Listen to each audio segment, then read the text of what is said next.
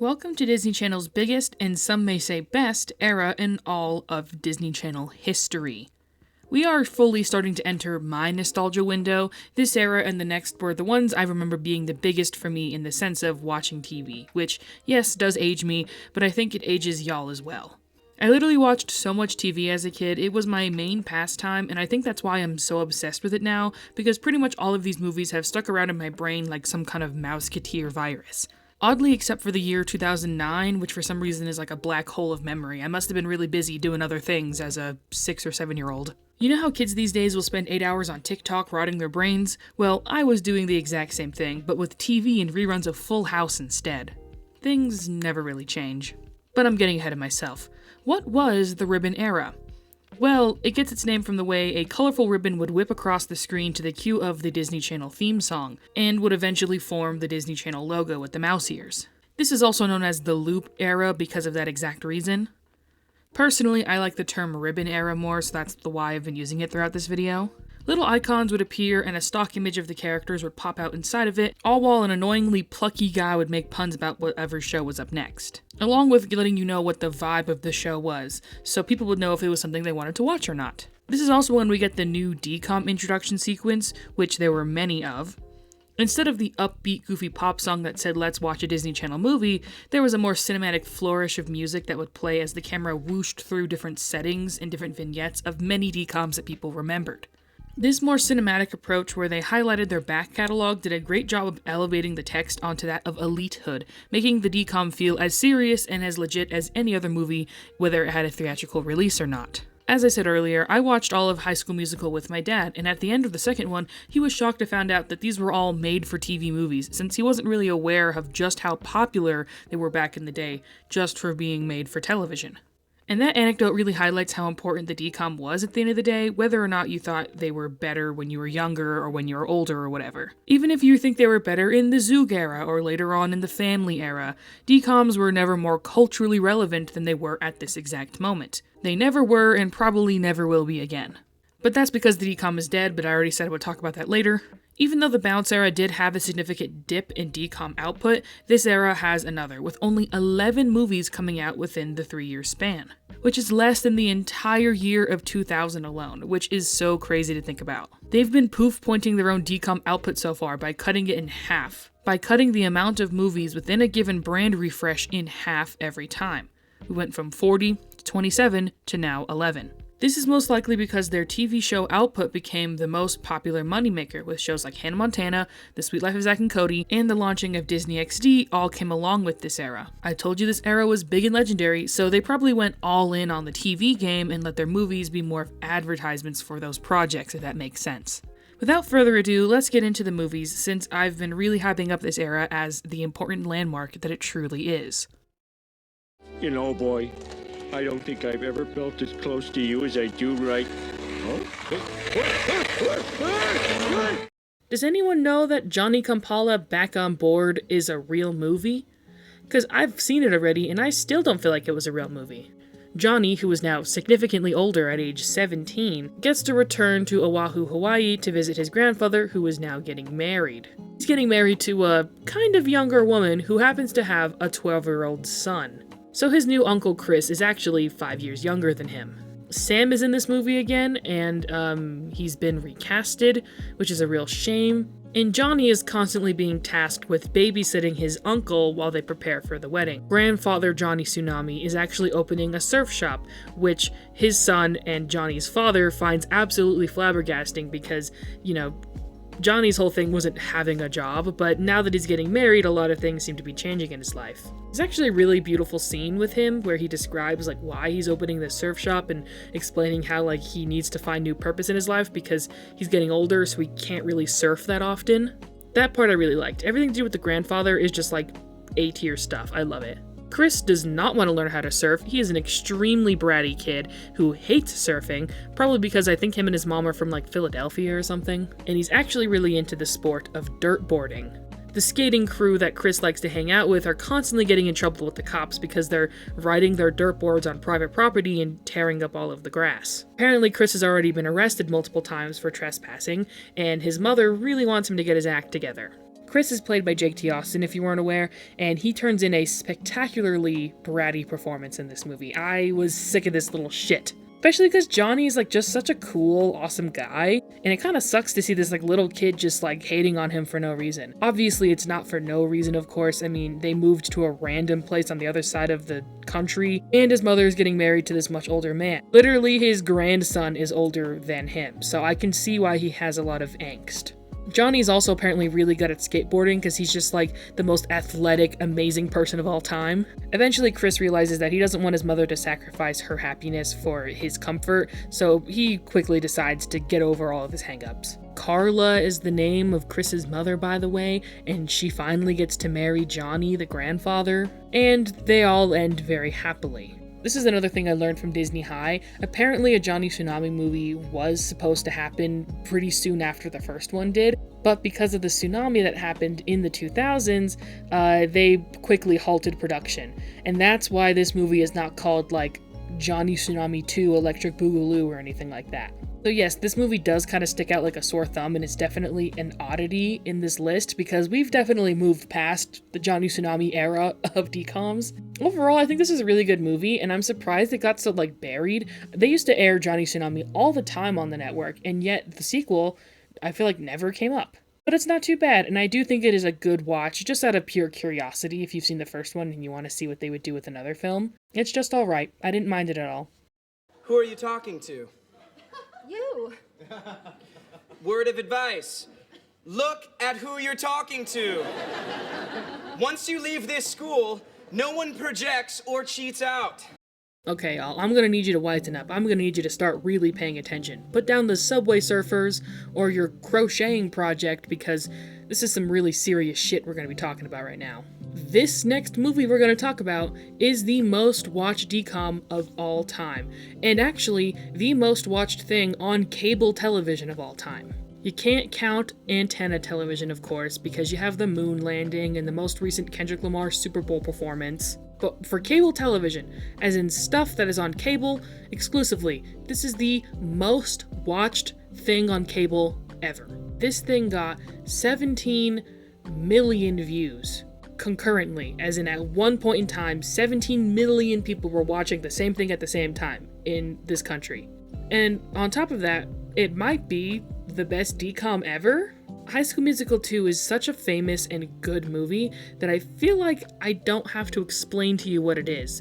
Again, if you're this far into this video, you know what High School Musical 2 is. High School Musical 2 follows the gang we were following in the previous movie now that it's summer vacation. Sharpay just really wants to date Troy, so she essentially decides to offer him everything he could ever want financially, just for attention from him. She gets him hired at the country club that her family owns, and because, Troy is just such a good guy, he asks if all of his buddies can also work at the country club, and they say yes. So Sharpay thinks that she's going to spend the entire summer alone with Troy, but now all of her classmates in the Wildcats are working there as well. Sharpay does function more as a villain in this film than in the first one, and she was already a pretty big antagonistic force in the first one, but in the first movie, it is more of like the status quo is the main antagonist, but in this one, it's Sharpay. She is actively trying to make everything worse, just so she can get with Troy. She isolates him from all of his friends by giving up a promotion, and essentially offering him a college scholarship by letting him hang out with college basketball players, which, boy, makes you realize that, Troy Bolton is not set up to be a basketball player in the NBA. Or even just in the college circuit, he's as tall as me. I'm the same height as Troy Bolton. You think I can play basketball? Gabriella, pretty early on, catches on to Sharpay shenanigans and decides to leave because she really just cannot put up with the fact that Troy is being so easily manipulated by Sharpay. She sings one of the best breakup songs of all time, and then runs off, which causes Troy to reflect and sing one of the best redemption songs of all time. He then apologizes to all of his friends, and they get their act together, and they have a big, wonderful performance at the end. The songs are better than ever, the choreography is better than ever. I think Chad and Ryan are gay for each other, which is its own thing. Yeah, just overall, one of the best movies ever made. Are you kidding me? This thing is amazing. This is number one right now. I can't even front with y'all. This is number one. There will never be any experience that was better than watching High School Musical 2 for the first time, and then watching the premiere pilot episode of famous animated TV show, Phineas and Ferb. Truly a legendary moment in history. Anyways, on to the next movie. Out with the trash. Give Papa my regards. So I remember watching my DVR copy of Twitches 2 all the time growing up, sometimes even more than the original, which is kind of weird. Also, the premiere episode of Wizards of Waverly Place aired after this movie, so that's how you know it's important. Twitches 2, spelt T-O-O, follows Alex and Cameron again as they try and work and develop their magical powers, as well as them struggling to get along because, they are so different and all. Their mother, Queen Miranda, calls them back to the land of the Coventry for a special mission. Oh, and they're like magical sidekick buddies, Karsha and Aina? Fuck, I forgot her name. They're getting married, whatever. Miranda wants them to vanquish the land of the Shadowlands, because that is where Thanos was banished to once he was defeated. Although there are some whispers that possibly, maybe, their father is alive in the Shadowlands as well. They have to perform a spell during a solar eclipse, which will vanquish the Shadowlands for forever, and Alex becomes apprehensive because she thinks there's a way to save and bring their father back to life. She's also starting college, which is pretty cool, and they both get love interests. Alex kind of has a thing going with Marcus, who is Cameron's ex-boyfriend, and Cameron falls for a guy named Dimitri in the Coventry, but he pretends he's a king when he's actually just like a servant boy. Anyways, Alex and Cameron try their best to work on getting the spell right, and they keep messing up, all while Alex is finding hints of her father maybe trying to speak to her. During the solar eclipse when they're doing the spell, Alex is able to confirm that her father Aaron is hidden in the Shadow Realm, so she gives him all of her magic to bring him back to life. Unfortunately, it was actually Thanos in disguise. But Aaron was also actually alive, so they bring him back to life as well, and then they defeat Thanos for the second time. This time for good, I'm pretty sure. And then at the end, they're able to go to a beautiful wedding, and also, I think, reveal magic to their best friend because they caught them. And overall, great end of the series. I think all of the magical endeavors are really cute and fun. I don't mind them at all, even though they can be a bit campy and sometimes awkwardly executed. I still think it adds to the charm of the film, and overall, I really enjoyed watching this. So, if you're interested in watching the Twitches movies for your Halloween viewing pleasure, throw them both on and have a good time. They just whirlpooled into the 80s. The leg warmers are all wet. My favorite part is coming up. I ended up really enjoying Minutemen. I watched this while making a very delicious tortellini soup that I cobbled together with random ingredients that my father had at his house while I was visiting him one weekend. I also made him some amazing coffee cake muffins the same weekend while I watched Cowbells, so that shows how many DComs I watched in just one weekend. I want to be released from this hell.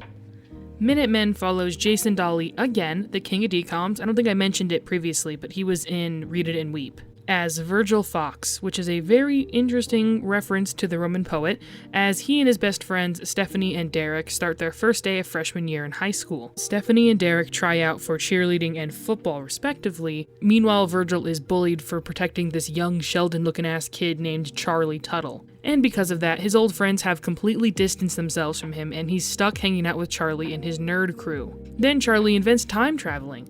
The two agree to build the time machine and get emo outsider mechanic whiz Zeke to help them with the hardware. He's played by Nicholas Braun, and I just know if I would have seen this movie as a kid, I would have had a big old crush on this guy, because I am a big fan of him in all of his Disney movie endeavors. They get the time machine to work and attempt and fail to do some lottery ticket shenanigans, but eventually the two go and help kids who are getting bullied on campus by going back in time to prevent the embarrassing things from happening to them. Of course, things go overboard when the time traveling is revealed to Virgil's old friends, and they ask him to aid in helping the football team score on a losing game. And just so he can have the chance to be popular, he decides to do it and ends up distancing himself from his one true friend Charlie, who was there for him even after he became a laughingstock. Jason Dolley is somehow able to make this character somewhat likable, even though the actual character is kind of a horrible person who is rude to the two guys who are actually being nice to him and wanting to hang out with him while they do the time travel stuff. And he is constantly trying to ditch them to become more popular, even though the popular kids really don't care about him. Also, they end up time traveling too much and NASA gets on their ass to shut down their time traveling. Then they open a black hole, and then they go back to the fateful day where Virgil was embarrassed. But he chooses to keep his life the way it's been this whole time, and their time travel escapades have been completely erased from the space-time continuum.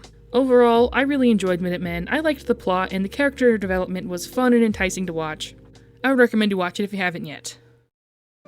So, When he said shorty, I remember thinking, I'm about to beat this bitch up. By the way, I will be using she, her pronouns to refer to the character Demi Lovato plays in this movie. Just wanted to let you know.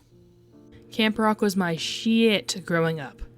Literally so obsessed with this movie when it came out, even though on a repeat watch, I don't think it really holds up completely. Honestly, my nostalgia is going to carry this movie a lot higher in the ranking than it deserves. With some good music and a really fun setting, it can be a somewhat competent movie at the end of the day.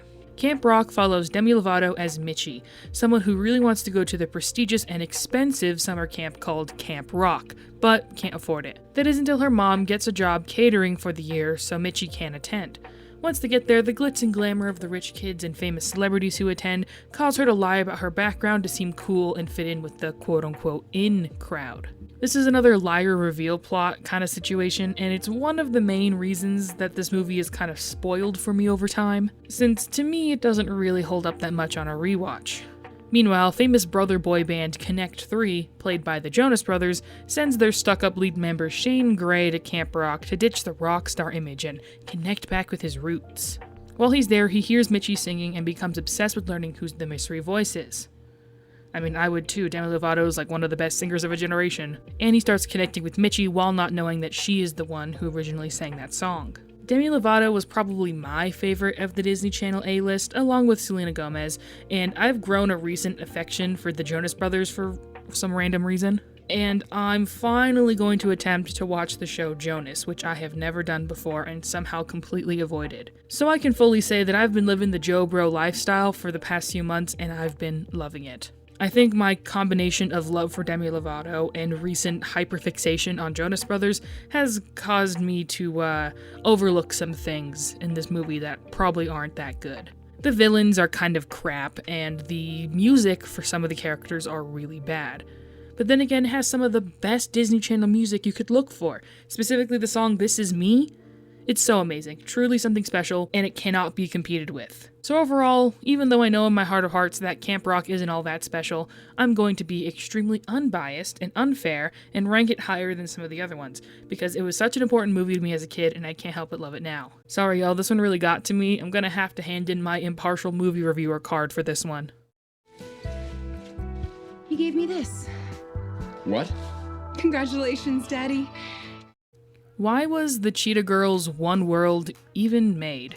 All of the compounding problems that I have subtly noticed have taken inventory over the past two movies have built up into something horrible and intense with this picture. One World follows the Cheetah Girls without Galleria as they are splintering as a group, with college and the real world getting in the way of them fulfilling their dreams as a girl group. Their luck starts to look up once there's a casting call for a movie deal in which they audition and they all get the part. The only problem is that it's for a Bollywood movie, not a Hollywood movie, and the director was only supposed to cast one girl, not three. So they all head over to India and awkwardly have to navigate both being cast in the movie and also not being cast simultaneously, since the producer of the film, which is one of the director's extended family members, wants to change a bunch of things about the movie to make it more commercially successful. They all get love interests, which end up muttering the waters of their friendships and the success of the band, and in the end, they don't even end up starring in the movie. It ends up being the choreographer who had a subtle background romance with the main lead of the movie that ends up getting the lead role. The music was just okay, and the choreo has generally not been super enjoyable throughout these films, but this one was noticeably not as good as the previous, especially compared to the Bollywood-style stuff we see the background characters doing. It's just so much better than the material they're giving to the Cheetah Girls. The character building and relationships in general is just messy and confusing. The way these people feel about each other from one scene to another varies wildly, and it's kind of frustrating yet boring to watch altogether. I understand that in the real world, the Cheetah Girls never had Raven in the band, since she decided to only sign on to do the movies and not join any real projects that the group got signed onto, like recording albums and doing guest appearances. So I understand that Raven couldn't make it for the third movie because of her busy schedule, and I see no sport in being upset about that specifically. But what I am upset about is the fact that they even bothered to create this movie in the first place after knowing Raven couldn't be in it. It's almost like Disney Channel cares more about seeing the project through rather than actually making films that make sense or are enjoyable to watch. I wouldn't recommend the Cheetah Girls One World unless you were dedicated to finishing the entire series and needed to be a completionist like me. I'm really sad this series couldn't fulfill its high setting and expectations pretty well. So on October 24th, 2009, High School Musical 3 debuted in theaters. Because it was a theatrically released film, it is not a DCOM and I won't be covering it. I know that's probably very shocking for a lot of you to hear, but that is the case. The Independent Spirit Award goes to... Let's go! Bye-bye. Honestly, it's kind of surprising that I ended up missing Dad Napped, because this seems like a real event-style movie and I've literally never seen it or even heard anything about it. Dad Napped follows a star-studded cast of Hannah Montana, Wizards Waverly Place, and The Sweet Life of Zack and Cody fame, as well as some other familiar faces from previous DCOMs we've talked about before. Main character Melissa Morris, played by Emily Osmond, just wants to have a nice summer vacation with her estranged father Neil, who is entirely preoccupied with his extremely successful book series, Trip Zoom. What was supposed to be a fun camping trip has quickly turned into an extended stay at a dinky hotel in the middle of nowhere, where a fan convention is being held and it takes up all of her father's time. And he keeps leading her on as to when exactly they will be leaving. That is, until he's kidnapped. Or Dad Napped, I should say. There are multiple twists and turns throughout the plot in this movie, and I will say that I did keep it fun and engaging. At first, I think it's this group of rotten kids who are hyper fans of Trip Zoom who kidnap the dad, and they do technically kidnap him, but it was actually just so they could show off all of the replicas of all of the traps and sets that Trip Zoom makes in the story. And overall, they end up having a good time, and they send him on his way. He's let free. But then he's kidnapped again by two grown men, and this one is a real kidnap.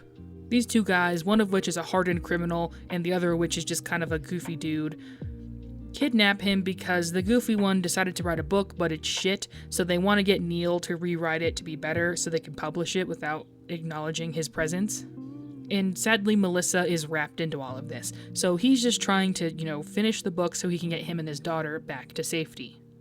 Eventually, the rotten kid group end up figuring out that they've been, actually kidnapped, and they end up helping release them. Also, the owner of the dinky hotel ends up being like the true villain at the end of the day. He's just using the two guys as pawns so he can get a bunch of money from this best-selling book that Neil is gonna anonymously write. But the whole fan convention gathers together to help release Neil and Melissa, and they bond over this whole traumatic experience. Dad Napped is Trauma Bonding, the movie. And then the movie going on their well-deserved family summer camping trip.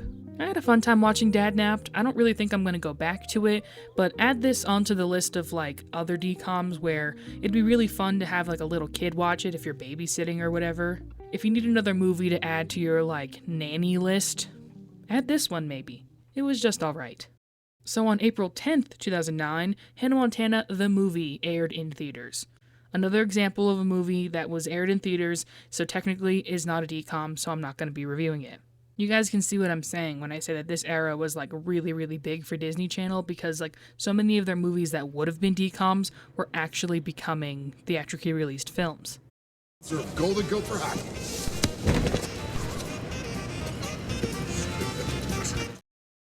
Okay, why did no one tell me that Hatching Pete is one of the best DCOMs of all time? This thing is amazing. Hatching Pete follows Jason Dolly, again, I swear he's the king of the DCOMs, and his asshole best friend Mitchell Musso. They play Pete Ivy and Cletus Poole, respectively. Cletus is the school mascot, but he is extremely allergic to the material that the costume is made out of, so he asks Pete to fill in for one of the basketball games. Brewster High School is famously one of the worst basketball teams in the whole school district, but Pete is able to put on a pretty enticing and exciting performance as the Chicken, specifically because of his gymnastics background that he was heavily bullied for as a kid. After Cletus becomes extremely popular after being so cool at the basketball game as the mascot, even though it was actually his friend Pete, they decide that Pete is going to be the Chicken full-time. All while Cletus takes all of the credit, because Peter does not like being the center of attention and would rather Cletus take all of the credit. Pete then gets a crush on a girl named Angela, and he can't help but show his affections for her when he's in the chicken suit. This of course leads Angela to believe that Cletus actually has a crush on her, and in a very, very cringy scene that was very well executed, they almost kiss. It's cringy because Angela has a long-distance boyfriend, and Cletus is dating another girl on the cheerleading team. So it's just bad vibes all around. At a parade, it's then revealed that Cletus is not the Chicken, and Pete goes into hiding because he doesn't want people to figure out that he's actually the mascot. His self-esteem is pretty low, and he feels like everyone would be disappointed once they found out that he's the mascot. During the final game, because of course there's always a final game, everyone's about to leave because they're sick of not being able to see the chicken anymore, but then he shows up and reluctantly reveals who he is. Because of some subtle dialogue choices, Angela realizes that Pete is the chicken before he reveals himself, and she shares that she really likes him. This is after she breaks up with her longtime boyfriend, by the way. And then the basketball team actually wins the final game, which was a huge upset. I feel like this movie is a subtle commentary on just the amount of basketball movies we've been getting in this series. Like, okay, here's another basketball movie, but this time it's about the mascot and not the actual team. And I really appreciated that. Again, Jason Dolley is just so charismatic and enjoyable to watch on screen. He's able to be the perfect decom protagonist. And you know what? Mitchell Musso was able to give off a pretty annoying and despicable performance as well. So I feel like they were able to keep Cletus consistently kind of an asshole, while still showing that he does care about Pete a certain way. Overall, I loved Hatching Pete. I cannot believe I've never seen this movie before. If it wasn't for this movie coming out in 2009, the dark period where I saw no decoms, then I already know I would have had a deep, deep love and nostalgia for it.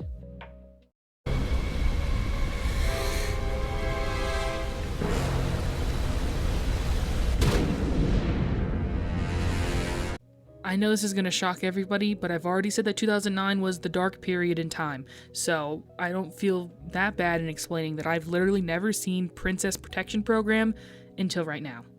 Which is shocking because Selena Gomez and Demi Lovato were some of my favorite actresses at the time, but yes, the year 2009 is just a black hole in my memory, so there you go. Princess Protection Program follows Princess Rosalinda. She is about to be crowned queen of her very, very small, I think, island nation of Costa Luna, when she is attacked at her coronation rehearsal by General Magnus Kane, a dictator from the neighboring country Costa Estrella who wants to take over Costa Luna. So Rosalinda is sent into hiding by Major Joe Mason, an agent of the Princess Protection Program, which is a secret organization that keeps princesses from around the world safe.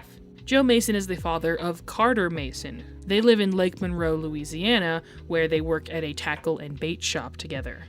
Rosalinda is now Rosie and is sent to live with them in Louisiana to keep a low profile, and they explain that she's Carter's cousin from Iowa. Carter is very icy towards Rosie because she believes that she's a stuck-up snob princess, and she kind of is because she's grown up with, maids and servants to do everything for her while she tries to lead a sovereign country.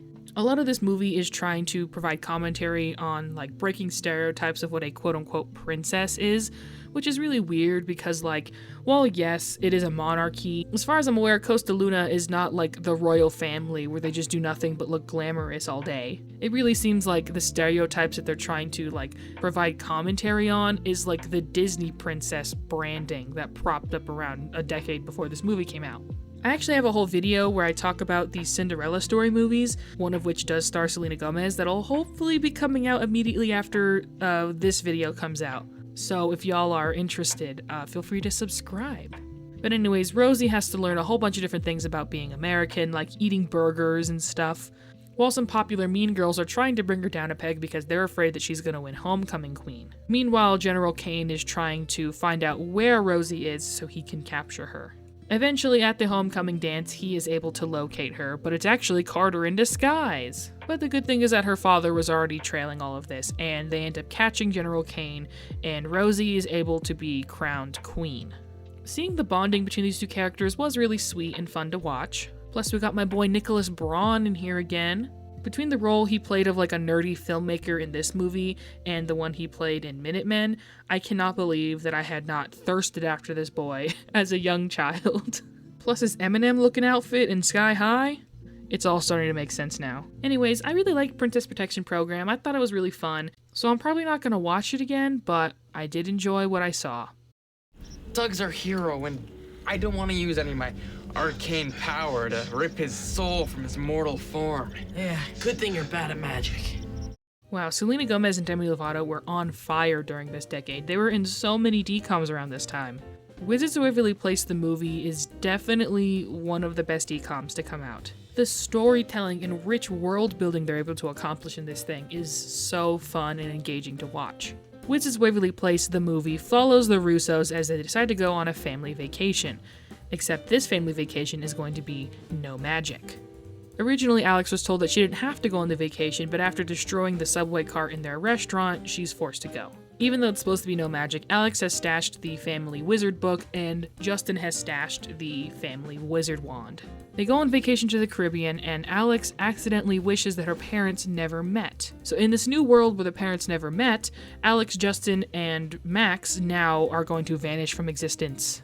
And their father Jerry, who lost his powers because he married a mortal, now has magical powers and is an extremely reckless person. So it is an action-adventure for them to find this special rock called the Stone of Dreams, which will grant anybody one wish. So Alex and Justin go on this soul-crushing bonding experience where they try and find the rock, while Max keeps his parents occupied to try and make sure that they don't do anything stupid while they're gone. The character dynamics that they're able to build with Alex and Justin are so good, and it's a good example of how well the TV show was able to do that overall. Alex being the more brash and adventurous one, with Justin being the more rational and thoughtful one. They really butt heads a lot, and it's really nice to see them have to work under this extremely stressful situation. The dialogue writing is just so good, it's immaculate, really. At the very end, when the Stone of Dreams is stolen from them by the guy who introduced it to them, because he wants to turn his parrot girlfriend into a human again, they realize that the only way to reverse the spell is for one of them to be a full wizard, so they then have to compete in their family wizard competition. Sadly, Max isn't able to compete though because he's sucked into a vortex and, deleted from existence. I would have liked to see Max in the final battle. I mean, I have a whole 50-minute video where I talk about how Max has been shafted throughout the entire series, so check that out if you're interested. But anyways, of course Alex ends up winning. I mean, it probably was a pretty close battle because of how smart and into magic Justin is. But then she ends up getting the Stone of Dreams because Teresa was able to get it from him. After his parrot girlfriend was turned human, she became a real asshole, so he gave the rock back to Teresa. And Alex is able to reverse everything. This movie was so fun, it was so engaging and interesting, and even if you've never seen the show before, I think it would still be a really interesting watch. So yeah, I really highly recommend you watch Wiz's Waverly Place the movie if you haven't yet.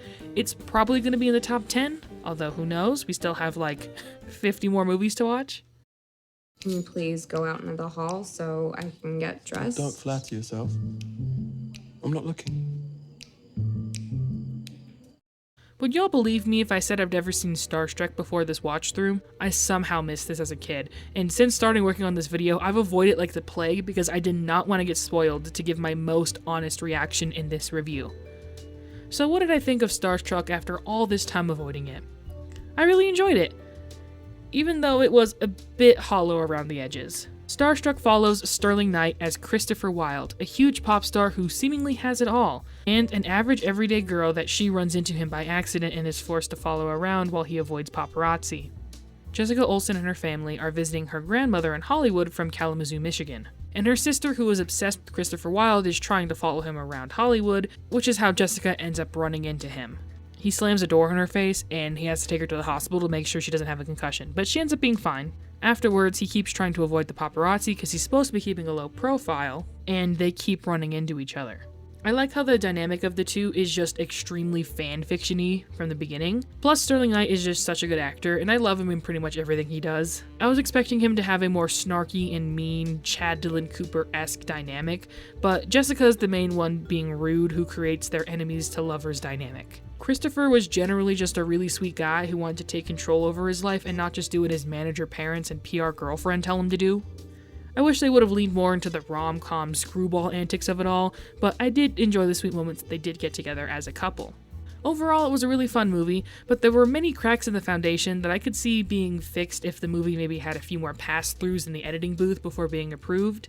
It just feels like there's a lot of flaws that crash with the reality of the situation both of them are dealing with. I won't get into all of them here, but one of the biggest ones is the fact that they literally live in different states in the USA, and Christopher is about to go on a worldwide tour. So I don't know how their relationship is gonna, handle all of that.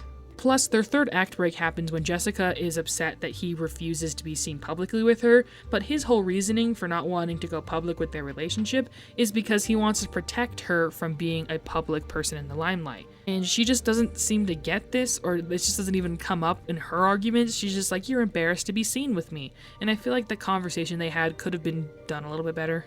I've seen enough celebrity biopics to know that this setup usually does not end happily. But man, I love a good enemies to lovers romance story, and this one, it somewhat hits the spot for me, even though there are some issues. So, Max has always been my favorite character in Wizards of Waverly Place. This probably makes a lot of sense if you've seen my Babysitter's a Vampire video. I did talk for a good amount of time about how Rory was my favorite character in that show, and on the surface level, they seem to have a lot of superficial similarities with one another. For example, they're both portrayed as the silly, comic relief side characters. They're usually there to make quick jokes within the narrative, and canonically have the brain of a guinea pig, and are completely underused in the narrative and underrated, in my opinion. Even as a young kid, Max was always my favorite character. I was always excited to see him on screen or when there was an episode that focused on him more than the other characters. Justin and Alex being the main characters of the show does make the most sense. They're the most developed characters, and they get the most progress throughout the entire show when it comes to age and personality. So it's not like I think they should be outright shelved in place of Max being the lead of the show or anything. I just like Max's presence in the role that he's in, and I wish they gave him more to do. In my previous videos, I tried to leave out my personal relationship with certain shows just because I thought no one would really care.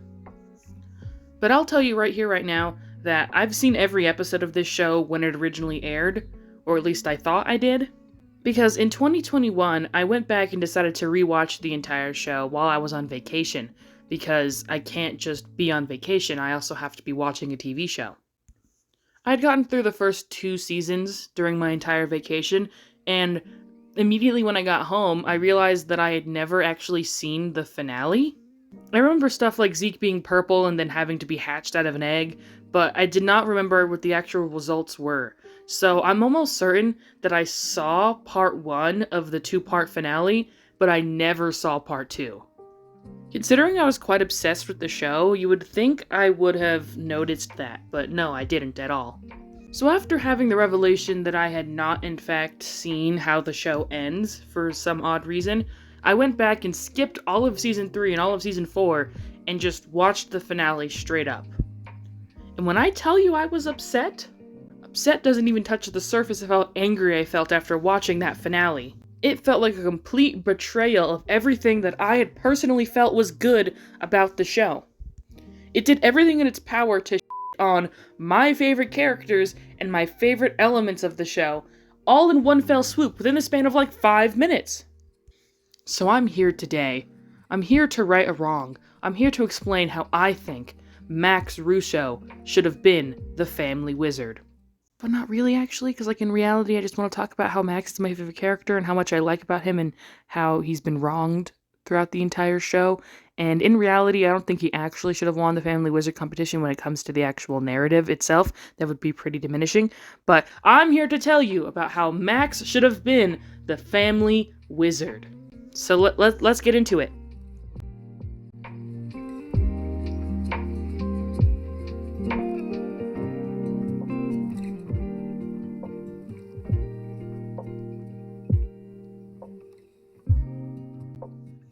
So it's very clear to me that Max was a last-minute addition to the show that was never supposed to be focused on all that much. The original series mainly focused on the brother-sister bond between Justin and Alex, and he wasn't even in the original pilot. It's been pretty well publicized now, but the original show, The Amazing O'Malleys, had Alex and Justin being twins, and focused on them running a magic shop, and they were also wizards. After they shot that pilot, they decided to do some reworking, and a year later, they came up with Wizards of Waverly Place, changing a few key aspects of the series. I would say the biggest change that happened between the 2 pilots was changing the family from being the O'Malleys to the Russos. Making the Russos of Hispanic and Italian heritage really added a different flavor to the show, and I think, for me specifically, provided a lot of representation.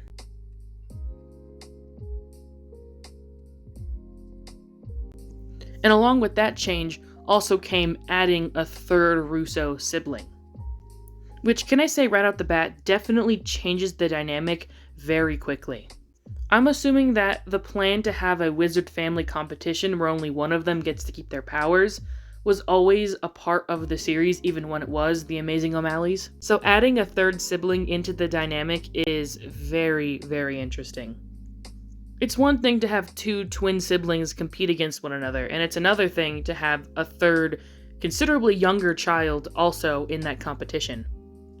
Something that a lot of Wizards of Waverly Place fans talk about a lot is, if this is a common thing in the wizard world, why do people have more than one child? We see this with TJ, who is an only child, and how he has much more developed powers than the other siblings have, probably because his family was able to focus his training on him specifically, and not three separate people who are all at different points in their wizard training. And we've learned from many interviews over the years that David Henry's character was supposed to be the main character of the show. But once Selena Gomez was cast, and this was exactly around the time Hannah Montana and other female-led shows were really starting to thrive on the network, they decided to shift the story to be more female-oriented, then making Selena Gomez's character the main character. Also because she was the teen pop star that was going to sell the show with her music and other outside merchandising.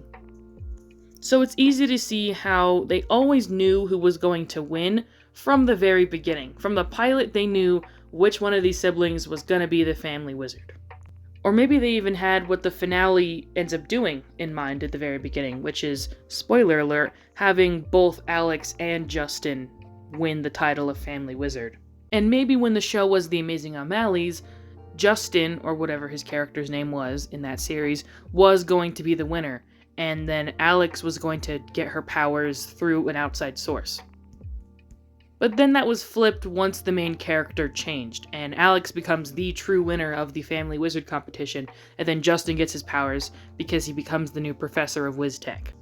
Even though that is a little bit frustrating on its own right, because it kind of diminishes the whole only one Russo will become the Family Wizard, that is all well and fine. That I can handle. I can stomach that. But adding a third sibling in, that was always constantly being joked about how he was never going to win, really changes a lot. Because now, instead of it being a success story about how, yay, both siblings get to keep their powers, so now no one loses, it becomes, yay, the two people we were supposed to care about the whole time get their powers, and the third one gets nothing. Because you're not supposed to like him, you're supposed to think he's silly, and weird, and lame. Who cares about him? Get him out of here! Get out of here, guy! It's to the degree that I would say, why was Max even included in the first place? Which I know is weird coming from the person who decided to make an entire video dedicated to his character. However, I do think it's an important question to ask. Because was Max only added to upholster the new character lead shift that Disney decided to go with? Or was there a more less obvious example that made the show better in the long run? I could not tell you if I'm being honest. Max's last-minute inclusion comes out the most in the early episodes for most of Season 1, where he is exclusively only seen in plot lines with the entire family or his mom and his dad. I honestly bet the show could have gotten away with leaving Max as a mortal with no magical abilities whatsoever, since the show really never knew how to give Max his own magical storylines, and mainly just decided to give him silly antics to do around the house with everyday problems where magic really doesn't factor in all that much. In Season 1 especially, Max is only really involved in magic the same way his mother was. And we know that Teresa is, in fact, a mortal, and that is why Jerry is immortal as well. In episode 5 of Season 1, we see Max get his magical powers for the first time, which we're told comes through puberty. So taking a page out of the Season 3 lore that we learn, and going off of the idea that the Wizard Family competition runs on a level-based structure, so you reach a certain level in your learning before you graduate. We learned that Alex and Max were on level 3, whereas Justin was in level 5 in Season 4. So it's to be assumed that Justin, who is, I'm pretty sure, 15 to 16 at the start of Season 1, is most likely at a level 3. In that same episode where Max gets his powers for the first time, we learned that Alex and Justin are on the same level of learning. So in between Season 1 and Season 4, Alex must have just slacked off so hard that she just kind of stayed where she was at in Season 1 and had never evolved past that. Considering Alex and Max are at the same level at the start of season 4, but she was considerably ahead of him in season 1. So Max was able to catch up, kind of, if that makes any sense. So only now is Max able to start doing magic the same way his siblings have been, and they are considerably ahead of him, which is very upsetting. It just shows how unfair the Family Wizard competition is, that there was no way Max could ever win, yet he's assumed to compete with them on the same level. So in the early seasons, I understand why a lot of his narrative storylines are not about him having magic, because he's just barely starting to learn it. But the later seasons have zero excuses, okay? Something I want to highlight early on in this video is that by the end of the series, Max is the same age that Alex was at the start of the series. In most episodes of Season 1, actually, I think all episodes of Season 1 show Alex attempt to use magic and fail. So she has to learn her lesson and have her father help her out with magical abilities. I just want to make that clear right now, okay? Because that's going to become important later on. In general, Max is not afforded the same time and effort that the other two siblings were within the narrative, and I think because they're all siblings, they should be treated equally to a certain degree. Specifically by their parents, especially. Because to a certain degree, I understand that the show has a main character, which is Alex, and then Justin is very close to being the other main character as well. So I understand if most storylines focus on them, but I really do think within the show itself, if the characters were people in real life, Max would be neglected severely compared to the other two. And I just personally find that wrong, okay? They find excuses to keep him out of certain storylines for absolutely no reason, and barely even bother to humor the idea of how he feels about his place within the family and the competition and all of that. Because Max making jokes and not taking anything seriously takes precedent over him being a real, fully fleshed out, developed character. They'll do this thing where they'll give Max his own storyline and give him an emotional arc to play out, but then at the end, instead of them actually dealing with the situation, he just makes a joke and then they end it. The episode in the later seasons where he gets a girlfriend is a good example of this. It's described that Max is embarrassed of his family, both his siblings and his parents, although they don't make it clear whether it's one or the other or both, so I'm just gonna say it's both. He's embarrassed of his family and doesn't want his new girlfriend to know about them at all, so he pretends to be somebody else. His family tells him he should stop lying about who you are and tell her the truth, and he reveals magic to her, so now they have to convince her that magic isn't real, even though he took her on a carpet ride, and I'm like, okay, hold up. If you guys weren't so lazy, this would be a really, really good storyline to dive into. I really think the writers are just so lazy and don't see Max as having as much emotional and character weight as both Alex and Justin do, because it's not like the show shied away from serious moments. They had plenty of serious moments and family heart-to-hearts where a miscommunication happened in the early episode. A miscommunication will happen early in the episode, and by the end, they have a serious moment with no laugh track, no song, no nothing, just full-on the characters working out the problem that they set up in the beginning of the episode, and then coming to some sort of resolution. But for some reason, Max never gets to have that, and I really don't know why. Max could have a really serious heart-to-heart moment on the terrace with his mom or his dad or something. That's like, the reason why I didn't tell her about you guys is because I'm actually quite confused on who we really are as people. Like, are we wizards? Are we humans? I'm pretty much gonna lose the Family Wizard competition. It's pretty much confirmed right now. You guys don't even teach me anymore, even though I'm supposed to be in lessons. So I don't know how I should identify myself as. Like, I'm caught between these two worlds. And then Jerry could say, you know, learning magic is really important because that is who you are. You are a Russo and we are wizards. But if you do lose your powers, because that is a possibility that you might lose the competition, you will still be Max at the end of the day, or some random situation like that, you know? Just have a nice heart-to-heart, have them hug, and then he can make a joke afterwards, like, man, I really missed that lizard, though. Like, come on.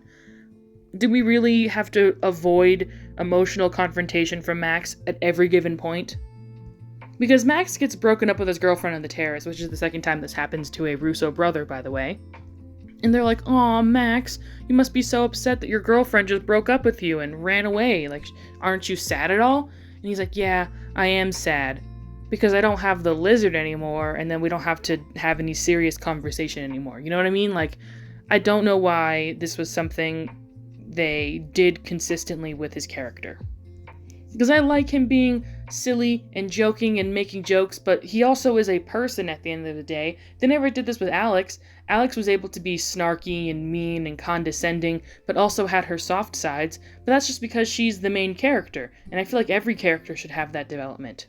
Everywhere I go, people expect me to be as devious as you are, or as smart as you are. I just wanted someone who doesn't compare me to anybody. Because I have a feeling I'll only be good when I'm not compared to anybody. I guess Harper is a great example of a character who was very surface level and one note at the beginning that became really mature and developed and her own character that she could hold her own story weights with. I've been listening to the Wizards of Waverly podcast recently, and Jennifer Stone said that once she was casted, she fought to make the character a main character in a series regular because, she wanted to keep her job. So because of that, Harper becomes a very interesting character, and it has a lot to do within the story. How come Max doesn't? He's an actual sibling of theirs! Now I do realize that Jake T. Austin, who played Max in the show, was very young when the show started. I'm pretty sure the character is supposed to be 12 years old.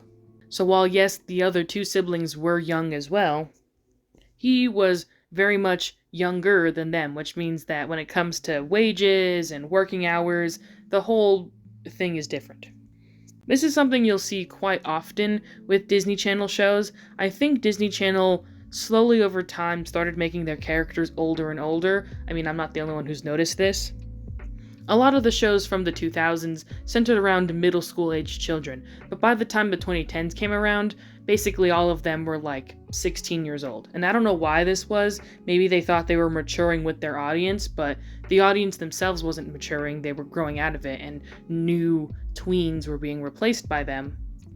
So I really don't know why the characters within Disney Channel shows and movies just slowly got older over time, but they did. So I think in those transition years, in the early 2010s, they tried to keep a few younger-like characters within the show. Like in Sonny with a Chance, there was Zoya, who was also a lot younger than the other characters. And here, in Wizards of Waverly Place, there's Max. Maybe that's why he was included in the first place, because they wanted a younger perspective on the show. But because of that, Jake T. Austin had much different-looking working hours than Selena Gomez and David Henry and Jennifer Stone did. So I'm pretty sure that Jake T. Austin couldn't work as many hours as the other children could on the show. So because of that, the writers just didn't include him in as much stuff, maybe. But all that does is provide an awkward and weird presence within the show. That's why I kept asking the question, why was Max even included in the first place?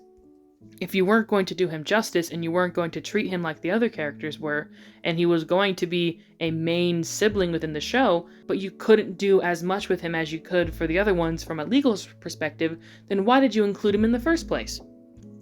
I still can't really think of a logical answer besides the one I said earlier, which is Disney Channel just wanted to have like an old remnant of their younger characters.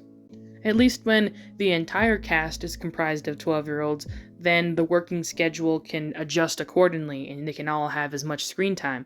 But because certain characters can work more than others, then certain characters are just left out completely. It's just so bizarre. I guess the Wizards of Waverly Place movie is a great example of this.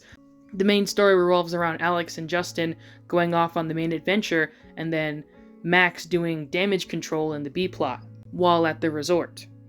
Max very well could have also been with the other siblings on that main adventure, and even at the end, during the actual wizard family competition that takes place, Max could have been there, but they have him get sucked into a tornado right before it happens. I just have to assume that Jake T. Austin signed a contract to where he couldn't work as many hours as the other characters could within the movie, so he just had to be in less stuff. They just had to write around him not being in the narrative as much. It's just tragic to see, is all I have to say.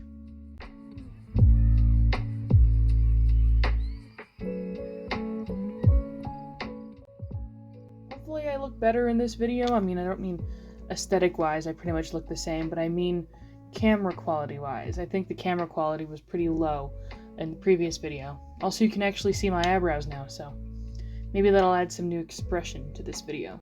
Okay, so here's the thing. I've already complained for a good amount of time about what I don't like what they did with Max's character. But maybe we should talk about what I like about Max, just to balance things out a little bit. So, something that I enjoyed about Max's character is how consistent he is. Like I said earlier, while I was watching the show, I finished the first 2 seasons and then immediately skipped to the finale. And something that really delighted me and surprised me and made me happy was that Max felt like the exact same person that he was, even after skipping all that time. Because so much has changed from the first 2 seasons to the final 2 seasons. I mean, not only from quality standpoint when it comes to the camera, it was no longer in 4:3, it was in 16:9, and it was in HD, so that was a big shift. But also, the characters had evolved and become a lot more different over time. And it was nice to see that, yes, Max was evolved to a certain degree, but he was also still the same character. I think Jake T. Austin did a great job of keeping the character consistent, while also applying the new changes that had been brought about. I think in Season 3, they made an honest effort to give Max more storylines and more stuff to do in the series. You can really tell that they had an idea for Season 3 and what they wanted all the characters to be doing. Mainly Alex and Max are paired together because Justin finished his wizard competition training and was doing basically extra study, which I already talked about how that's unfair, so we're not going to get into it. Season 3 was also when they started dabbling more in serialized storytelling instead of keeping everything strictly episodic. So the one storyline we do get with Max is with his conscience, as he's called. Max is a lot more devious in Season 3. I think maybe they were basically just trying to give him the Alex treatment at that point. Obviously, some of that could be explained away by the fact that his literal conscience has been separated from his being, so now the parts of his brain that would tell him to behave are actually a physical person and has to tell him to in that sense. But even when his conscience is there and present, he still releases a bunch of monsters into New York, which causes Juliet to be kidnapped, by the way. I guess Season 3 is the biggest transitional period for him. I think they were really playing Max as someone who knew a little bit about who he was, he had kind of caught on to his scheme, if that makes any sense. There are a lot more self-aware jokes from him about how, oh, people see me as some dumb person, but I'm actually really smart. And then that's always played off as him being dumb. Oh, look, another random comment from Max. Now I know what you guys are always talking about. That's why I just make people think I'm dumb, so if I slip up, they figure the kid's an idiot. I forgot to mention that in the movie as well, Max is really devious. He's the first one of the 3 to actually perform magic just out in the public. It really seems like something Alex would normally do, but they decided to give it to Max. Like I said, I think the writers thought it just made the most sense to give the kind of scheming, childish, fun play, magic elements of the story to Max for the movie, while Alex was going through this intense emotional struggle. That's how I'm choosing to interpret it. But maybe the writers were, to some degree, actually trying to make him more self-aware, and again, more like Alex. That makes sense because Max is around 14 in Season 3, which is the same age that Alex was at the beginning of the show. So maybe putting him in more teenage antics instead of, young kids, silly, family, quirky stuff was what they decided to do. That isn't what they decided to do in Season 4, but I can see that that was the direction they thought they were going to go in. Well, the whole Max scene thing also happens in Season 4, which, boy, are we going to talk about. But I feel like this can be attributed to the writers just not knowing what to do with Max. They don't know what they want him to be. I think the writers thought it was funny that a young kid had such elevated humor. They didn't relegate him to, cutesy jokes like most sitcoms with young kids did at the time. So early on, he would make quite quippy and unique remarks at things that are a little bit above his intelligence level as the show goes on, if I'm being honest.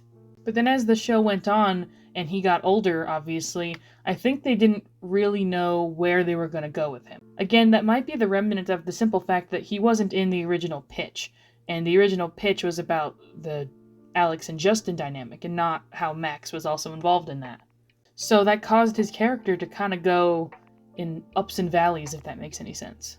Besides the conscience storyline, which shows his more devious side and more scheming side of things, which comes about because since Justin is finished with his studies, both Alex and Max feel the need to, hurry up their studies and try to get ahead or at least up to his level in the wizard competition. After that, we have the wizards versus werewolves plotline, which is a lot. Something I notice people don't talk about often is that Max actually was quite important to the Mason and Alex love story in those early episodes.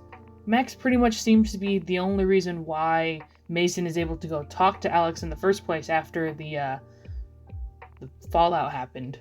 Although this is another example of me being upset that they don't allow Max to have any serious emotions at all. In part 2 of the Wizards vs. Werewolves two-parter, Max, goes up to Mason and is like, I think you and Alex should be together, especially after Mason explains why he did what he did. So he was the main advocate for their relationship, and he's the only reason why they briefly got back together before Mason had to f*** off into the woods. And no one really talks about that because all of that emotional resonance is cut off with a joke and explained away as like, no, he doesn't actually have emotions though. This is why he's doing that. I think it would have been really nice for Max to want what's best for Alex and him thinking that being in this relationship with Mason was that. Whether or not he's correct or not is completely besides the point, but that would have been a nice emotional arc. Justin gets to do that all the time for Alex. I don't know why Max couldn't. It's funny how people's expectations of Max are so low that they really think that he can only screw up situations and not aid in them. In the Quinceañera episode, he's the main reason why Teresa and Alex can switch back because their grandmother was, being a nuisance. Same thing within the Shakira episode.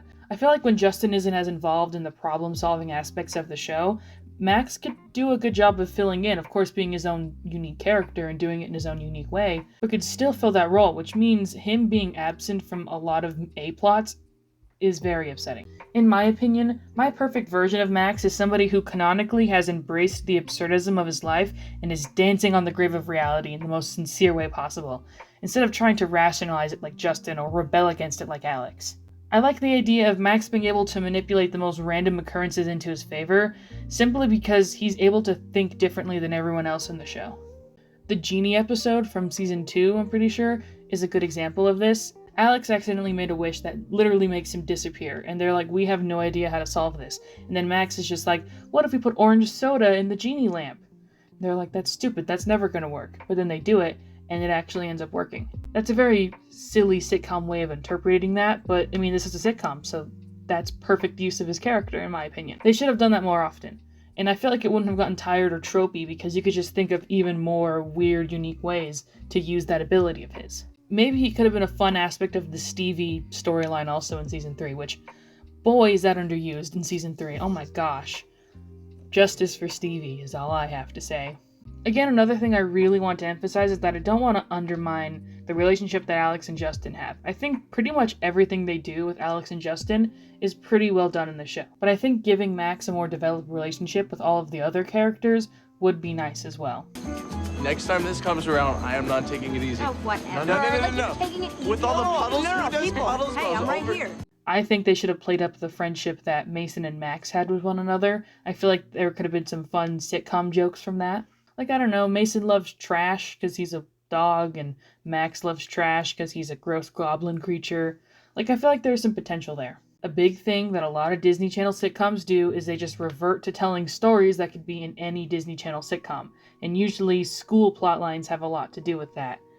And since Max, for the first half of the show, technically didn't go to school with Justin and Alex, he was not in any of those storylines. This entire half of the video has been basically me explaining why Max was not in so many plotlines and why I feel like he could have been because of his potential and how they wasted his potential. Because while the first 2 seasons relegated him to family plotlines and simple one-liners, by the time season 4 rolls around, there should be no excuse for the way that they treat Max. I think there's more beyond the surface of what they did wrong with Max's character, how horribly they ended up treating him within the narrative and the text itself. And it's not only just Maxine, it's a lot of other things as well. So I guess here's me doing my extended season 4 rant. Hope you enjoy.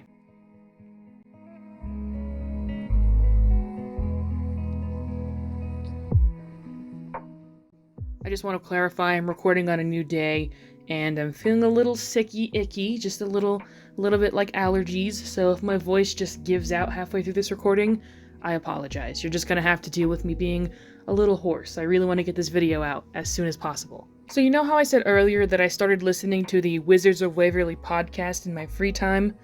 Well, just a few days ago, episode 8 came out, where they interviewed Wizards showrunner Paul Marietta, and after that, much has changed. I now have the pleasure of being able to rewrite this segment with the knowledge presented in that podcast episode that I didn't have when I had finished the previous sections of this video.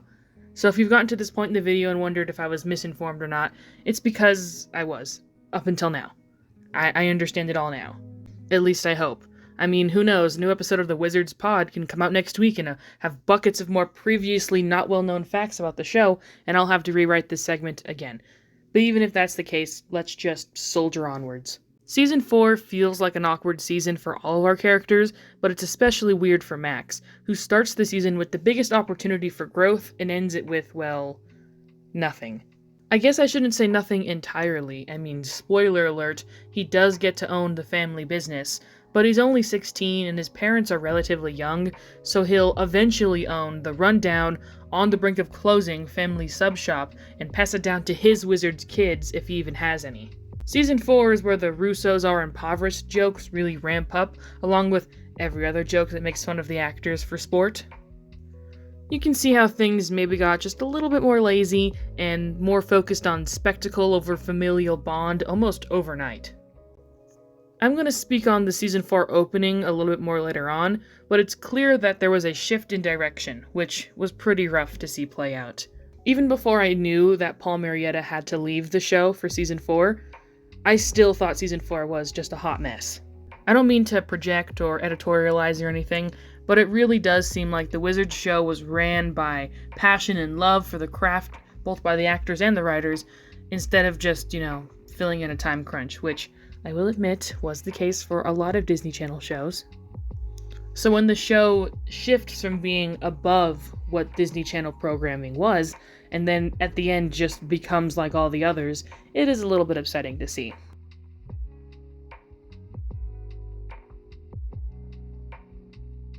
So I guess that's the explanation for why I got so upset watching Max and his underwhelming arc in Season 4. I always felt this way, but at least now I know why I feel this way. I was just going to do the whole segment being like, I don't know why Season 4 is so bad. It just is. But now we know why. So there's the setup for that. I guess what upsets me the most about Season 4 is the Sophisticated Wizards Club plotline, which is really the only time Max gets his own A-plot in the later seasons. And the entire thing just feels really contrived and kind of awkward when you actually watch it. Sure, it's nice to see Max have a group of friends who seem to like him and all, but the club is so clearly just a plot device so they can have Max want to move up in the family wizard competition without actually giving him any agency in the situation. Because character motivation and evolving emotional storylines are only for the older Russo siblings and not Max, I guess. Like, maybe giving Max the agency and having him want to move up the wizard competition because he feels he's finally going to get some attention in the family. Maybe that would, turn people against Max and think that he's a bad dude. But, I mean, Justin goes through literally 2 evil Justin storylines, and he's redeemed in the end. So it's not that the show couldn't handle having morally dubious main characters who get redeemed in the end. They clearly could. They just never thought of doing that with Max. They never saw him as an equal to Justin and Alex, which, again, I've said multiple times now, I think that's wrong. That's why I'm making this video. So if anyone needs a refresher on the storyline, at this point in the series, Max has been basically guaranteed to be the family wizard because Justin and Alex have been pushed back in their competition. I'll talk more about that later. Because of this, Jerry wants Max to be more sophisticated or take the role of family wizard a little more seriously, so he signs up Max for the Sophisticated Wizards Club, which is a bunch of snooty wizards, one of which ends up dating Teddy and Good Luck Charlie, who don't actually see Max as an equal and just see him as a silly guy who says funny jokes. So they convince him to move up the family wizard competition so that he can become a wizard so they can keep him in his club as a sort of court jester. And then that's what causes Max to be turned into Maxine because of his older siblings' jealousy. Okay, so here's the thing. My brain is, hurting so bad with how much I'm feeling right now. Okay, so here's the thing. How are the sophisticated wizards who make fun of Max for the absurd things he says any different than how the audience is supposed to react to him on the show itself? Don't get it twisted. I love the particular way Max talks, and I think he is really funny, and I like him filling that role within the show. But the show never presents him as funny in the same way that it does for the rest of the characters. Yes, you're supposed to laugh at Alex and her quippy one-liners, but in a way that makes her seem cool and like this edgy rule breaker, and you're supposed to laugh at Justin and his embarrassing nerdy rants, but in a way that makes him seem like he's smart and he thinks he's better than you. But Max, he's strictly just the idiot younger brother that makes all the other people seem much more normal in comparison. The other characters just don't take him seriously whatsoever. So when the sophisticated wizards come by and make fun of Max for his particular way of understanding the world, I'm only assuming that we're supposed to think they're bad people for this, but the writers are doing the same thing to Max, just from an omniscient, godlike perspective, which retroactively makes me mad at the writers too, not just the characters for making fun of him in the show. Like, what exactly were they trying to accomplish here? Did they feel guilty or something? Because this genuinely makes me so frustrated I can't even explain it with words to a certain degree. I'm literally gonna get violent. And yes, maybe I'm taking this too seriously, but if you think I'm putting too much time and effort into the complexities of a Disney Channel sitcom for a kid's show that's been off the air for over a decade now, then I hate to say this, but this might not be the right channel for you. And I guess what's even more upsetting is that this wasn't even done on purpose as sort of like metatextual commentary. It was literally only done so it could be set up that Max decides to move the Family Wizard competition up, so then Justin and Alex can turn him into Maxine. That is so clearly why they decided to do this. And Maxine is a tricky situation all around. It seems that the reason Max was turned from a high school-aged boy to a very young girl is because of scheduling conflicts, but for some reason I can't find a definitive answer as to why Jake T. Austin wasn't on set for 6 episodes and Bailey Madison was his replacement. Everywhere I check from people who worked on the show, all they say is that Jake T. Austin had to film a movie. Specifically, people have said he was doing Hotel for Dogs or voiceover work on Rio. But I'm pretty sure the production on both of those movies were done even before the announcement of Season 3, let alone Season 4, so I don't think those are valid reasons for him to not be on the show. I haven't actually watched any interviews from Jake T. Austin where he explains this, so if there is an explanation out there, then I'm just not aware of it right now. But to a certain degree, it doesn't matter. All that matters is that, for whatever reason, Jake T. Austin was not going to be on the show for 6 episodes. And so they needed to figure out how they were going to write around that. Now, I will admit that the Maxine storyline seems to make sense. It seems like the most viable option, because you can still keep the character of Max within the show without having Jake T. Austin be there. So you don't have to do a Lizzie McGuire movie situation where you just have to write off the fact that he's like with his family in Mexico or something, because, you know, that is pretty awkward. So it seems like it makes the most sense. But oh my god, do they only do bad things with the Maxine storyline. The specific episode that entirely focuses on the beginning of this storyline actually makes me want to throw myself off of a bridge. After watching this episode, I decided to put rocks into my pocket and then just walk into the ocean. To sum up what ends up happening, basically Alex gets very jealous of Maxine because now there's a younger girl in the family. Technically there isn't, but there's a younger girl in the family, and Alex is feeling like her father's prioritizing Maxine more than she is her. We've talked about previously how Max is pretty well neglected compared to the other siblings, so I already have issue with Alex being offended that Jerry is deciding to spend one day with his younger kid instead of the multiple days he spent with Alex, if that makes any sense. Now, I do agree that it is very shitty that he skipped out on their monthly pancake breakfast because he wanted to hang out with Maxine instead. I do agree that that is bad, but he apologizes to her and makes up to it for her at the end of the episode, so all is well in that sense. What really makes me upset is that we're supposed to side with Alex and her jealousy in this episode. So Maxine is getting all this attention and is actually quite angry for once. We've never seen Max be like an angry or like vitriolic character. Maybe the gender dysphoria is causing him to act this way. So Maxine keeps beating up Justin because Justin knows that he can't fight Maxine because, you know, he's an 8-year-old little girl now. But Alex can't stand the attention not being on her for even one day so much that she casts a spell on Justin so Justin can beat up Maxine. And he does. Justin beats up Maxine because he's under a spell, and she literally gets knocked out. Like, she's literally, like, feeling woozy. Like, he actually beat her the fuck up. And after that happens, of course, Maxine's parents run to her and are like, oh my gosh, are you okay?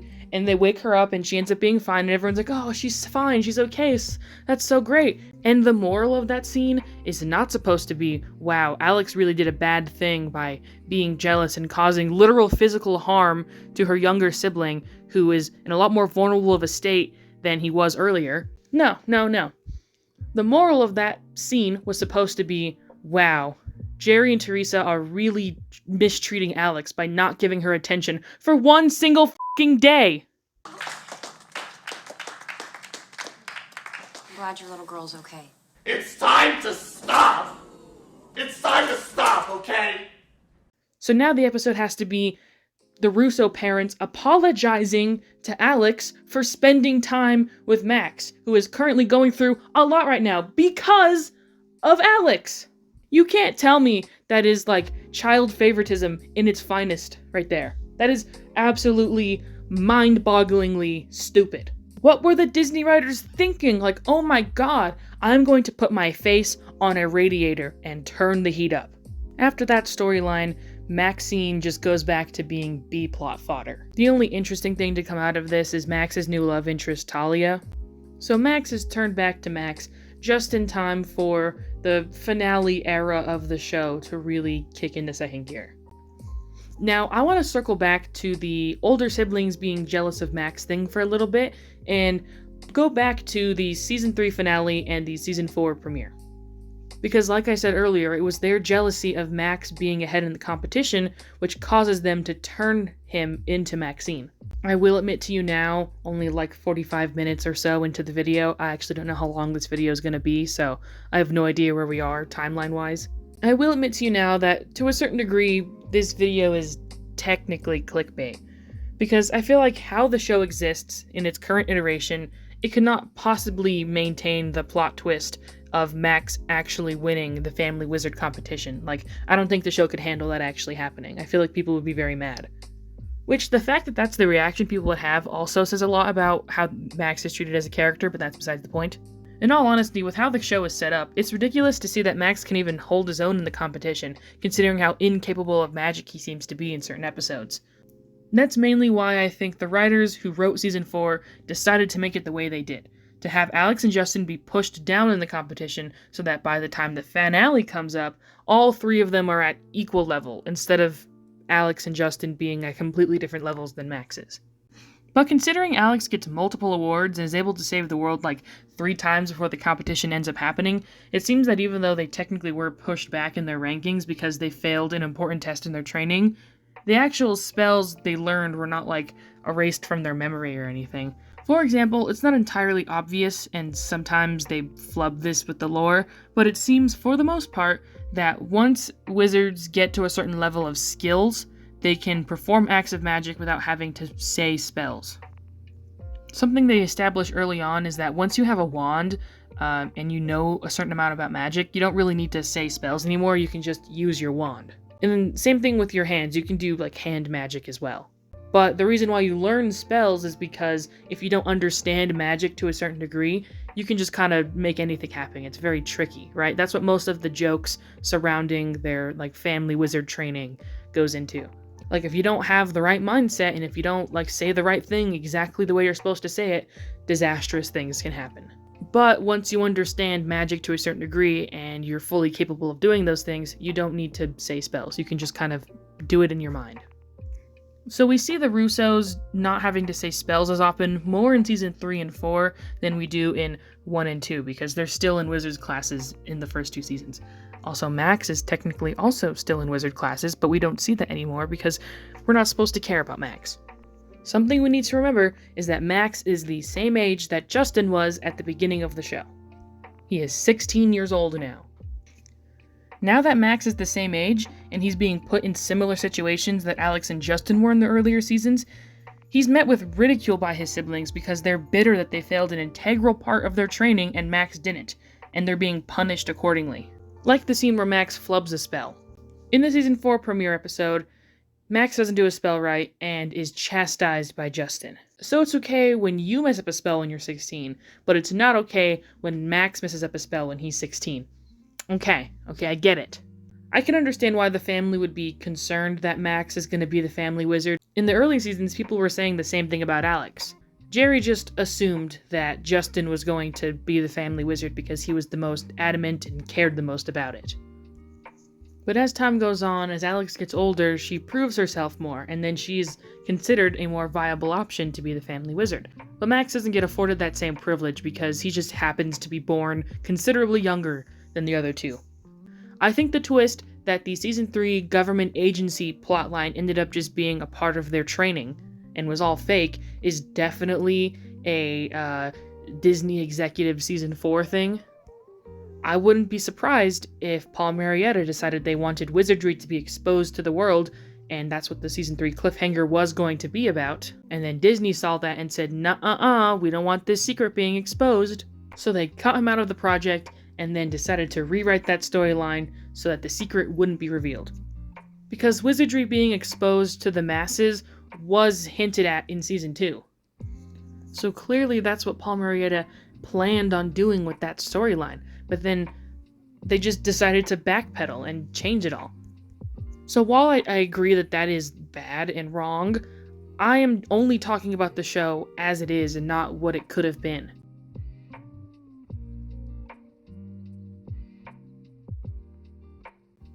So in that case, Alex and Justin are so in the wrong for the entire beginning storyline of Season 4. They never once even mentioned the fact that Max actually did pass the test. They were given a test in their wizard competition, and Max is the only one who passed. Both Justin and Alex failed the test. So they were punished accordingly. And they keep saying throughout the episode, "That's not fair, that's not fair." And it's like, yes it is. That's how this works. I understand that the wizarding world is a very unjust and unfair place. Trust me, I feel like the Stevie Wizard Revolution should have happened. But now that the system happens to not work in your favor, you decide to question it? And that's never even brought up as like, hey, you guys are being hypocrites for that. Whenever something like that is the case for the characters, where they're in the wrong, it is called out by the other characters. But it never is with this storyline, which means the writers probably didn't even think about the fact that they were in the wrong. They thought they were acting just fine. And I really don't think it is. It's not fine at all. Max had a huge disadvantage in the Family Wizard competition from day one. And as soon as Alex and Justin are placed in the same situation that he was placed in previously, it's all of a sudden unacceptable. It's all of a sudden something that needs to be rectified and changed. They get so angry and jealous for finally experiencing the world that Max had to grow up in. They try to lie and manipulate their way out of it. And when that doesn't work and they end up accidentally physically altering Max into something that he is not, possibly changing his life forever, they refuse to take responsibility for it. And they don't even say sorry once. They never say sorry. They continue to treat him like trash. Actually, they treat him even more like trash than they did before. And then he's turned back and then it's just dropped. It's like, it's just dropped. Like, that is so toxic and manipulative and gaslighty. Can I use any other TikTok buzzwords? It is just genuinely infuriating.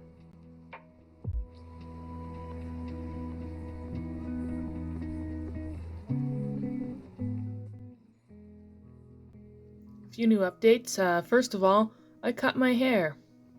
Isn't that fun? I cut around 6 inches off of my hair. It was just very long and unmanageable and kind of looked disgusting in my opinion, so I finally just cut it all off. I'm still feeling a little sick, just a little icky. I'm pretty sure it's just allergies, but again, I really want to get this video done, so I'm recording for you right now. But no one really cares, so let's just get to the conclusion. So I'm pretty sure that's all I have to say about Max. I mean, there's definitely going to be more things I can talk about, like Talia. Let's talk about Talia. So one nice thing I can say about Season 4 is Max's new love interest and first ever real girlfriend on the show. I mean, yeah, season 3 did have Bella Thorne, but that was more of a family game night, look how weird the Russos are kind of storyline. And that episode did explore Max's relationship with the family, although not in the best way in my opinion, like I said earlier. But they at least tried, so I can commend them for that. With Talia, I would say they did a pretty good job of giving Max standard relationship stuff, like all the other characters had. Like with Alex and Riley, and Dean Moriarty, or with Justin and the goth chick, which is what they call her. I can appreciate that they call Justin's first ever girlfriend in the show the goth chick, because, she was goth. Something interesting to mention with Talia, though, is the class relations that come about. Talia comes from a pretty well-off upper-class family, and she seems to automatically shun Max and his sort of brutish ways. Like, Max isn't allowed to be gross or like video games anymore because he's dating Talia, and she forces him to like wear suits and do her interests and kind of ignores his things. But by the end of the episode, they solve their problems and they're able to function as a relationship after that.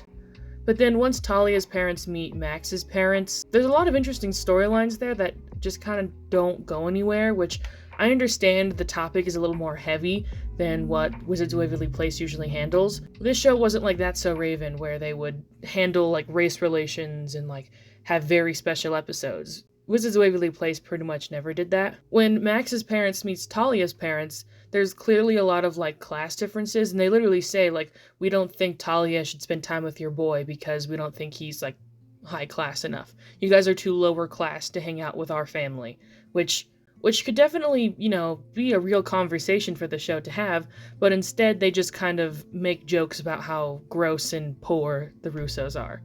Which I don't really have a problem with. I found it pretty endearing, actually. I could relate to a lot of the lower middle class struggles that the Russos go through. Or just in general, them struggling to be good parents. I think the episode where Justin graduates, and they're late, and they don't want to be the people who are in the overfill crowd, but they end up being the people in the overfill crowd. I don't know why, but I just still find that really funny.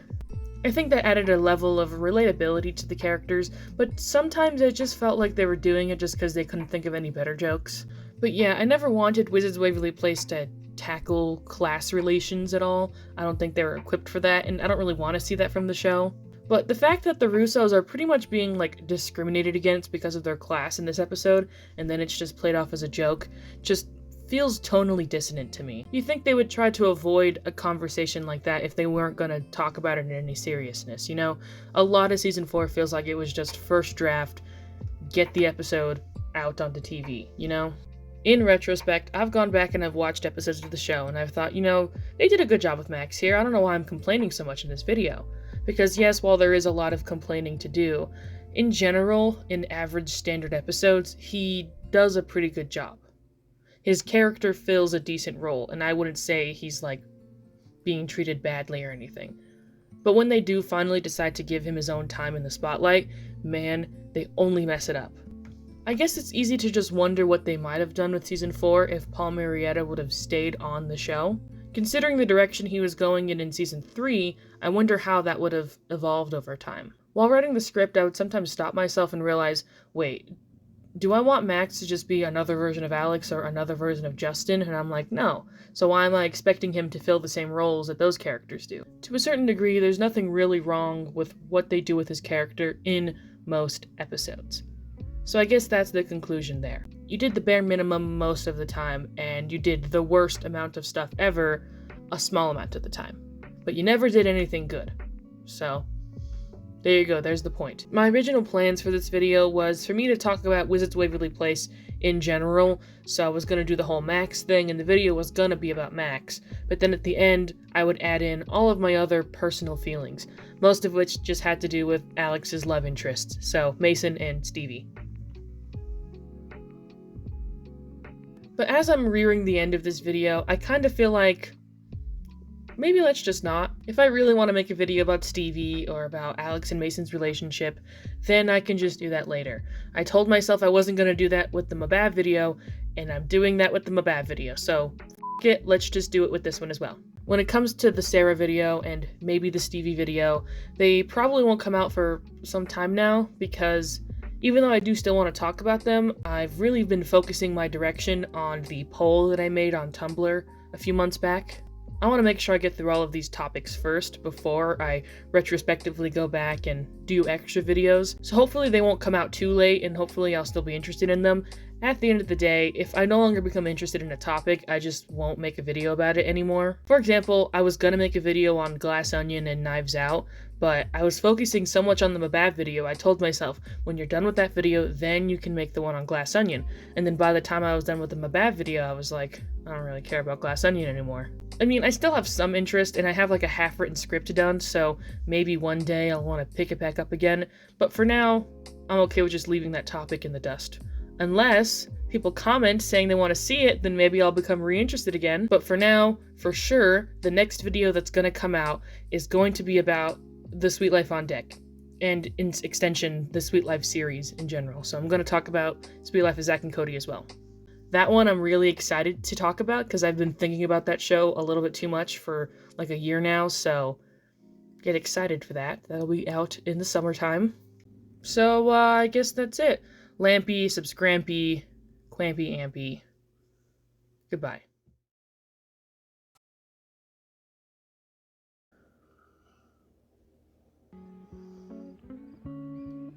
Oh, I hate pills. Hello guys, welcome back to the channel. I am so sorry I sound like this. I won't sound like this for the rest of the video. I just have to last minute re-record this intro because the one I previously recorded is no longer relevant. For close friends of mine who have been, following me while I create this video, they would know that I had a completely different intro for this video, and I decided that it doesn't really fit the new concept of it now. I intended for this video to come out in either June or July of this year, but because of many, many reasons, this video is now coming out at this point in time. As you see, it is out. I won't say a specific month in case it takes me even longer to finish this video than I planned.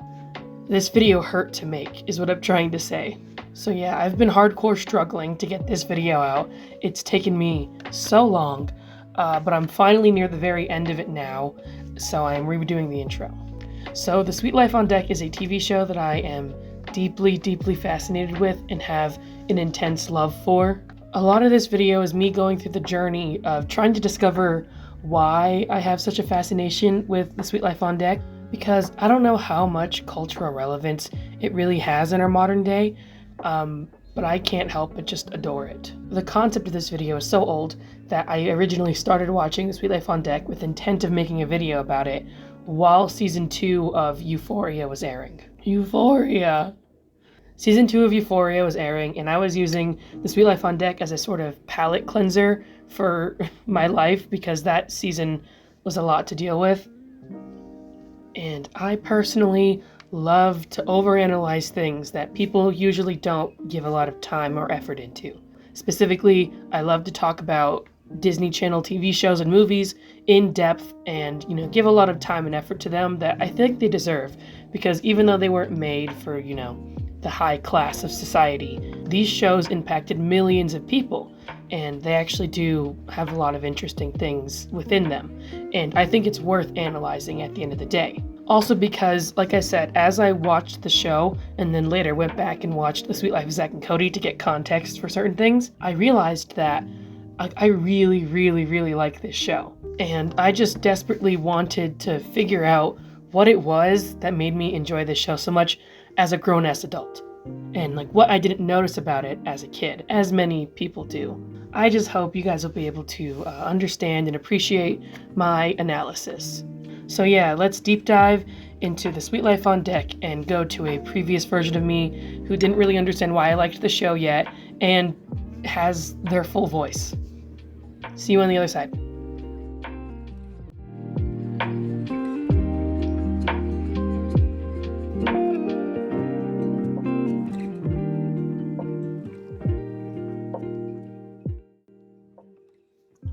Originally, I wasn't going to talk about The Sweet Life of Zack and Cody at all, because I was more interested in talking about the characters of Zack and Cody Martin, rather than just listing off a bunch of key moments of the series in order for 5 hours straight. Not that there's anything wrong with that, it's just not something I'm interested in doing. The characters of Zack and Cody develop more beyond their archetypes as they get older, which makes sense for plenty of reasons we'll describe later. So while I do like the original series, I just don't find it as interesting as On Deck. However, it would be silly to outright ignore The Sweet Life of Zack and Cody and skip over to the Tween Years saga and miss out on all the context.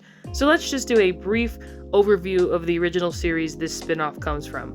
And just for context, from here forward, I'll be using the name The Sweet Life to refer to the original series, and On Deck when talking about the spin-off.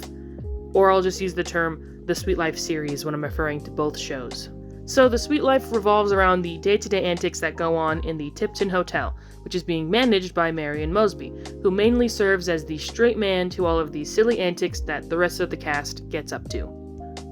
The other main characters include Zack and Cody Martin, who live in the hotel with their mother Carrie Martin, who is a lounge singer for the hotel. Zack and Cody are around 11 to 12 years old when the show starts. Other workers for the hotel include Esteban Julio Ricardo Montoya de la Rosa Ramirez, the bellhop, Arwen Houchazer, I hope I'm pronouncing that right, the maintenance man, and Maddie Fitzpatrick, the candy and magazine saleswoman in the front lobby. London Tipton is the daughter of Mr. Tipton, who owns the hotel, and she lives in a suite and slowly becomes friends with the people working there. Something interesting to note early on in this show is the workplace dynamic it inhabits, as well as the class differences between the people working in the hotel versus the people who stay there. There's very clearly a power imbalance between London and her later on friends, who are the workers for the hotel. There are constant jokes where an ensemble cast is formed, and at the end of the day, they have to kind of bow to what London says. It's always her word over theirs, even though they're all supposed to be on equal playing field, especially since so many of the main characters are actually grown adults, yet they have to, like I said, bow to the whim of this 15-year-old girl. Early on, Maddie and London become friends, and they start to hang out regularly. And the fact that Maddie technically works for London is something that does not fall on deaf ears for the show.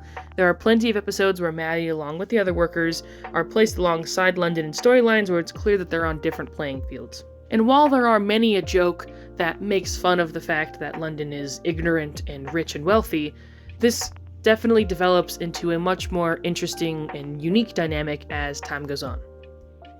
And by interesting and unique, I mean she becomes as smart as a bag of rocks, which I am definitely okay with. I have nothing wrong with that, but it is definitely what happens to her character.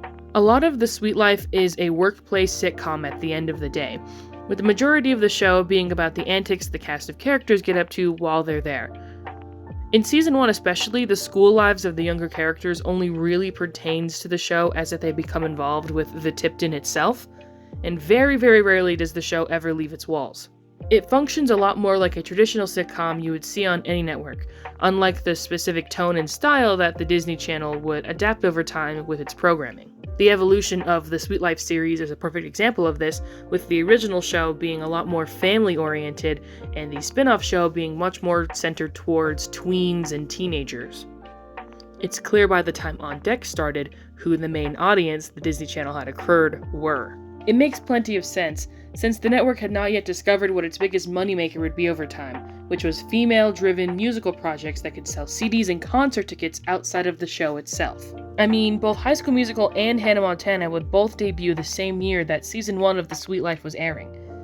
And I think that's the reason why I'm so fascinated with this series as a whole. It's because of what it represents at the end of the day. It's a perfect example of the slow evolution a show makes once it realizes what its audience is. I think the reason why The Sweet Life was allowed to stay on air is because, well, the actors wanted to come back for it, and also it probably tested well with girls, which let it fit on programming next to Wizard's Waverly Place and Sonny with a Chance. It shows the shift from family-oriented content to kids-only programming, which reflects the shifting tides of television as a whole. Older shows also made by Disney, like Boy Meets World, would go through a similar evolution as the actors got older, since as time went on, American families went from only having one centralized TV in the house to all having their own individual TVs. Same goes for the internet. Like I said earlier, that's probably why I prefer On Deck to The Sweet Life of Zack and Cody, not only because of my age, but because the narrative shifted to being more for children and less for the whole family. That does have its disadvantages, like how jokes can become simplified and how adult characters can become just these buffoons, because the writers know no real adults will be watching, so they don't actually have to put time and effort into those characters anymore. And in general, writers can feel more inclined to not try as hard. But on the other side of things, I think On Deck just has less filler episodes, since once they got the character dynamics going, they could keep up the drama between most episodes, whereas in The Sweet Life, they utilized episodic formats to a nauseating degree. Disney Channel realizing that its viewers actually like serialized storylines was the best thing to happen to On Deck, in my opinion, and all Disney Channel shows from around this time. On Deck is also able to avoid the trappings of pairing the same group of characters up together and never differentiating from that. Most of the time on The Sweet Life, you'll have Maddie and London together, and then you'll have Zach and Cody facing off against Mosby. And only during ensemble episodes is that dynamic broken. I guess what I'm just trying to say is that there's not as many unique interactions as you would hope for. Something I noticed in the early seasons is how Zach often seems to take priority in the narrative over Cody. The two are pretty much never seen in separate stories and exclusively do stuff together, but when they are separated to give their own story plotlines, Zach is almost always given the more important storyline versus Cody, which usually does silly B-plot stuff. Especially in season 1, that's the case. I think what really ended up happening is that the writers just thought of more stuff to do with Zach, and as the show went on, they eventually realized that there was this sort of disparity, and so then they slowly course-corrected and gave Cody his own stuff to do.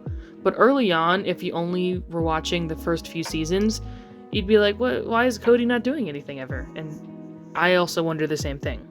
I understand that the main hook of the show is the adorable twin brothers with opposite personalities getting into silly antics, but some filler episodes could really use a shift in the dynamics to make them more interesting. Something I will say for the early episodes is that they do treat the two siblings more fairly when it comes to their antics.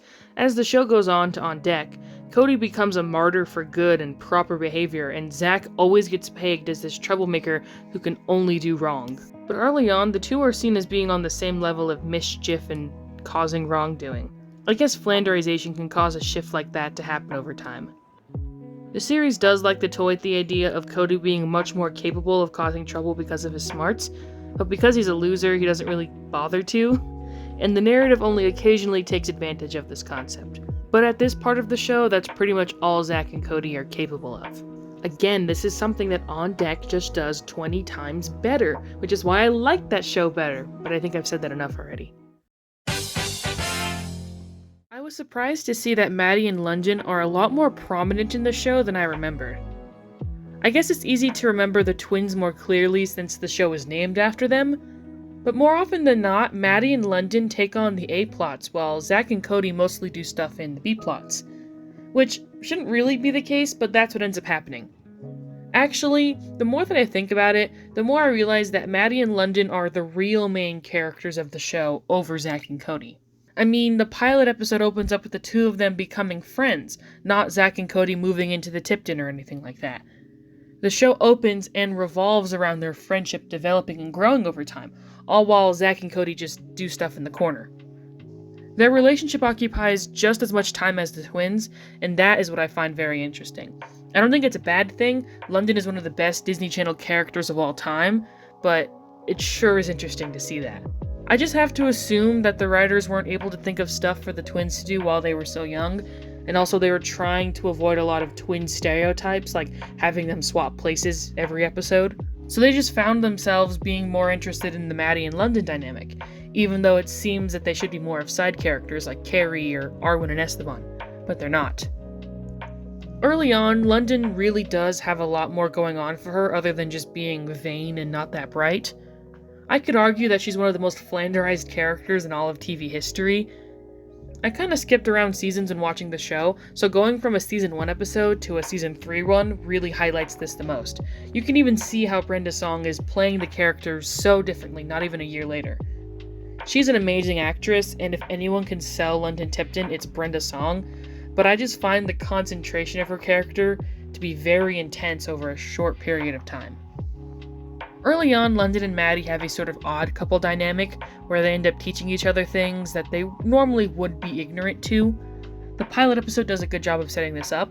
We see London teach Maddie how to get a boy, and we see Maddie teach London how to do well in school. This is something they end up doing pretty much throughout the entire series. It's very Laverne and Shirley, which I won't complain about because I love that show. I actually feel like Maddie gets a little tiring over time, mainly since she's always complaining about the silly antics that go on. Maddie being the straight man in their dynamic usually means she'll have to scold London on things, but since she's the same age as London, it causes Maddie to do that scolding through kind of being an asshole herself. I see how it's a good thing because they both learn how to be better friends to each other, not just London learning things, but since Maddie's character definitely isn't as funny as London's, it causes her to be a little bit exhausting. I don't want it to seem like I hate Maddie or anything, but for someone who gets into a lot of sitcom antics, she really does complain a lot. However, I really do like Maddie and how authentic she is as a person. Her poor upbringing causes her to be tough and hardened by the world, which may lend her to put herself over others, which manifests in some really cool moments throughout the show. Although not that often, because the show does, in fact, put silly antics as a priority over drama, which I have no problem with. Another awkward story element that I want to cover is the relationship of Zach and Maddie. Early on, it's established that Zach has a pretty big crush on Maddie. There's an entire episode in season 1 that's dedicated to this notion, and even though I can tell the writers meant well, the execution is still a bit awkward. Zach's intense crush on Maddie manifests in runner jokes and plot grievances that in hindsight caused me to close my eyes in shame. Jokes like this don't really age well, and I think might be a big contributing factor as to why I prefer On Deck. But the Sweet Life series as a whole has plenty of these, so that's not the best excuse. However, this specific story element makes me so uncomfortable that I think it contributes to more of my disdain than, say, the cultural appropriation. Trust me, we'll get there. That sounds bad and out of context. The specific episode that made me spit out my drink in horror was Season 1, Episode 8, A Prom Story. Maddie joins the prom committee even though she's a freshman so she can impress a senior she has a crush on. She confides with Carrie about the clear age gap between the two, and Zach, who has already been established as being in love with her, thinks she's talking about him. The episode does a meticulous job of showing what age gaps look like between teens, and how even though it's a completely normal thing to go through, it's not something that should ever manifest into a real relationship, because of the obvious. But then the episode ends on this eerily hopeful tone for Zach that almost promotes the idea that Zach may actually have a chance with Maddie in the future, and I just personally do not agree with that at all. The shot of them dancing at the end together just really highlights how they are not meant to ever be romantically involved at all. It just looks so weird. I think this segment is a good one to transition us into actually talking about On Deck, because this plotline does have its conclusion in an episode of On Deck. Maddie is one of the characters to guest star on Season 1, Episode 13, Maddie on Deck. She does a lot of the same things she did in the original series, which is complain about things not going her way, but at the end, Zach comes to her rescue and they share a kiss. I was taken aback by this moment when I first watched it, but mainly since I hadn't seen The Sweet Life in many years, I wasn't quite aware of the detailed history of Zach and Maddie's relationship yet. After becoming aware of it, I pretty much threw myself off a building out of embarrassment for the writers. I think this moment speaks for itself, so I shouldn't have to add any commentary to it, so all I'll say is that Maddie is now the same age as the senior she had a crush on in that original episode that explored their relationship, and Zach is now the age she was in that moment. And I'd say that senior in high school had a much better reaction to her infatuation than she did with Zach's. Thanks for helping with the prom. You did a great job, kid. Just uncomfortable all around. Genuinely uncomfortable. And on that note, let's swiftly move on to talking about something else. Please.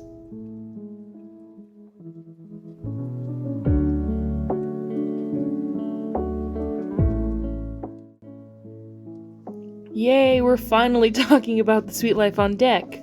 While The Sweet Life of Zach and Cody mainly focused on the workers maintaining the Tipton Hotel, Over time, involving more high school elements of the show, On Deck transitions into a full-fleshed high school sitcom, without a few hitches in its evolution, to be fair. Most of Season 1 shies away from the high school elements it would later go full throttle on by Season 2, mainly because it seems like the writers might have been more used to writing episodes of Zach and Cody and hadn't quite adapted to the new concept and format yet.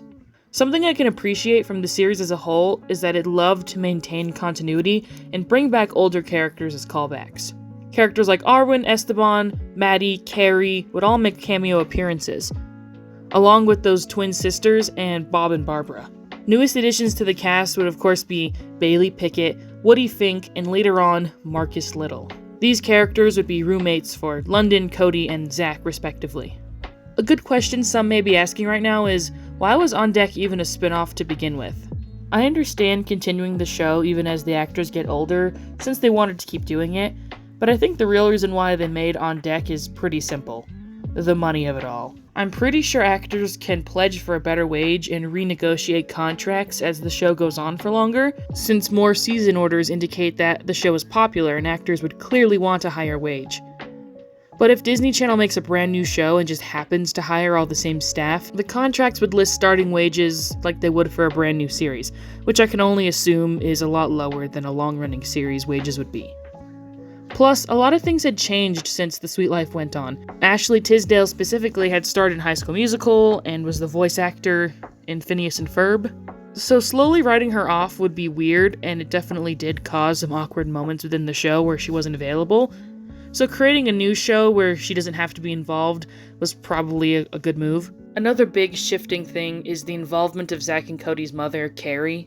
Something you'll notice about a lot of teen media as time went on is that they didn't really involve learning life lessons anymore and became more about the antics of the main cast. So most of the time the parents are only tangentially related to the series unless it's a family sitcom, which I think especially on Disney Channel was starting to not be as prevalent anymore. I mean, yeah, you had Good Luck Charlie, but that's pretty much the only one out of them all. So somehow writing off Carrie would not work at all, especially if they were still staying with her at the Tipton.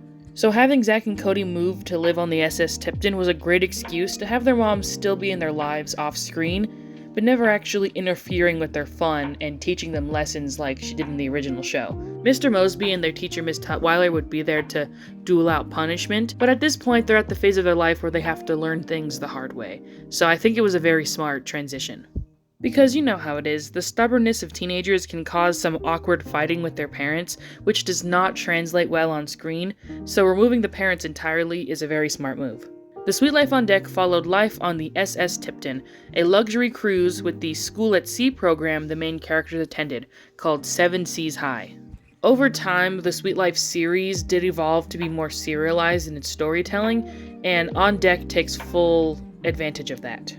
Mainly by giving new dynamics added to the show room to breathe and develop over multiple episodes, instead of establishing everything in the first episode and rolling with it.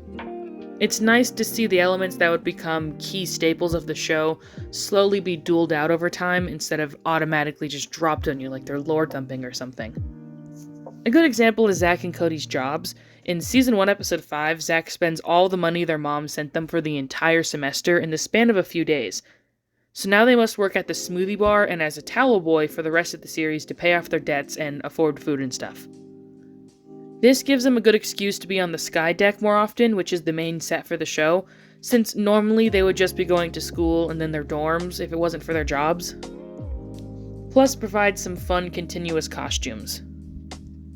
Along with the lighting, it'll be easier to tell at what point in the day they're at, based on what outfits they're wearing. Like, you know it's after school if Zach and Cody are wearing their uniforms, and you know it's before school if they're on the Sky Deck still in their everyday clothes. Miss Tutwiler is the only teacher we see for their schooling, so we have to assume it's a relatively small school program on the boat. I mean, there's only around 15 extras in any single class scene, and when you see them graduate, they have a pretty small class of like 20 people, so it has to be a very small program. I have to assume it's also pretty expensive. I mean, we hear that the only reason why Zach and Cody were able to afford the School at Sea program is because Carrie got a Tipton worker discount.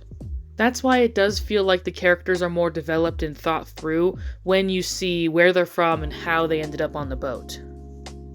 Like, for example, Maya, who I haven't mentioned yet because I have a lot to say about her later, when she gets introduced to the show as a new character, we see her working as a waitress along with Zach, so we can assume that she comes from pretty humble backgrounds. And also characters like Woody, where it's clear that his family have basically just thrown him to the side to start anew. A constant running joke with Woody is that his stepfather is becoming more and more involved in his life, and he's just not okay with it. So you can really see the details of that being played out in the show. There's a lot of detailed elements that, the writers really kept up and maintained while they wrote the show. It's actually pretty funny how Season 1 sets up a lot of interesting character dynamics that pretty much go untouched until the final season, mainly since the writers probably had many ideas for the show and only bothered to pay off the storylines once they were done with the wacky adventures. Which I guess isn't bad, it's just something interesting to note. Like in Season 1, we get an episode where Miss Tutwiler and Mr. Mosby might have romantic interest in one another, but that doesn't even get, brought up again until midway through Season 3. This was clearly an idea that they had, but they put it on the back burner until they had time for it. Or maybe they just waited until they had the right means to tell the story properly, but either way, again, interesting to note. I'd say my favorite seasons are Season 2 and 3, since they take the ridiculous and surreal elements of the show and crank them up to 11.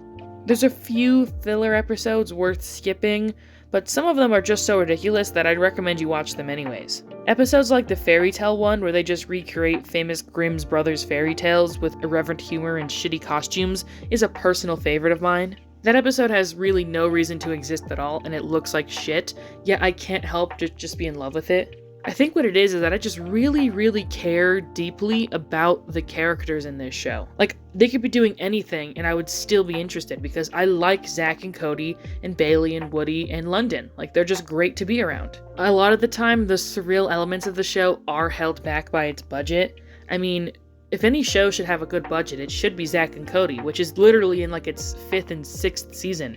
Yet for some reason, everything looks just extremely low budget. They could have made the fairy tale episode work with the low budget that they had. Hell, the costumes are so bad, it really does look like a high school play with zero budget. So they could have played it off as it being like a high school play or something. But they decided to make it dreams that all the characters are having while they fall asleep in class, which renders the point of the episode in the first place meaningless.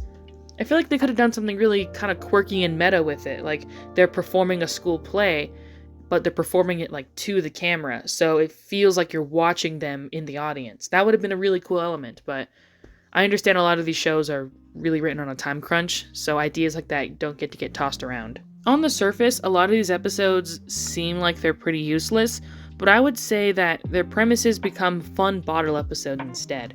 I'd say what separates a bottle episode from a filler episode is point and execution. Usually a bottle episode feels like the writers had an idea to put the characters in a fun and unique situation, what if the cast of On Deck were hosts on a news show? And they interact with this concept in the only way that these characters can, which makes it interesting.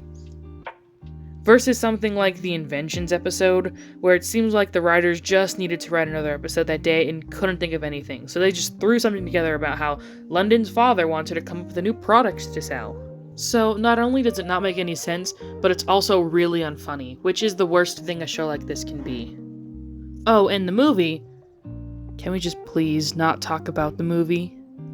The movie actively does nothing to forward the story and actually contradicts a lot of what we already know about the series. Like I said in my previous Disney video on Max Russo, I was watching the Wizards of Waverly podcast, and they said on there that the people that worked on the DCOMs were a completely separate group than the people that worked on the TV shows. And that the Wizards of Waverly Place movie was so different from the actual continuity of the show that they asked the showrunner to come in and redo the script because everything was off about it. That is what the Sweet Life movie is. It feels like some random fan fiction that was written by somebody who's completely separated from the show, and then they just made because they needed to make a movie, and they didn't really care about fixing any of the continuity errors. So, just don't watch the movie. You're not gonna miss anything, trust me. Maybe watch Mr. Nostalgia's video on it if you want to know what happens, because I don't think it's worth the time. If you really want to hear my thoughts on it, then wait until I finish my ranking every Disney Channel original movie video to come out, which will probably be a long time from now. I guess that gives you the incentive to subscribe. Oh god. Ugh. The movie aired right before the finale, so it just ruins everything. It makes everything bad. The movie does nothing but make the story worse, so we're just gonna ignore the movie. It doesn't exist, okay? While making this video, I've actually talked with a few people who say that they like this movie and think that it's really good, despite all of its flaws, but personally, I can't bring myself to feel the same way. I'm sorry. But speaking of stuff that I don't think is very good, this is the most awkward part of the video that's gonna go by the quickest, mainly because I'm not the most equipped person to talk about this subject, but I do feel it's important to talk about when discussing the show as a whole. I feel like since the show mainly occupies a distant memory in plenty of people's minds, the fine details seem to become blurred into a hazy, pleasant memory, especially if the fine details are problematic elements that the average child would not be able to recognize. So for example, the average Zack and Cody watcher may be able to remember the episode where the gang went to Sweden and learned about the Martins' heritage, but will forget the fact that every Swedish person happened to sound like this. Sick, I snook away from my father. I wish there was some way we could be together. There will be, as soon as I clear my family's name. And the entire B-plot is about how frustrating IKEA is. I don't know, did Mr. Mosby and Marcus Little really need to go to Sweden and have an IKEA B-plot? I feel like that could have been done at any point of the show, and it's just like in bad taste in my opinion. Pretty much every non-American land the show represents is portrayed in the most stereotypical and absurd way possible, with cheap Halloween costumes and sound stages, possible offensive accents, and possible harmful stereotypes. For a show where the entire premise is that the students of Seven Seas High are learning about the world by actually visiting the places instead of just reading about them in textbooks, the show seems to only do a poor job in properly representing the places they're supposed to be visiting and learning about. But see, I am also an uncultured American like most of the Seven Seas High students. Now that I think about it, they really underutilized the aspect of anyone from around the world could be on this boat, so you could have had a more diverse cast, but besides the point, I guess. So I personally can't speak exactly on how offensive all of this is. I would love to open the floor up to the people who are actually aware of the cultures depicted in this show and inform on what was in good and bad taste. Because since even from my limited perspective, I can tell that a lot of this was not good. I want to give the writers the benefit of the doubt, but in all honesty, it's most likely just laziness and biting off more than they can chew with a premise like this. I just know the Disney Channel isn't giving its TV writers on-location research to all the places they're representing, and for the most part are just throwing them a Cultures of the World book and telling them to try their best and that the script needs to be done by Monday. I don't know, that excuse just doesn't seem to pass the smell test for me. These are grown adults here. Try to have a little bit of, taste. The true saving grace of this show is the characters and how they develop over time, since those aspects of the show don't require the writers to go so far outside their depth of field. So maybe we should do like the show and focus on those aspects more going forwards. But I hope the clips I provide throughout this video can provide the knowledge that this is a problem that never really goes away and is hard to turn away from.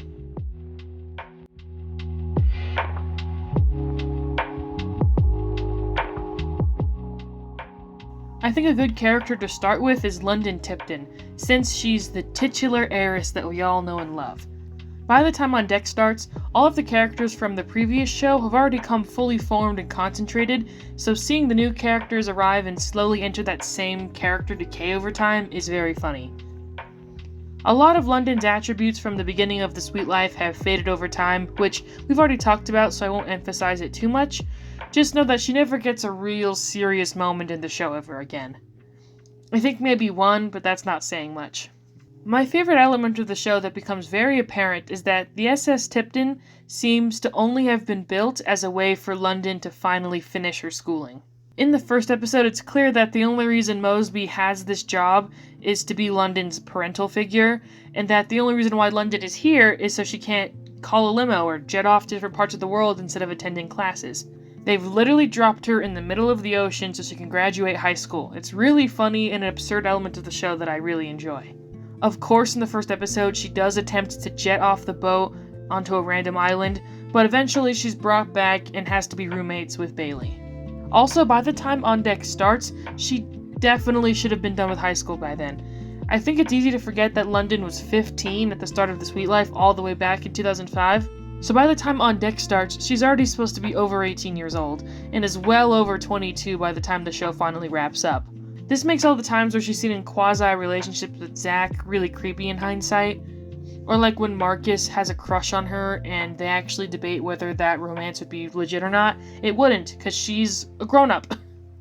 I feel like stuff like this happens quite often in sitcoms actually, where the writers lose perspective on the context of their characters and involve them in weird situations because of that. Like in iCarly, Spencer gets placed on the same playing field and level as his little sister's teenage friends, and that just gets awkward over time. Something that always made me upset was the element of the SS Tipton being torn down while the students were trying to graduate. Like, yeah, it did contribute to a satisfying moment of Mosby quitting and telling off Mr. Tipton so the kids can graduate, but why was the boat being torn down so immediately? It makes more sense now that it's clear the boat was only really made so his daughter could graduate high school, so now that she's gotten all her credentials, there's no need for the boat anymore. But you'd think he'd keep it up for one more day so his daughter could at least have a ceremony. Although it does seem that Mr. Tipton doesn't really care about such meaningless things as such. I mean, he wasn't there in the first place. The story of London finally graduating is a very satisfying story to watch play out over time. It's clear that she always had the ability to learn and graduate high school. It's just that the majority of the adults in her life never took the time to invest in her education until Miss Tutwiler came along. You see the nuns and the other principals that she's dealt with fawn over her and accept her money her rich dad throws at them, only to toss her to the side once they've earned enough and declare her as unteachable or just too dumb. People like Tutwiler put in the time and effort to discover how she learned and give her special one-on-one time to make sure she succeeded, because she believed in her true potential and saw that she needed extra help. Sure, there was the fear of getting fired if London didn't graduate, but it's clear that she actually did care for all of her students and truly did want the best for them. And Mosby can only do so much, since he by all means is her main caretaker, even though that's not really the job he signed up for, and he has much more to focus on as well. But I'll get more into Tutwiler and Mosby later on, trust me. I feel like London's identity has been defined around getting what she wants and not trusting anyone. She has the classic heiress turn of events. She surrounds herself with yes people and pays them to adore her, only to be stabbed in the back once she's no longer of use to them. I know it's hard to feel bad for this poor little rich girl, but it's clear that her struggle to make meaningful connections in her life has caused immeasurable damage to her character. She does not know how to live her life in a selfless manner. She was just never brought up that way. Okay, I'm sorry. Look, it's just hard to get away from what you're taught growing up. When I was a little girl, my dad used to always say, money is more important than friendship! I really didn't mean to make Maddie seem like such a bad character in this video. I do like her a lot, but I feel like Bailey was a much better friend to London and very rarely was doing things just to get money out of her. I feel like Maddie needed to be taught that she shouldn't expect money or handouts from London just because they're friends, but Bailey from the beginning never seemed to see London as different from her peers. It is a complicated situation, because I've personally never been friends with someone who could fix my entire financial situation without even, worrying. All my homies live in squalor and spend our free time looking like the pizza rat in New York City, searching for scraps on the side of the road. So I actually don't know how I would react to being friends with someone like London Tipton. I might actually end up being one of the many leeches who fail to see empathy in the person just because she comes from riches. I mean, does London really owe people money just because she has a rich father? Do her friends deserve money just for the fact that they hang out with her? The show never really has a decisive notion on this, but allow me to provide some insight. Her father's funds should be reallocated to those in need, eat the rich. But in reality, I do want London to have meaningful relationships and connections in her life because I do think she's deserving of love. And by the end of On Deck, she seems to have a good support system surrounding her. I honestly would love to see a miniseries or a movie about these characters in the modern day, because they truly are a decently diverse cast of characters that can go in all different directions of their life. I think London is the character I'm most interested in seeing in the modern day. Although the Sprouse brothers' sour exit from the Disney Channel probably guarantees that something like that is never going to happen. Next, I want to talk about Zach Martin. I would say that Zach as a character has the most interesting and evolved character development over time, so we'll talk about him first before we get into Cody. Mainly because I have a lot of negative things to say about Cody. Hate to break it to y'all. While Zach has always been looking for girls to date, his girl obsession kicks into full gear by the time On Deck starts, which makes a lot of sense since he's a teenage boy now, but I think a lot of the jokes, they're a telltale case of stolen or copied homework in my opinion. I would say that a majority of Zach's jokes at this point in the show are pretty much Disney Channel versions of Barney Stinson jokes from How I Met Your Mother. For those who don't know, Barney Stinson is a character who will lie, scheme, and cheat his way into sleeping with as many girls as possible, and has made a game out of seeing how many ridiculous plots he can make up to sleep with as many women as possible. All until he has a child and quits his play your ways. There's like 9 seasons of character arc all in one sentence for you. Eventually, How I Met Your Mother does lean into giving Barney relationships of his own, so of course they do the same with Zach with the character of Maya. We'll get into their relationship later on in this video. Zach, of course, just dates girls instead of sleeping with them because this is a Disney Channel show. It's clear that the phrase date is supposed to imply much more through some not-so-subtle jokes, by the way. I would say that the best part of On Deck is how pretty much every character can play both the straight man and comic relief relatively easily. Zach is an example of this, since he's neither entirely dumb nor entirely smart. It's almost like the characters are fully realized people and not just archetypes squabbling to each other inside this Disney Channel echo chamber. Who would have thought? What a neat idea. No matter the episode or the plot, Zach always seems to be in it for himself and is only truly selfless when it comes to his brother, which, can cause some fun sitcom hijinks. Zach is always being told he was lesser than his brother Cody. He was less smart, less capable, and could only cause trouble. So that caused him to hyper-focus on himself and become extremely selfish, since he learned no one else was going to look out for him in the first place. Also, he's just not too aware of his surroundings, and that can get him in trouble as well. Over time, we can tell that Zach and Cody grow from causing hijinks and being wacky to causing trouble in their own kind of unique ways. They're both having to learn things the hard way through trials and tribulations, and at a certain point in the show, Zach specifically stops causing trouble on purpose. He only really gets into trouble through accidents. And I think that was really intentional with the writing. Over time, I can tell they wanted the character of Zach to evolve and grow to be a little more mature, so he goes from pulling pranks and causing trouble just because he can, to mainly trying to help out others and not really knowing how to, which is what causes him to get into trouble. They do this multiple times throughout Season 3, and it honestly makes me cringe so much that sometimes I have to look away. I mentioned this a little more later on, but the Sean Kingston episode of the show, yeah, you heard me right, the Sean Kingston episode, is so bad. It's probably my least favorite episode of the entire series. It is, bafflingly awful. And in that episode, we have Zach doing one of my least favorite things, which is, having to run around playing 3 different people at the same time so he can get what he wants. So he's still pulling schemes, but more in a lighthearted way and less of a, I just want to rebel and act out. Because at the end of the day, that is what a lot of Zach's outward aggression is acting out. Like I said earlier, Zach was always kind of put down in order to praise Cody. And I feel like a lot of people don't mention that Zach has his own level of attention that he needs that I feel like he's just not being given. And he actually is the more mature one at the end of the day, especially when it comes to Cody's pride being taken away.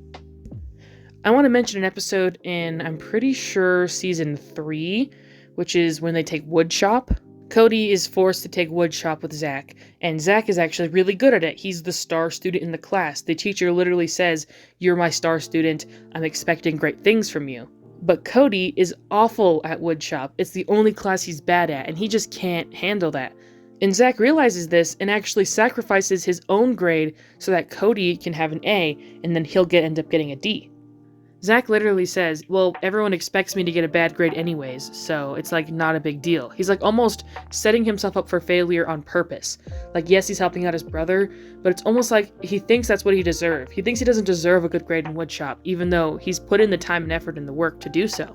It makes me feel really bad for him, because it's You know, you never get praised for anything. Everything he does is just always wrong. And sure, maybe he's doing that on purpose now because his self-esteem is just that low, and people just don't talk about it. Which I then think is what's causing his reaction of being super prideful and selfish, which then just causes people to treat him that same way 2 times over. So it's kind of a lose-lose situation for him. But that angst and rebellion ends up getting channeled into a more positive direction. I feel like a lot of the sitcom hijinks they get into once they're later on in high school is Zach giving unsolicited advice and then having to pay the cost of giving bad advice and ruining somebody's situation. I honestly think it's just because he wants to be important and feel like he actually knows something about something. That's that prideful element again. He wants to help, he wants to be productive, but he just doesn't have the means to. And that, I think, is where I mainly feel sympathy for him, because I think we all can feel like we're in a situation like that at times. Either way, I've really grown to like Zach as the show goes on. I would say he's like really close to being one of my favorite characters. He's also just really funny, and you know, of course, comedy is subjective, but even to this day, I find myself just really laughing at a lot of the jokes he tells. He's very witty, and I feel like people don't give him credit for that. The characters within the show, I mean. I know outside of the show, everyone's like, yeah, Zach is just really funny, because it's actually a really funny show. Again, I might just be stunting my growth. I might have some Peter Pan syndrome here and not want to grow up, but I really like this show. I just have a fun time watching it. Even the filler episodes, most of them. I just have a good time. I don't know what to tell you. On to Cody Martin. Boy, where do we start? The best way I can describe Cody Martin is as a delusional mess. Let me explain myself. Similar to Zach, a lot of the sitcom antics Cody gets into during On Deck revolve around him being unaware or completely wrong about a social situation, and the rest of his friends playing along with him just because they're too exhausted to try and correct his behavior.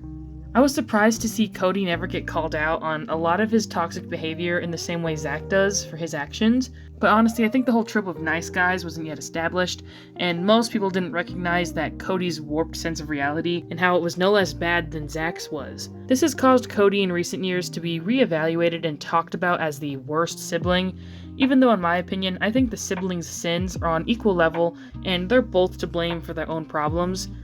Almost like how it is in the real world, who would have thought? It would have been easy to make Cody a shy and introverted type in comparison to his loud and outgoing brother, but they do something different by making him just as confident and ignorant about the world, just in a completely different way than Zach. The whole polar opposites thing goes much deeper than just their aesthetics. Cody is still overly confident in his own limited mindset, the same way his brother is, but with schoolwork and being smarter than everyone else in the room rather than being sociable and popular. The constant bullying he faced from Zach growing up has caused him to become defensive, where he needs to validate his own self-worth by being the smartest person ever, since that was his only real defense against his brother. Zach's was acting out and being rebellious. This can cause him to be extremely insufferable, since he clearly isn't always in the right because he's 15 years old, and there's still so much about the world he needs to learn about. I remember Cody being my favorite growing up, but as time has gone on, I've found myself realizing that Zach is actually my favorite. Cody tends to have a big mouth and doesn't have a filter, since he never learned he could do anything wrong in the first place. So that can cause him to get in trouble from time to time, not realizing that he can hurt people's feelings by just not filtering out what he sends. Again, the two brothers are very similar in the way that they act, just their purpose coming from opposite sides.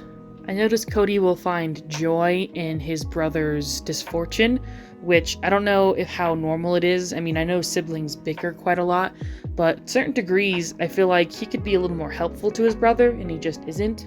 Although I do want to point out that I understand that all of these elements of both of their characters is very intentional. Like, I'm not trying to say, oh, Cody's a bad person or Zach is a bad person, because I don't really care about that specifically. I mostly care about how well written they are, and I would say they are very well written, which they have to be since they had 6 years of them growing up to work with. I would say that Cody is one of the most well-written characters. I actually really like his character and the sort of arc they put him through over time. Again, Cody was never told that he could be in the wrong ever. Anytime a situation would happen and he was framed to be in the wrong, it would always be revealed that he was actually right all along. So that just causes him to keep believing and perpetuating this idea that, he's really smart and he knows what he's talking about, and to not listen to others and to be kind of selfish in that way. Again, having a sibling, and especially having a single parent, can really pit everyone in the house against each other. So I really can understand where they're all coming from. And kind of having to look out for themselves out of fear of not being able to be validated. I don't know, am I making sense? Either way, I have a lot more to say about Cody when we talk about his relationship with Bailey, because there is a lot to discuss there, trust me. But I want to talk about how their relationship as brothers evolves throughout the show, real quickly. I noticed as the show went on, especially with the shift to HD for Season 2, that a lot had changed with what they were planning to do with the show. Zach and Cody in Season 2 spend the least amount of time with each other during the entire show's existence. There are multiple episodes in a row where Zach and Cody won't interact with each other at all, and other characters will help them move the plot along, and they'll maybe, talk to each other once at the very end. It shows that their characters have moved on and grown past the opposite twins dynamic, and I can really tell from the beginning that that was something they wanted to avoid. So now that the actors were older and the characters were older, they were really able to kind of explore who they are as individuals a lot more than in the beginning, where I think they were kind of relying on each other a little more, which makes sense. I mean, they were 11 years old when they got their own show. Season 2, Episode 12, titled Bermuda Triangle, is the episode that exemplifies this the best, in my opinion.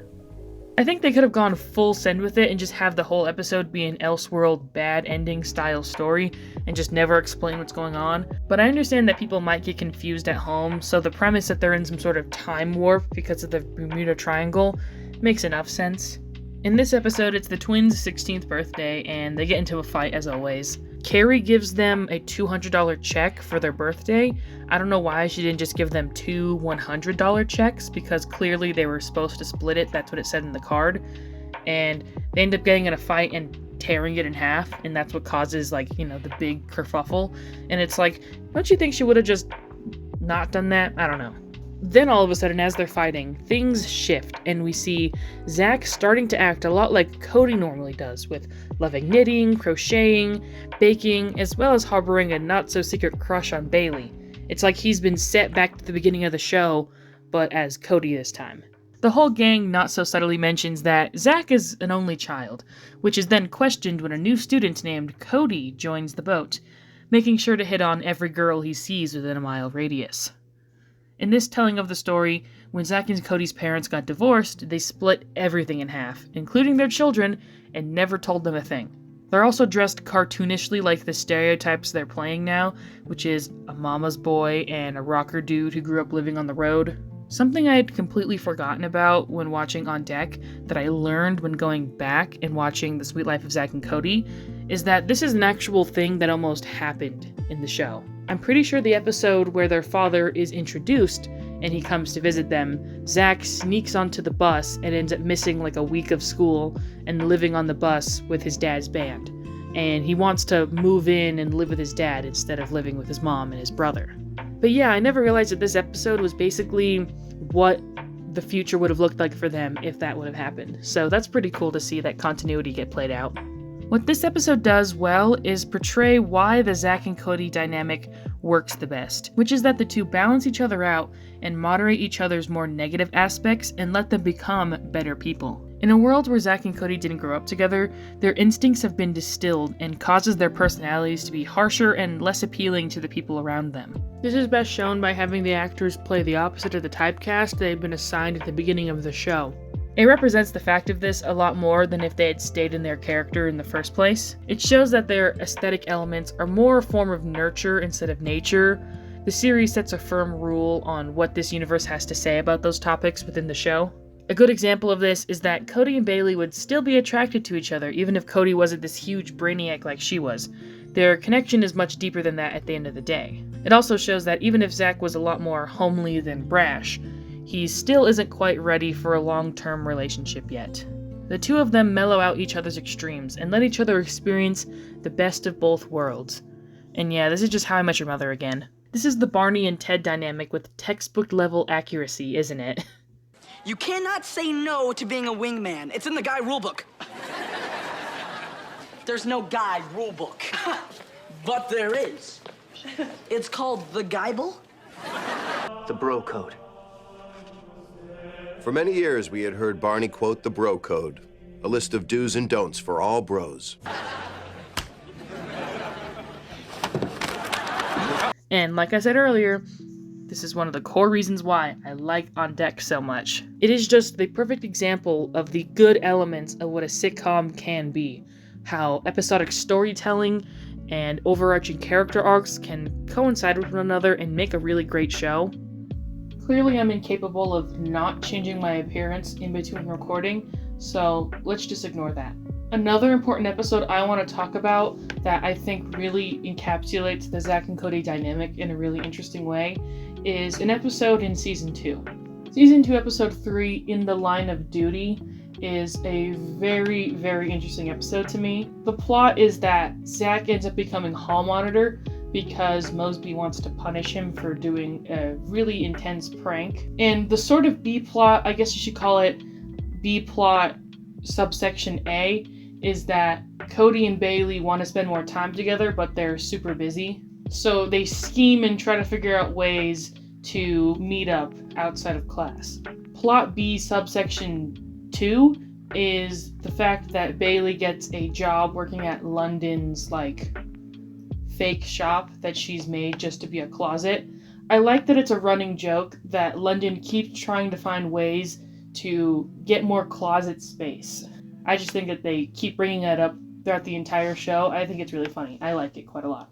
Like in Season 3, there's a whole episode dedicated to like a one-off joke where they say that London has like a shoe submarine, and that was clearly just like a random bit that they just said, and then all of a sudden there's a whole episode about it in Season 3. I think that's quite funny. But the reason why I bring up this episode specifically is because it encapsulates a very interesting dynamic that the twins have.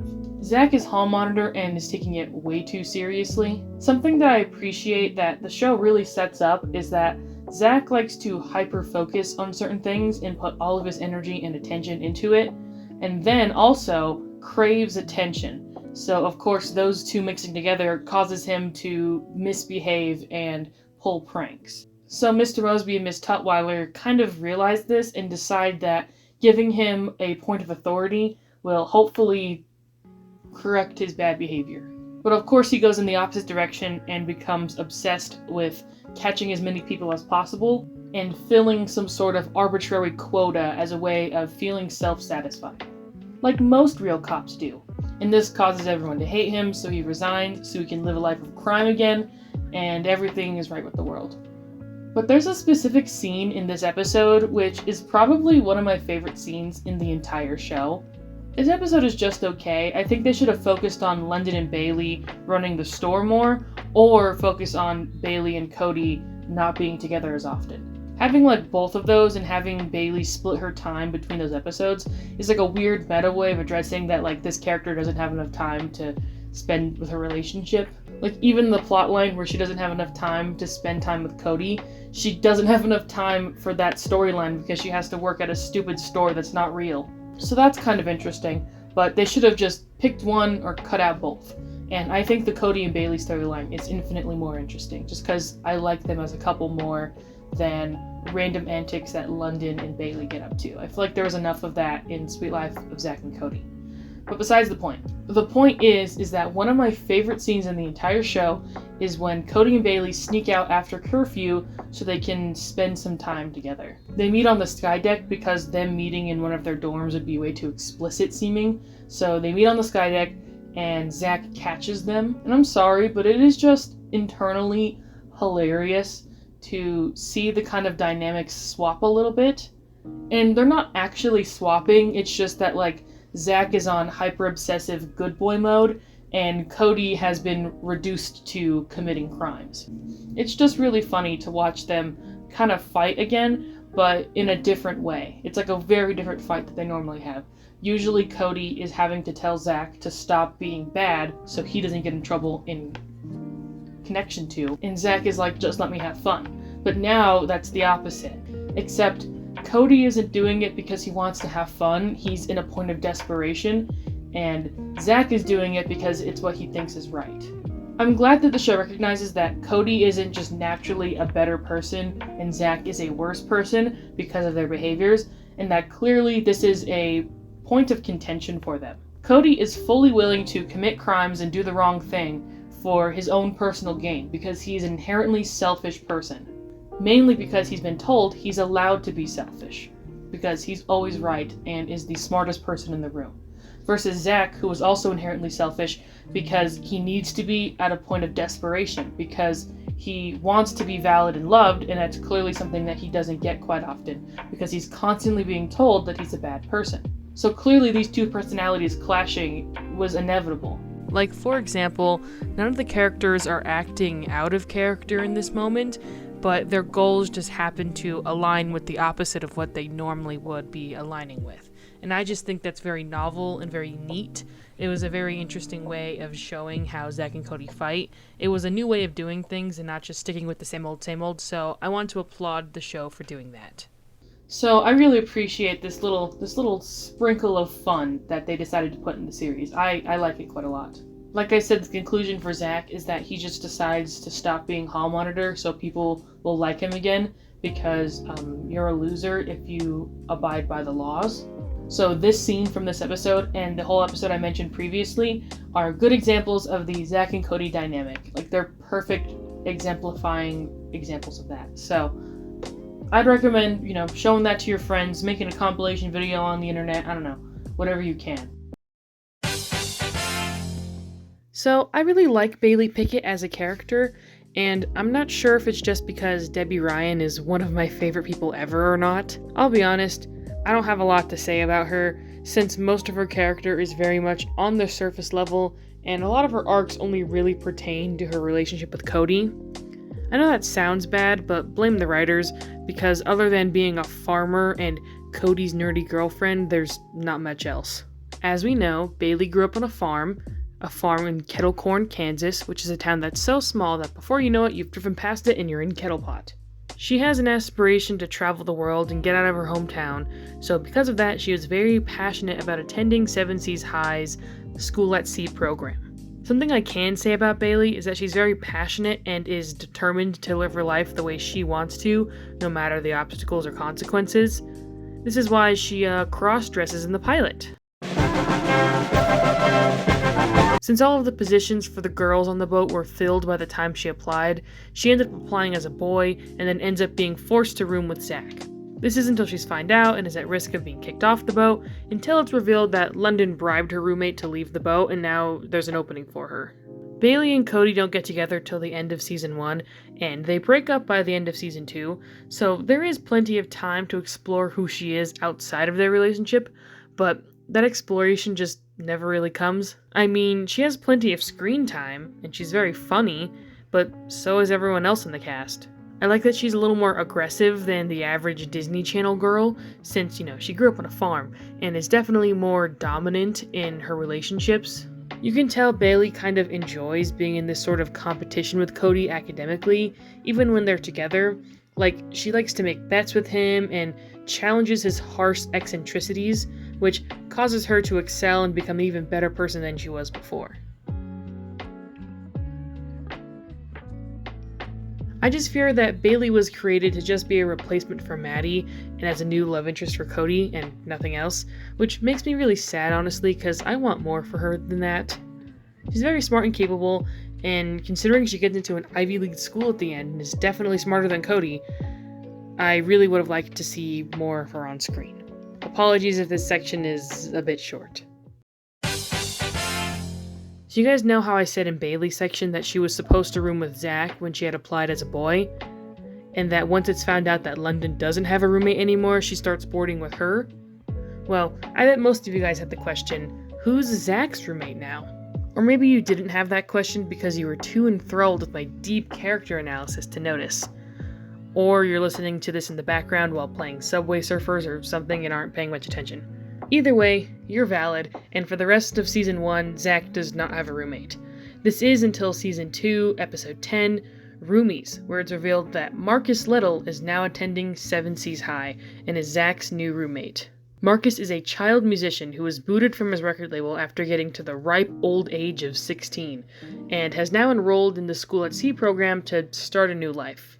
I really like the idea of Marcus as a character. He's a very much welcomed presence. For some reason he's billed as a new main character, even though people like Woody aren't. Which confuses me since Woody is definitely more involved in the plot than Marcus ever has been, but I'm not gonna get too mad at it or anything. Marcus's rap name was Lil because he was, small, and they only seemed to write one song for him, which was called Retainer Baby. Truly inspired, absolute bop, no notes. The only real plot lines Marcus gets involved in surround his other classmates, which is fine. He's a side character and he fills that role really well. Plus, his character is very clearly stated as someone who feels like he's missed out on childhood by being a child celebrity, and his only main goal on the boat is to have fun with his friends and get involved in their antics. So it makes complete sense that he's getting caught up in these silly plots with the other characters and not doing much else.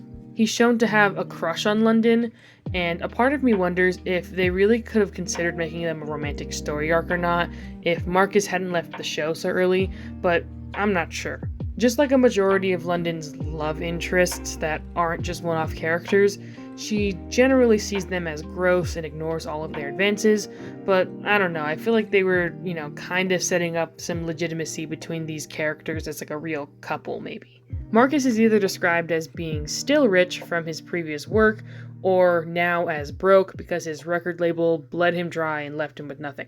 That characterization is never really clarified, but overall Marcus is supposed to come from means, and because of that, I think that's why the writers wanted to maybe pair him up with London. But again, this would never work, since London is canonically in her 20s at the start of On Deck, and is just way too old to date anyone in the main cast, and the constant jokes they make about her and Zach is so weird to me. And the same goes for Marcus, because Marcus is supposed to be the same age as Zach. In Season 1, London pretends to be Zach's mother, and in Season 3, she pretends to be his girlfriend. Someone please dump battery acid down my throat. Anyways, Marcus's storyline does get continued in the Breakup in Paris 2-parter, which is such a good piece of television. I love it so much, but I'll try to save my enthusiasm for it a little bit later on. But in this episode, Marcus finds out that he's still very big in Paris, which excites him a lot, only to realize that his record label has hired a fake younger version of him to continue performing and fool international audiences. So his record label did to him what the Zombies record label did to them. I have a feeling no one's going to get that reference, but I'm going to leave it in. They don't do nearly as much with his storyline as they should have, in my opinion, because that's a really intense thing to happen to a performer, yet most of the story is just Marcus chasing around this fake child until he admits fault and then is willing to work with him. Marcus has a very awkward and abrupt exit from the show in the middle of Season 3, where in the background of an episode he's been creating new songs for a possible hip-hopera, as he calls it. And it's all based on the only song they've written for him, which is Retainer Baby. So I can't even imagine what that musical's going to be about, but they directly reference Green Day in this episode, so I'm having a good time no matter what. I figured if Green Day can take their album to Broadway, I can do the same with my mega hit, Retainer Baby. Green Day is one of the most popular bands in the world, while you wrote a song about a girl with bad teeth. But at the end of the episode, after, the real conflict has been solved, it's revealed that Marcus's musical has been picked up and he'll be leaving the boat to work on that in New York City. I mean, I'm really happy for Marcus, I really am, and they kind of give him a nice send-off at the very end of the episode, but he's only really on the show for around maybe 1 season in total, and I wish he would have had more time with the cast. It's especially weird how Maya was introduced in episode 4, and by episode 6, Marcus is written off the show, which originally made me think they kicked him off so they can make room for a new character in the cast, but I think in reality, it's definitely less shady. I'm almost certain Marcus left the show because Doc Shaw, who plays that character, got a lead role on the Disney XD show Pair of Kings with Mitchell Musso, since the timeline seems to line up. So it's kind of a shame that really only got the character of Marcus for such a short amount of time, because he was a great presence to have around. You can tell there are episodes in season 3 where his presence is missed. There's an episode where Zach, Cody, and Woody have a guys' night where they play video games, and Mr. Mosby is just like the 4th guy in their team. It's clear that the story would have rather have had a 4th teenage boy in the cast, but, there's no one left there, so they have to supplement with Mosby. But you know what? Don't get me wrong, though. I kind of love the idea that Mr. Mosby plays violent alien first-person shooter games with these 3 teenagers in his off time. Like, they did the best with what they had, and, I found myself liking it.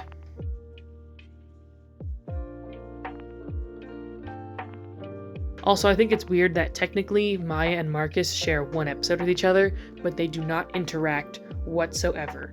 So, that's just such a weird thing to think about. Anyways, I like Marcus. He's cool. Hate to see you go so soon. Uh-oh, favorite character alert. I know I've become incredibly predictable on this channel now, but I just can't help it. Woody Fink is my favorite character in On Deck. Woody is a character that is not supposed to go beyond the superficial, and I do not care one bit. He's the most enjoyable part of the show, and whenever he's on screen, he's the character I want to care about the most. Woody is the character that I would be if I was in a sitcom, honestly. I'm just like the tubby side character with not much else but jokes for the audience to laugh at. And I'm pretty comfortable being in that lane, and I think Woody is too, which is why, I relate to him so much. There are some elements of his character to look at, however, so let's examine those few little bits. Over time, we start to hear about his fraught relationship that Woody has with his parents, or more accurately, how much he hates his stepdad, Steve. Steve is this show's running joke with Woody, and it makes me laugh every time they mention him. It's a really good running joke. You can tell the writers really liked this running joke and made an effort to give it layers and slowly let it unfold in front of you as time goes on. Apparently, Steve started out as Woody's swim coach and over time became his mother's lover. And it seems that after his addition to the family, Woody was eventually cast aside. It seems to be implied multiple times that the only reason why Woody is on the School at Sea program is because his stepdad Steve wanted to send him away. Now how Woody's sister factors into this is up for debate.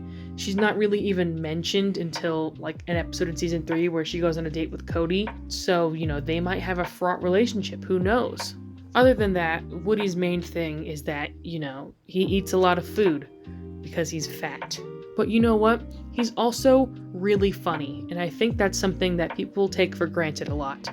The beauty of On Deck is that everyone gets riffed on and riffs on others an equal amount.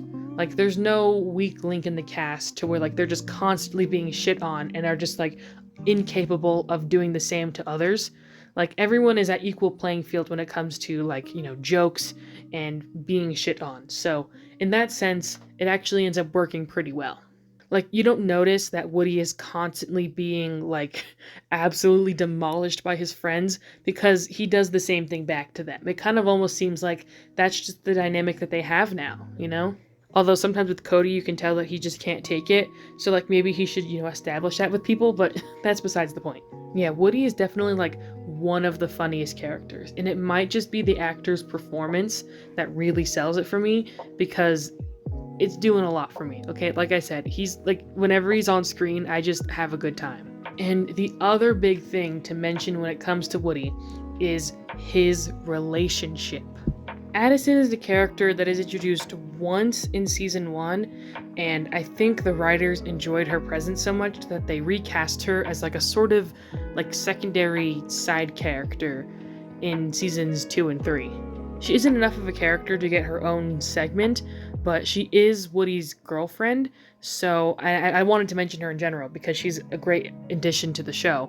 So I'm just kind of, weaving her story in here. This will be a good way to transition us into the relationships section of the show because we have a lot to talk about the ships in this show. So Addison in season 1 is introduced as a character with one joke. It seems that she was supposed to be a completely normal teenager, and In the episode specifically, there's like supposed to be a candy themed party happening, but like they can't have the party or they can't have the candy because of the rain. So she just eats all of the candy. And then the bit is that she gets like sugar high, which I don't think is a real thing, but she gets like sugar high and acts like she's on cocaine for the rest of the episode. And then she disappears for the rest of season 1. So that kind of like running gag that they do in that episode specifically, Addison is someone who is like talking really, really fast and like bouncing across the walls and like running in circles. And I bet they thought that was really funny. And they're like, we should have that actress come in and do that again. So when they bring her back in season 2, her thing is that she's just like really hyperactive and like talks really, really fast. And that's like the only thing that defines her character, is that she talks very, very fast and she's very energetic. Woody and Addison originally meet in a video game. I think it's supposed to be like a parody of like The Sims or like Second Life or something. They meet and they kind of like start an online relationship that sense, and then they decide to meet each other in person without knowing who they are, and then once they realize that they're like classmates, it's like kind of awkward, but they're able to find like a kind of cute relationship by the end of an episode. And then that's dropped for a good chunk of time because, you know, Addison doesn't come back until a later episode where there's like a game show parody and they're supposed to be like a couple by that point, I'm pretty sure. Again, that episode is another example of Zach and London being paired up romantically together. It's just so weird. Stop doing it, please. What is with this show and pairing up Zach with older women? Like, this is a thing. There's a pattern of behavior and I don't like it. So I said that Addison and Woody are supposed to be in a relationship, but literally in the next episode, he like goes on a date with like a model. So like maybe they were just like doing that school assignment together and like still have feelings for each other but aren't like really, you know, confirmed yet. I don't know. It's not really brought up again until the very almost final episode of the show. In the prom episode, which I just consider like part 1 of like the finale 2-parter, which is like the prom episode and the graduation episode. In the prom episode, there's like, you know, some very superficial arguments that Woody and Addison have. You know, misunderstanding plot. It's a sitcom after all. Addison thinks Woody asked another girl to prom, when in reality he was just practicing to ask her to prom. You know, this has been done in every single show before already. But then they go to prom and they realize that they wanted to be with each other, and so they be with each other. And then they're just supposed to be together by then, but then in the actual finale, they don't even interact once. So you're like, okay, so they're a couple, but like right before graduation, are they ever going to see each other again? I don't know. Again, I wanted to mention their relationship in Woody's section specifically because their romance isn't enough to get its own like section, like with Zach and Maya, but I didn't want to just not mention it at all. So here's me mentioning it. I think her and Woody are like a really adorable couple, in all honesty. Like, I think they work together really well. It's probably the least toxic romance in the entire show. So, time to get into the toxic stuff. Oh god, we're finally gonna do it. We're doing it, guys. This might be the longest segment in the entire video, just based off of the amount of paragraphs I've already written.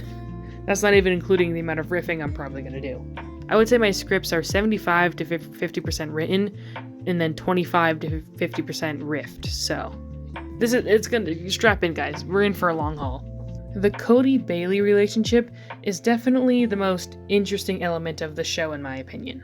Of course the breakup in Paris is truly iconic, the Twister 3-parter is truly iconic, and what they do with their characters throughout season 3 once they're broken up is very interesting as well. Before they got together, I think it was smart to have Cody and Bailey be a slow burn into their relationship and for them to wait for the entirety of season 1 to get together. But I also think it was imperative for them to get together sooner rather than later in the show. I'm pretty sure other shows have proved how a boy constantly pining after a girl in a case of unrequited affection can get tiring over time, especially if there's never a plan to fulfill that relationship in the first place. Luckily, I can tell the Sweet Life team always had their relationships planned out, and they did a decent job of working on their kinship during the chaos of a crossover episode. I wish the two had acknowledged more often that Hannah Montana is the reason they got together at the end of season 1. I wanted to talk about the breakup in Paris right away, but you know, there's a whole season of them being together before that. In season 2, a lot of their relationship is very honeymoon phase, I would say, where they giggle at each other's jokes and they're very lighthearted and very rarely do they fight. A lot of the plot lines surrounding them actually have to deal with them wanting to spend more time together, but not being able to because of external sitcom forces. And a lot of the jokes they do with the two is them sneaking out to kiss, and only kiss, because it's a Disney Channel show. So multiple times throughout the show, you'll see them sneaking out past curfew to kiss. Let's move on. Of course, they do fight occasionally. Like I said in the school assignment episode where they have to pretend to be married, you know, they do end up fighting because Cody takes advantage of Bailey's kindness. And I think that was a Disney Channel way of simulating what a deadbeat husband and overworking wife kind of situation might be. Cody fake breaks his legs and is just an absolute nuisance towards Bailey. And you know, they resolve the issue at the end of the episode, but they don't really resolve the real root of the problem, which is that Cody is an extremely selfish person. I think it's finally time to talk about the breakup in Paris, guys. I have so many opinions on this episode. It's just so good.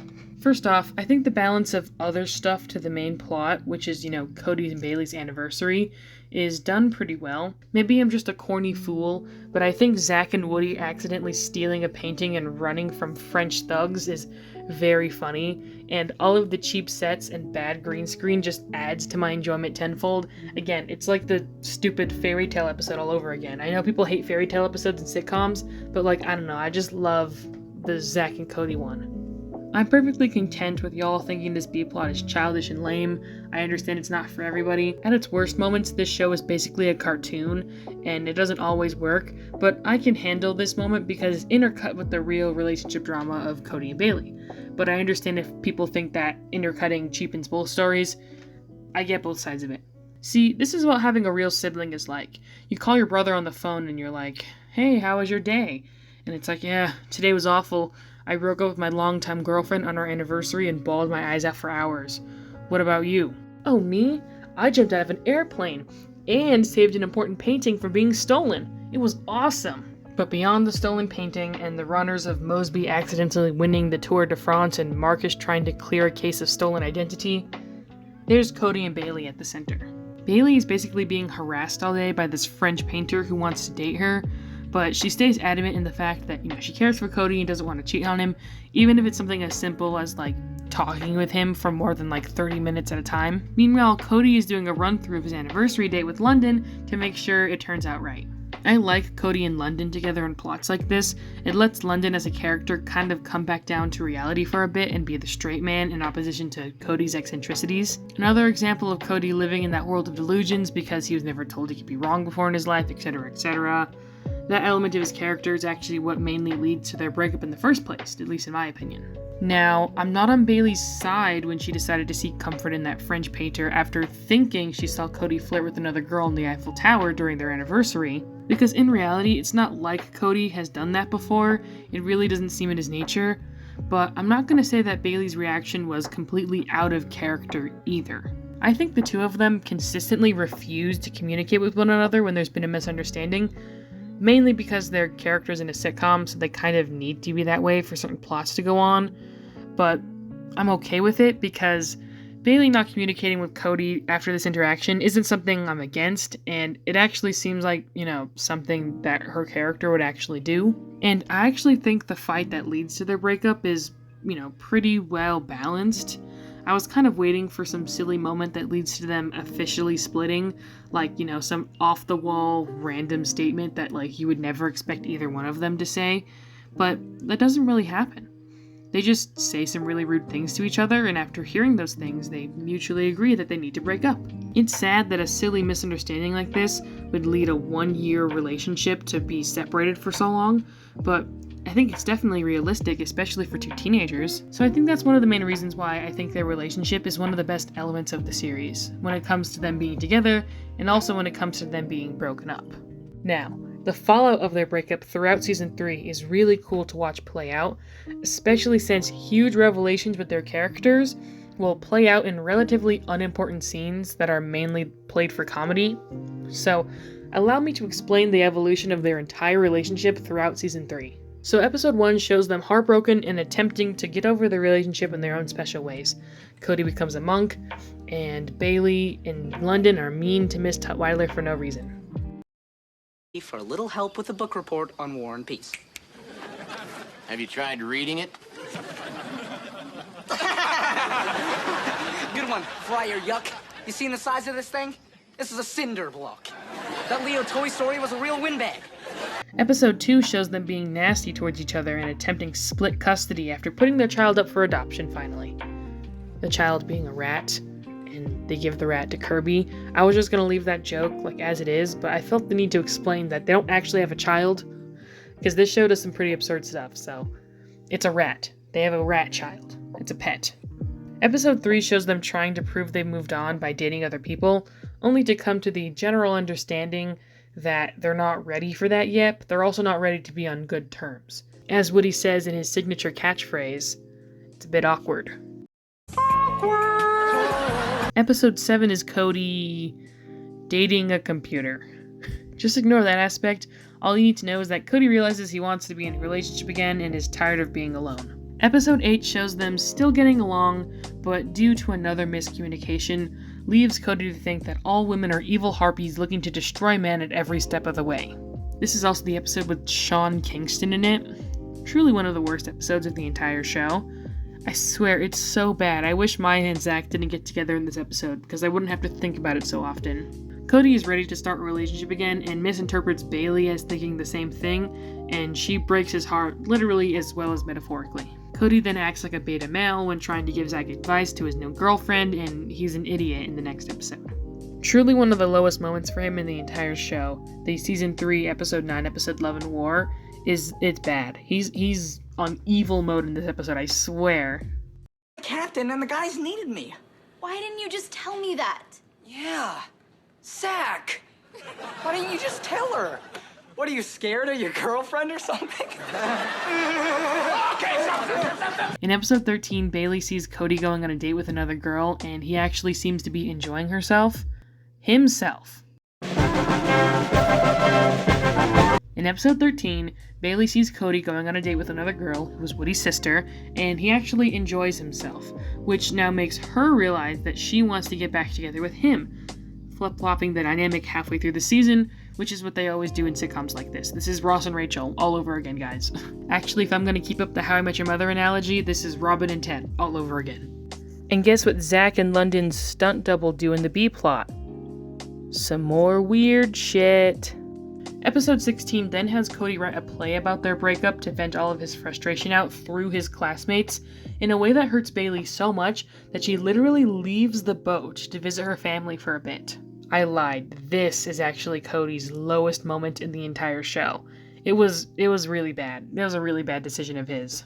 It's only in that moment, when he sees how much he's hurt Bailey, does he realize that he's actually shared some of the blame for the breakup, all the way back in the season 2 finale.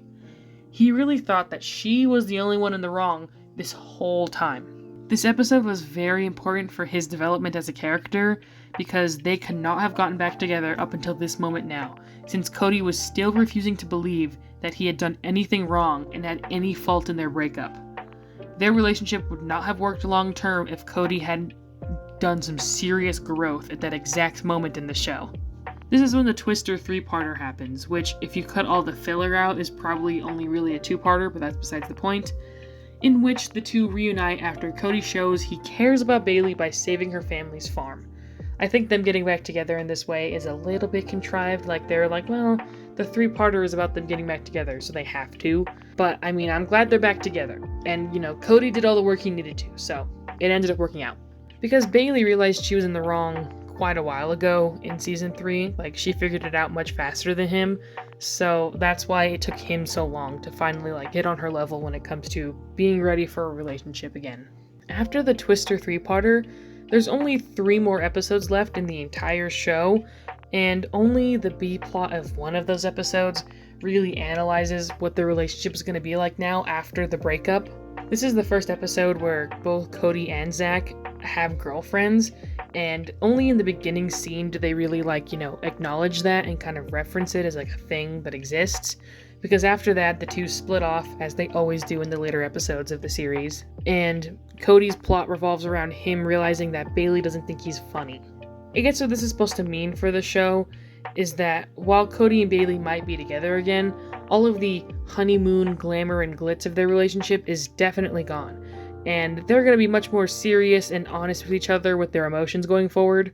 And of course, the prom episode has Bailey being so obsessed with becoming prom queen that she sort of ignores Cody during the whole thing, reflecting the yes honey point of the relationship they might get into. But the show does end by showing that, that's not the case, that they do still have good communication with one another, and they're able to get along, and Cody isn't just, being dragged by her, if that makes sense. I think they acknowledged that that's where their relationship could go, but that's not where it's going to go. And I think that's really important because the next episode, which is the finale, really puts their relationship to the ultimate test. Also, something I find really interesting is the relationship or lack of relationship that Maya and Bailey have.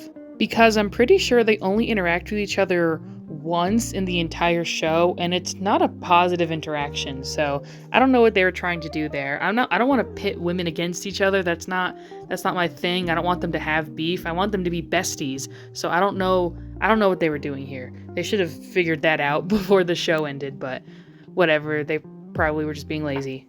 Why do you guys care so much about this prom queen thing? I just want to have fun. I see what you're doing. What?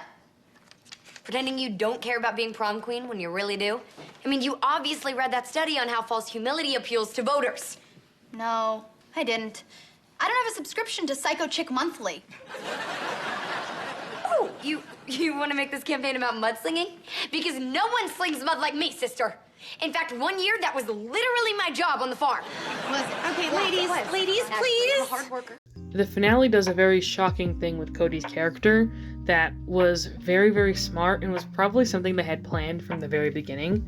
Cody and Bailey both applied to Yale, and the reason why Cody specifically wants to go to Yale is because all throughout the original series, The Sweet Life of Zack and Cody, he wanted to go to Harvard, but then in a season 1 episode of On Deck, he accidentally ends up, dating the daughter of the admissions officer, so he gets in a fight with the guy who's the head of admissions at Harvard, and so he's basically never guaranteed, a spot at Harvard ever. He's never going to be allowed into that building ever again. So at that point, he decides he wants to go to Yale. So him and Bailey apply to Yale together, and we find out that Cody didn't get in, but Bailey did.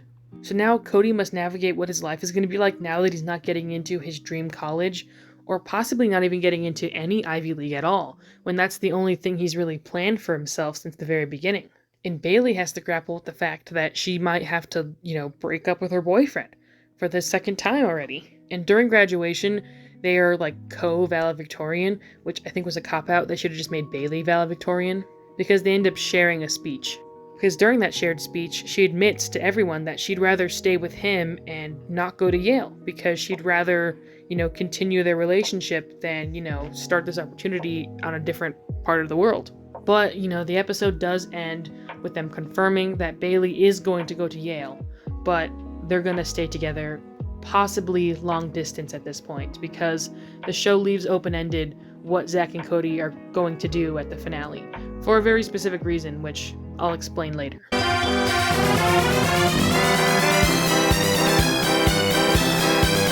So their relationship ends on a very mature note. That, even though they are high school sweethearts, they're clearly in it for the long run, and they've been together for long enough to where we can truly understand that, this is something that they should legitimately consider, which, is a different situation from Zack and Maya, which I'm going to talk about now. So the idea of Zack and Maya is probably one of my favorite elements of the show. Again, I know I said Cody and Bailey was my favorite element of the show, so now that I'm saying that Zack and Maya is my second favorite element of the show, that might make you think that I'm really obsessed with ships. I'm not really a shipper when it comes to watching a TV show at the end of the day. Like, I know there's a lot of people who only watch shows when they know that there's like prominent ships in them, and I'm not one of those people. I actually kind of prefer it when they don't focus on romance because sometimes it gets in the way of the actual plot. But when a sitcom like this, has such well-written romantic sub-storylines, I mean, I'm into them. I like it. Also, ships just absolutely hook all of the 12-year-olds watching at home, so they really leaned into it once the actors were, older. So, like Addison, Maya doesn't really have enough time within the show to really get her own character section, and her only real main purpose within the show is to be Zach's girlfriend, but, they do give her some stuff. Because she's introduced around 1/3 of the way into season 3, and then, she stays to the finale. And there are many episodes where she's just not there at all, and like Zach has to like make up an excuse as to why his girlfriend isn't there. So I think they should have used the minimal amount of time she had in the show to like their better advantage, but they didn't, so I'm just gonna have to live with that.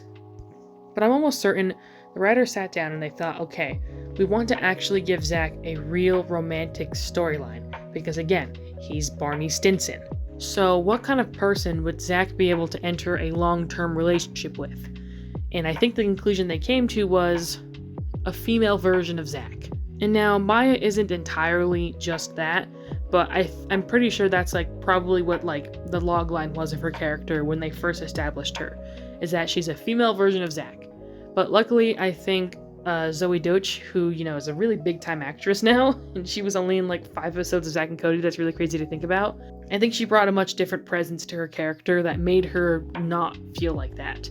Because Maya as a character is someone who loves sports and like junk food, and she loves video games, and like those are all perfectly fine things for a girl to like, of course, but they just can't help it but do the she's not like other girls thing in this show. I mean, they dance around it pretty well, but like it's so obvious. Like in one of Cody's lowest moments is, a Maya and Zach centric episode. And like very specifically, she's seen as like a guy's kind of girl, she's a cool girl or whatever. And that's why, Cody's in the wrong at the end of the day. Like it's always implied that like Cody is right that all women are evil harpies, but Maya's an exception because she's a cool girl, because she eats cold pizza. She likes cold pizza and hot wings, so, she's different. And obviously I don't agree with that, and I just have to keep telling myself, this show's for children, and that's a lesson that children need to be taught, and not grown adults. So yeah, watch season 3, episode 9, Love and War again, just in case you need a refresher. I don't know. But Maya's whole thing is that she's not so easily swayed by Zach's, cheap game of romance to like, rack up a body count as high as possible. So in the episode where she's introduced, she explicitly says that she wants to be friends with him and that he should be friends with a girl for once in his life. So yes, he does start off being just friends with Maya, but like they don't even try for once to convince you that he actually is okay with just being her friend, and this is just like a part of, the long haul to then becoming his girlfriend, her girlfriend. I've been doing that a lot. I've been misgendering Zach specifically a lot, and I've been having to cut it out. So originally, in the Sean Kingston episode, the worst episode of the show, although the computer date episode is also really bad, the one where Cody dates a robot. Season 3 is definitely my favorite season of the show because, it has the most like complex dynamics within the characters because they've built up continuity, but also there are just like some real clunkers in this season. There's not a lot of consistency, so that's kind of a problem on itself.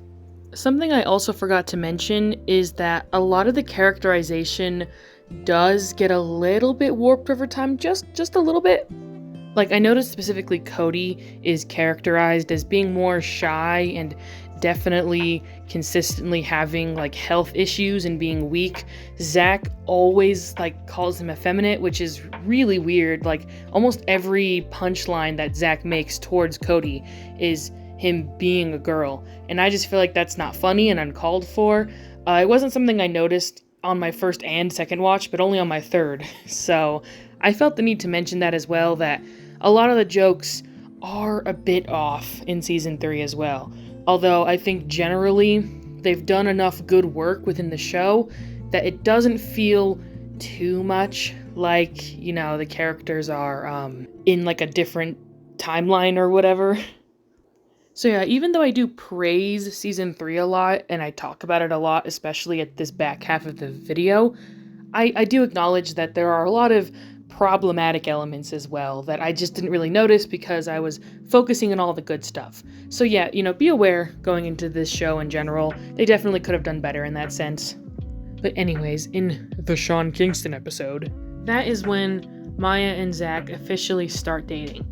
And something that I think is interesting of note is to show that Zach and Maya end up basically getting together the same way that Cody and Bailey do. In the episode where Maya is introduced, before Zach is, understanding that he needs to be friends with her first, Cody tells him to follow his 6-month plan. The classic running joke throughout season 1 that Cody was trying to get Bailey with. He had this 6-month plan to get her, and it actually ended up working. He was friends with her for 6 months, and then she is the one who asked him to go on a date. So, his 6-month plan worked. So he gives it to Zach, and Zach just doesn't interpret it well. Because in Cody's 6-month plan, he specifically mentions the kettle corn festival he threw for her on the boat when she was feeling homesick. And so Zach thinks he needs to throw Maya a kettle corn festival, but she's from Boston as well, I think. And she likes sports, and she's not from the country, so she just finds it offensive that he would think that she would want something like that. So he gives up on the 6-month plan. He says it's stupid. But then in the Sean Kingston episode, when they do get together, it's because he threw her a birthday party that was specifically tailored towards her interests. Because, he actually sat down and had a real conversation with her for once. And he figured out that she loves sports, so he threw her a sports-themed birthday party, and she loved it so much that she decided to start dating him. And it's so the 6-month plan is this weird, cosmic established thing where it's it works for everybody. Or at least it works for the Martin brothers. So either way, in the Sean Kingston episode, they start dating. And then, like I said, Love and War, which is the exact next episode, immediately throws some issues into their relationship. Cody's on beta male mode in this episode, so he tells Zach that Maya is doing very specific things to manipulate and trick him into, saying something wrong so they can get in a fight, which Bailey never did for Cody, so I don't know why he's thinking this. Maybe he just listened to too many, dude bro podcasts that week. But yeah, Cody keeps trying to tell Zach that, your girlfriend's gonna try and trick you and get you into a fight. She's doing it on purpose. She's being manipulative. When in reality, she's not at all. And she literally tells him at the end, we should just have conversations with each other if we're confused about something. I'm not gonna get offended and you shouldn't get offended either. And Zach was like, oh, that sounds like a great thing. How come all relationships don't do that? It's really kind of funny, actually. Cody is you have to change everything about yourself to contort yourself to be with the evil harpy woman. And you're what are you talking about? This is a show for children. They need to be taught this lesson. This is a show for children. Adults don't need to know this stuff because they already know it. They already know it. Adults already know this. I really hope adults already know this stuff. So that episode I have a weird fascination about. Actually, if I'm being honest with you guys, going off script, Season 3, Episode 9, Love and War, is the whole reason why I'm making this video in the first place. Because like I said, I decided to watch this show, and when I got to that episode, which is very near the end of the show, it surprised me so much that I had to be taken aback and really absorb it and be this is something I need to talk about. Much more than I ever need to talk about Euphoria. Zach and Maya's relationship comes to a very interesting conclusion. And again, there's a lot to discuss here. They go to prom together, that goes pretty smoothly for them. And then that leads into the graduation episode, which is the finale. Now, I like what they did with Zach and Maya, but also it feels unsatisfactory because they had so little time to be together. But I guess that's what makes it more realistic, but from an actual narrative standpoint is not the best. So early on in the episode, we find out that Maya has been accepted into the Peace Corps. Sure, we've never once established that, she's into humanitarian things or that she's she really cares about, global politics, but she's been accepted into the Peace Corps. So she's going to be sent to Chad, Africa. So literally within a few months, she's going to be leaving the continent. And Zach is I'm going to have to break up with her. But then very soon realizes that he doesn't want to break up with her because he's in love with her. Like, he wants to say the L word to her. So Zach, like, puffs his chest, walks up to her and says, I'm in lesbians with you. We can do long distance. It'll be great. And then Maya says, I don't think long distance is going to work, so I'm dumping you. And Zach just can't handle that. So that's why the finale sets up the fact that both Zach and Cody plan on skipping graduation because they're emotionally distraught. And see, realistically, it makes sense that Zach and Maya would break up because canonically they've only been together for 3 months. He specifically says that they've been together for 3 months. But also, like, from a narrative standpoint, it's not satisfactory because we've only really seen like 3 or 4 episodes really analyze their relationship, and in every single episode they've concluded that this is like a really good ship and that like they're in it for the long haul and they could be like a real good relationship. But just life gets in the way and they have to split up. It's very realistic. It happens to probably millions of people around the world every day. Well, I guess only really around graduation season. So I think it was a really, really smart way to give Zach some more depth during the finale. Because, to be honest, Zach had kind of coasted throughout most of On Deck. He did a lot of growth and development at the start, but throughout the entire show, he never really had any motivation other than, like, have fun. Like, what teenager doesn't have the motivation to have fun, So I wouldn't be surprised if the writers specifically wanted to give Zach a girlfriend so he could have this sort of breakup arc in the finale to kind of tackle that topic and have it be like a lesson for children to learn at home. Like, I fully get if that was the case. But if they're going to do that, I think they should establish Maya as a real character outside of that, and they never really did. So you can see why it's not satisfying. Because I like the idea that they did that bold move. Because, if this was like a different show, they would have kept them together long distance and it wouldn't have been worth it and you would have felt like that was unrealistic. But because we had so little time with them, it feels really, really sad and tragic to see them break up. But I guess that's, at the end of the day, a good thing.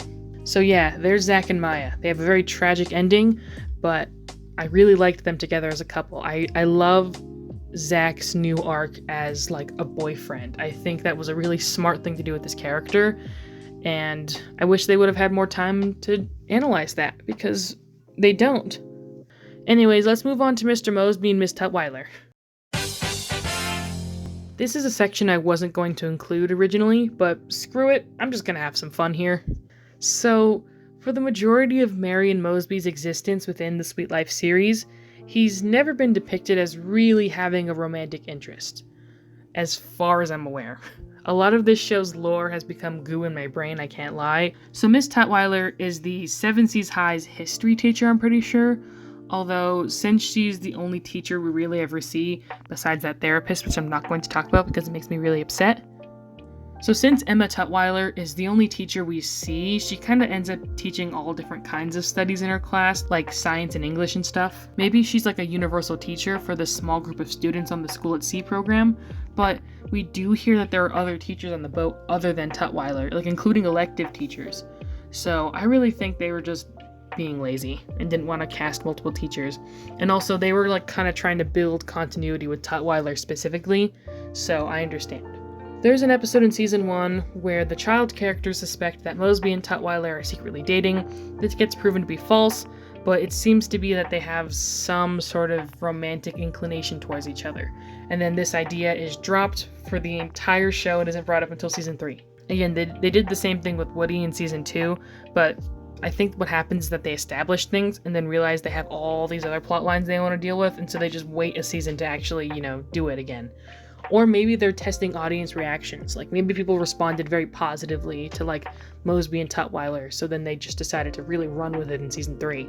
So in the season 3 episode, So You Think You Can Date, which is the one where, Cody and Bailey try to date other people to make each other jealous, the B-plot is where we learn a little bit more about Marion and Emma's background. It's really sweet to see them connect in an honest way through their shared hardships growing up, since they don't actually share this with each other directly, but it's something we can feel between them. And it's something that we as the audience know now, and it kind of gives us a reason to really root for them together. After that, there's some discourse surrounding their romance. It seems like maybe the writers forgot about the romance, or they didn't want to admit that they forgot about it, so they awkwardly inserted an instance where Mosby directly says that they went on a date, but it never really went anywhere after that. So now Mosby tries to spend the B-plot trying to get her back. The B-plot of the episode where Cody makes the play about his breakup with Bailey and, reaches his lowest point in the entire show. Yeah, the B-plot is Mr. Mosby and Mrs. Tutwiler actually getting together, and they stay together for the rest of the show. I can appreciate this kinship so much, mainly because these characters have had the exact same joke throughout the entire show, which is that they are pathetic adults who have nothing better to do but police what children do around them. I mean, if you think about it, the kind of jobs that they kind of can't have, personal lives. Because Mrs. Tutwiler, she's the only teacher really willing to move out onto a boat and travel the world. Clearly she can't have a husband. And I think in season 1, this was a one-time joke they made that, she's a sad cat lady who doesn't get a date. But, by season 3, it's ramped into full gear. They constantly make jokes that she has, 30 cats, which seems impossible because she lives on a boat. How can she have 30 cats on a boat? Besides the point. They really run into the ground that, Mrs. Tutwiler is a sad old cat lady, even though she doesn't even seem that old. And, Mosby from the very beginning has been characterized as, somebody who is very work-centric, only cares about his job, and, is constantly making jokes about how, his mother is judging him for not having a wife yet, that kind of stuff. Especially since his younger brother and older brother are both so highly achieving in their field, And Mosby is too, but, sometimes that kind of stuff doesn't get appreciated as much from the middle children. So, because these two characters had basically the exact same joke about them for the entirety of On Deck, it makes sense that the way that they get a positive, happy ending for both of their characters would for them to, join together in matrimony. So, Mr. Mosby didn't get his own section in this video, mainly because I did want to talk about him a little bit more here, and also because, like Bailey, he is in the show a lot, but there's not a lot for him to do, if that makes sense. He mainly has a mode that he's on. He's either on stop the antics mode or silly goofy adult mode. So Mr. Mosby's whole life, from what we've seen in this show, was to, run a Tipton service and to take care of Mr. Tipton's daughter. So now that London is officially graduating, that means Mr. Mosby pretty much is losing his job. In the finale, he specifically says that it's his last day. The boat is being dismantled during graduation, and Mr. Mosby makes a specific point to yell at Mr. Tipton and basically quit, so the graduation can continue because he knows that it's something that's really important to London and, all of the other students, because he cares really deeply about them. So it's implied that Mr. Mosby has finally grown a backbone, because throughout all of this show, he has been at the mercy of Mr. Tipton. It doesn't matter what he feels is best or what he wants. It's always what Mr. Tipton wants, and he must follow orders. So him going against Mr. Tipton's orders was the perfect way to conclude his character, and in a satisfying way that shows that, he's going to continue to succeed and live the life that he wants to live specifically. Although he does have a cameo in Jessie, where he very clearly is the manager for the Tipton Hotel again, which robs him of all of his agency in the finale, so I'm just gonna pretend that he became a manager at a different luxury hotel in New York, because it helps me sleep at night. And Mrs. Tutwiler's main goal throughout the entire show was to specifically make sure London realized her true potential academically. And not even because she wants to keep her job or anything. I know I mentioned that earlier on during London's segment, but now that I think about it, she never once mentions that she's afraid of getting fired if she doesn't make sure London graduates. She's just genuinely doing it because it's something she cares about. She's very passionate about the education system, clearly. And she succeeds. She's able to reach London in a way that no other teacher has been able to do before, and it's very satisfying to watch that happen for her, and, the class gets to graduate. And then, of course, near the end of the episode, after the graduation is over, Mosby gets down on one knee and proposes to Tutwiler, and they get engaged. And the way that moment just fills me with so much joy, it makes me so happy to see that these two characters, who have kind of been their whole purpose within the show has been misery at the expense of children's enjoyment, to see children's enjoyment be derived from their own enjoyment is very satisfying in a way that a lot of other relationships and conclusions within the show were not. Especially since Mr. Mosby is definitely closing a chapter of his life in this sense, because he's no longer going to be taking care of London, and he's no longer supposed to be working for Mr. Tipton anymore. So now he can start his new life with his fiancée, and that's just really beautiful at the end of the day. And as I was writing this segment, I was kind of thinking, like, why do I care so much about these two being happy and being together? And I think the reason why is because I'm a grown-up now. And I find myself wanting to care about the grown-ups in this show a lot more than the children, because I can relate a lot more to the struggles of Tutwiler and Mosby than I can to the struggles of Zach and Cody, or Bailey and Woody. So I think the show officially ending on a happy ending for the people who deserved it most, because they were at an actual rut in their lives. Because yes, while Zach and Cody, did have a lot of issues, to end the show with. Cody's not going to college, and Zach has been through a lot of emotional distress. But they're still young. They still have time to grow and move on from that, Versus these two characters, Mosby and Tutwiler, who have probably been through that 5 times over and had yet to find a proper conclusion to their life, finally got that. And I just think that's beautiful at the end of the day. Although I hate Frankie as a character was introduced very late into season 3 of the show as like a construction worker that's on the boat. And it's just the worst character, and she has so much time in the finale, and it just drains me emotionally. But I'm gonna try to ignore that. I'll admit, I bawled my eyes out when I watched the finale again for the first time. I distinctly remember every single character beat when it originally aired on TV. I remember watching it, as it happened live. But for some reason, it just hit me so much more emotionally. I'm fine, I swear. I'm okay. So I think that's why I'm so passionate about this video in specific over all of the others.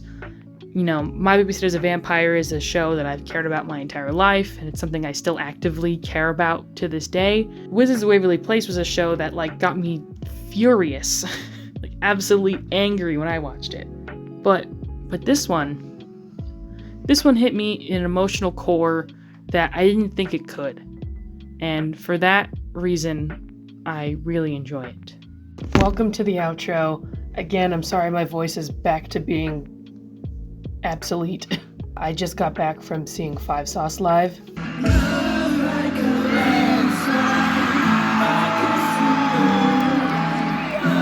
5 Sauce video coming to the channel soon, I promise. We just keep the 2010s nostalgia flowing on this channel over here. So the main reason why this video took so long to get out is because I actually moved while making it. The reason why I said I really wanted to get this video out in June or July is because that was right before I was going to be moving, and I didn't want to have to deal with making this video while moving, but that's what ended up happening anyways. I was going to have this big dramatic send-off to the old background and have a bunch of boxes behind me and, do a connection to where I'm going through a transition period in my life in the same way that the Martin twins were at the end of On Deck, but that just didn't happen. This video ended up becoming a lot longer than I originally planned. I mean, I should have known at the end of the day when I talked about My Babysitter's a Vampire, that video ended up being 2 hours and 30 minutes long, and it took 5 months for me to make, and this is looking to be around the exact same. But yeah, starting to work on this video in 2023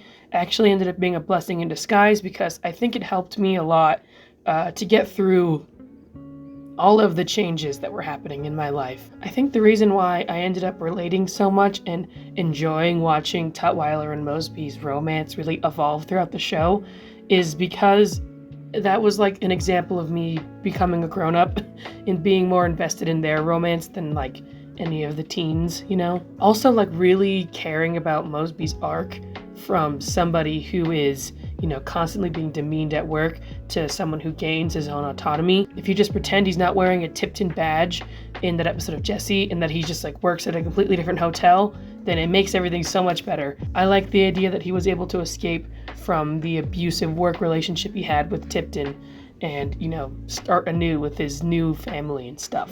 But yeah, this show means a lot to me, and even when like collecting clips for editing this video, I just like became so enamored and just so endeared to the entire show.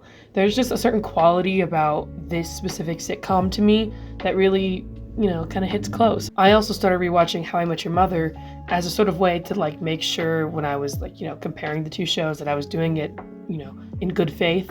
And I found myself wanting to watch On Deck more than How I Met Your Mother, which is like, you know, a show for grown-ups. I just feel like there's so much to this show that, you know, doesn't get appreciated by people, probably because it's a Disney Channel show, or maybe just because it's not old enough yet. Maybe in 5 years, people will start like, you know, really obsessing over On Deck. I just feel like On Deck is a shining example of the multi-camera, laugh track, canned laughter sitcom. I feel like this show came around right as the death of sitcoms was starting to happen, which some people have talked about, but I don't think I've talked about enough. How streaming really killed the multi-camera, canned laughter sitcom, and that this show was a shining example of that. I think this is like a perfect example of a more modern example of a, you know, multi-camera sitcom. Because in my humble opinion, if you're looking for a multi-camera sitcom to represent each decade, I would say that On Deck could represent the 2010s. Like, I really would say that. Because not only is it really good, but it also explains why the multi-camera sitcom had to inevitably end. Because imagine this show existing in 2014 or 2015.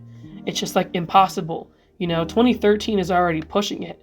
I feel like any Disney Channel sitcom that came after this, even though they were really good, like I'm not going to say they were bad just because I stopped being a child when they were being made.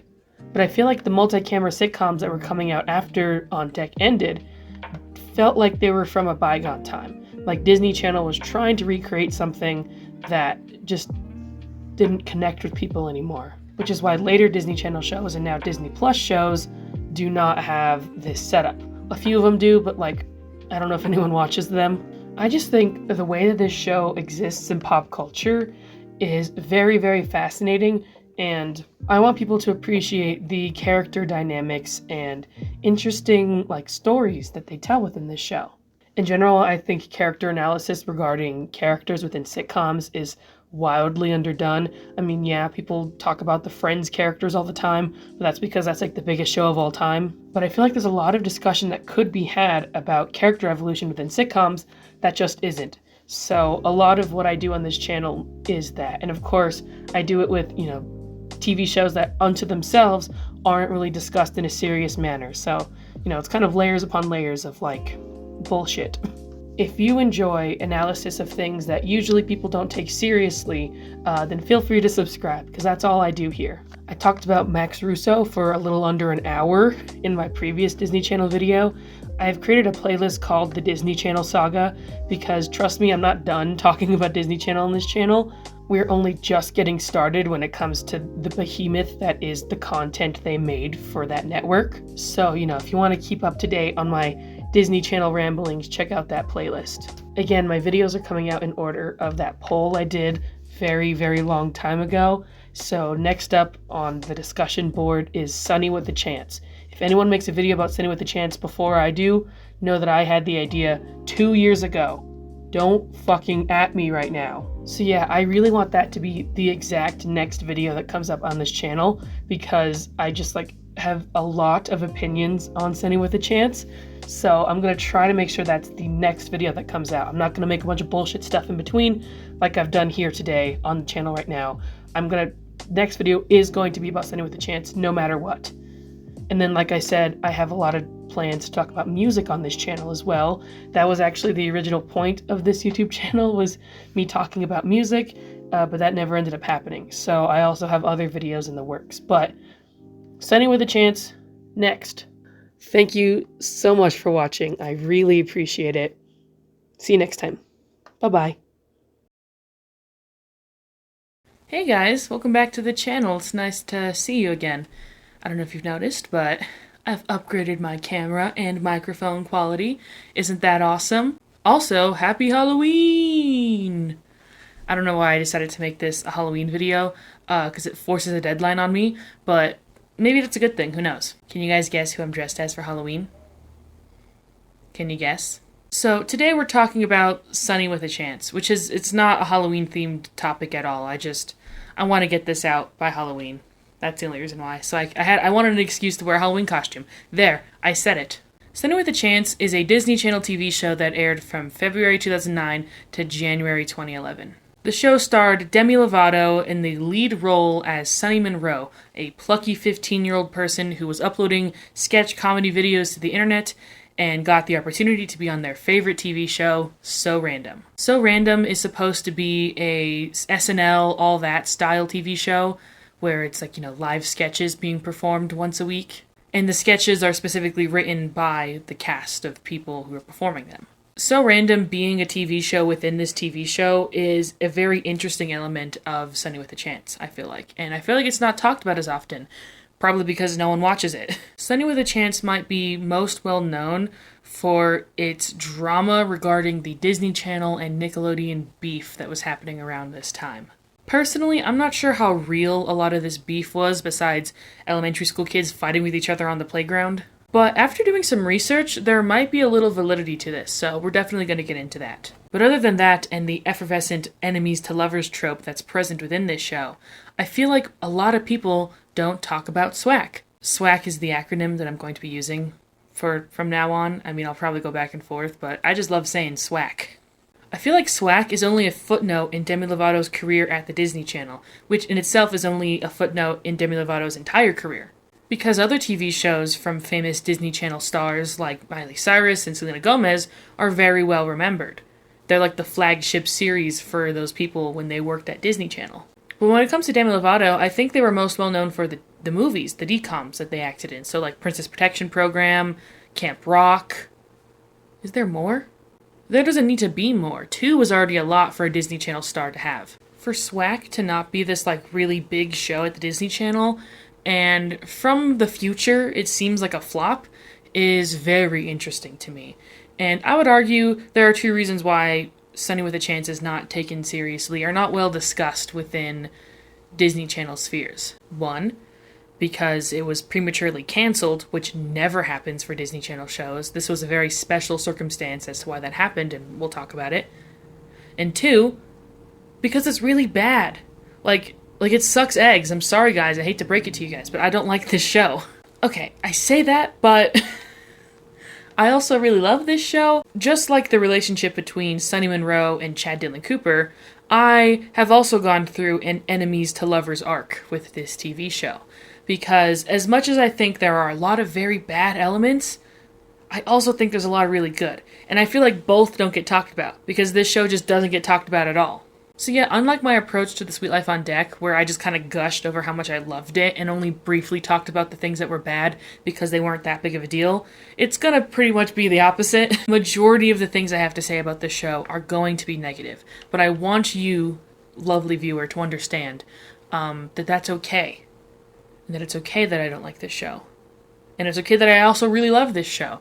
Like I said, enemies to lovers. So if you happen to love Sonny with a Chance, I apologize, but also, I think we were on the same page here, right? There's a lot of really great stuff in here. The ships are amazing, but we'll be honest with ourselves, okay? So follow me into this pit of despair and wonder as I deep dive into Sonny with a Chance. More like Sonny with a Chance of unfunny sketches in a failed TV show.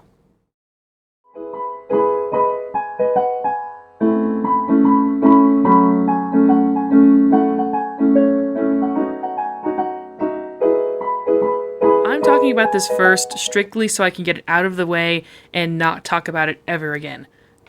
So for those who don't know, the Nickelodeon sitcom iCarly aired Season 2, Episode 21 titled I Take on Dingo in June of 2009. In the episode, the characters of iCarly go to the Dingo Channel headquarters, a parody of the Disney Channel, and beat up a group of TV writers for stealing ideas from the iCarly web show for their own series.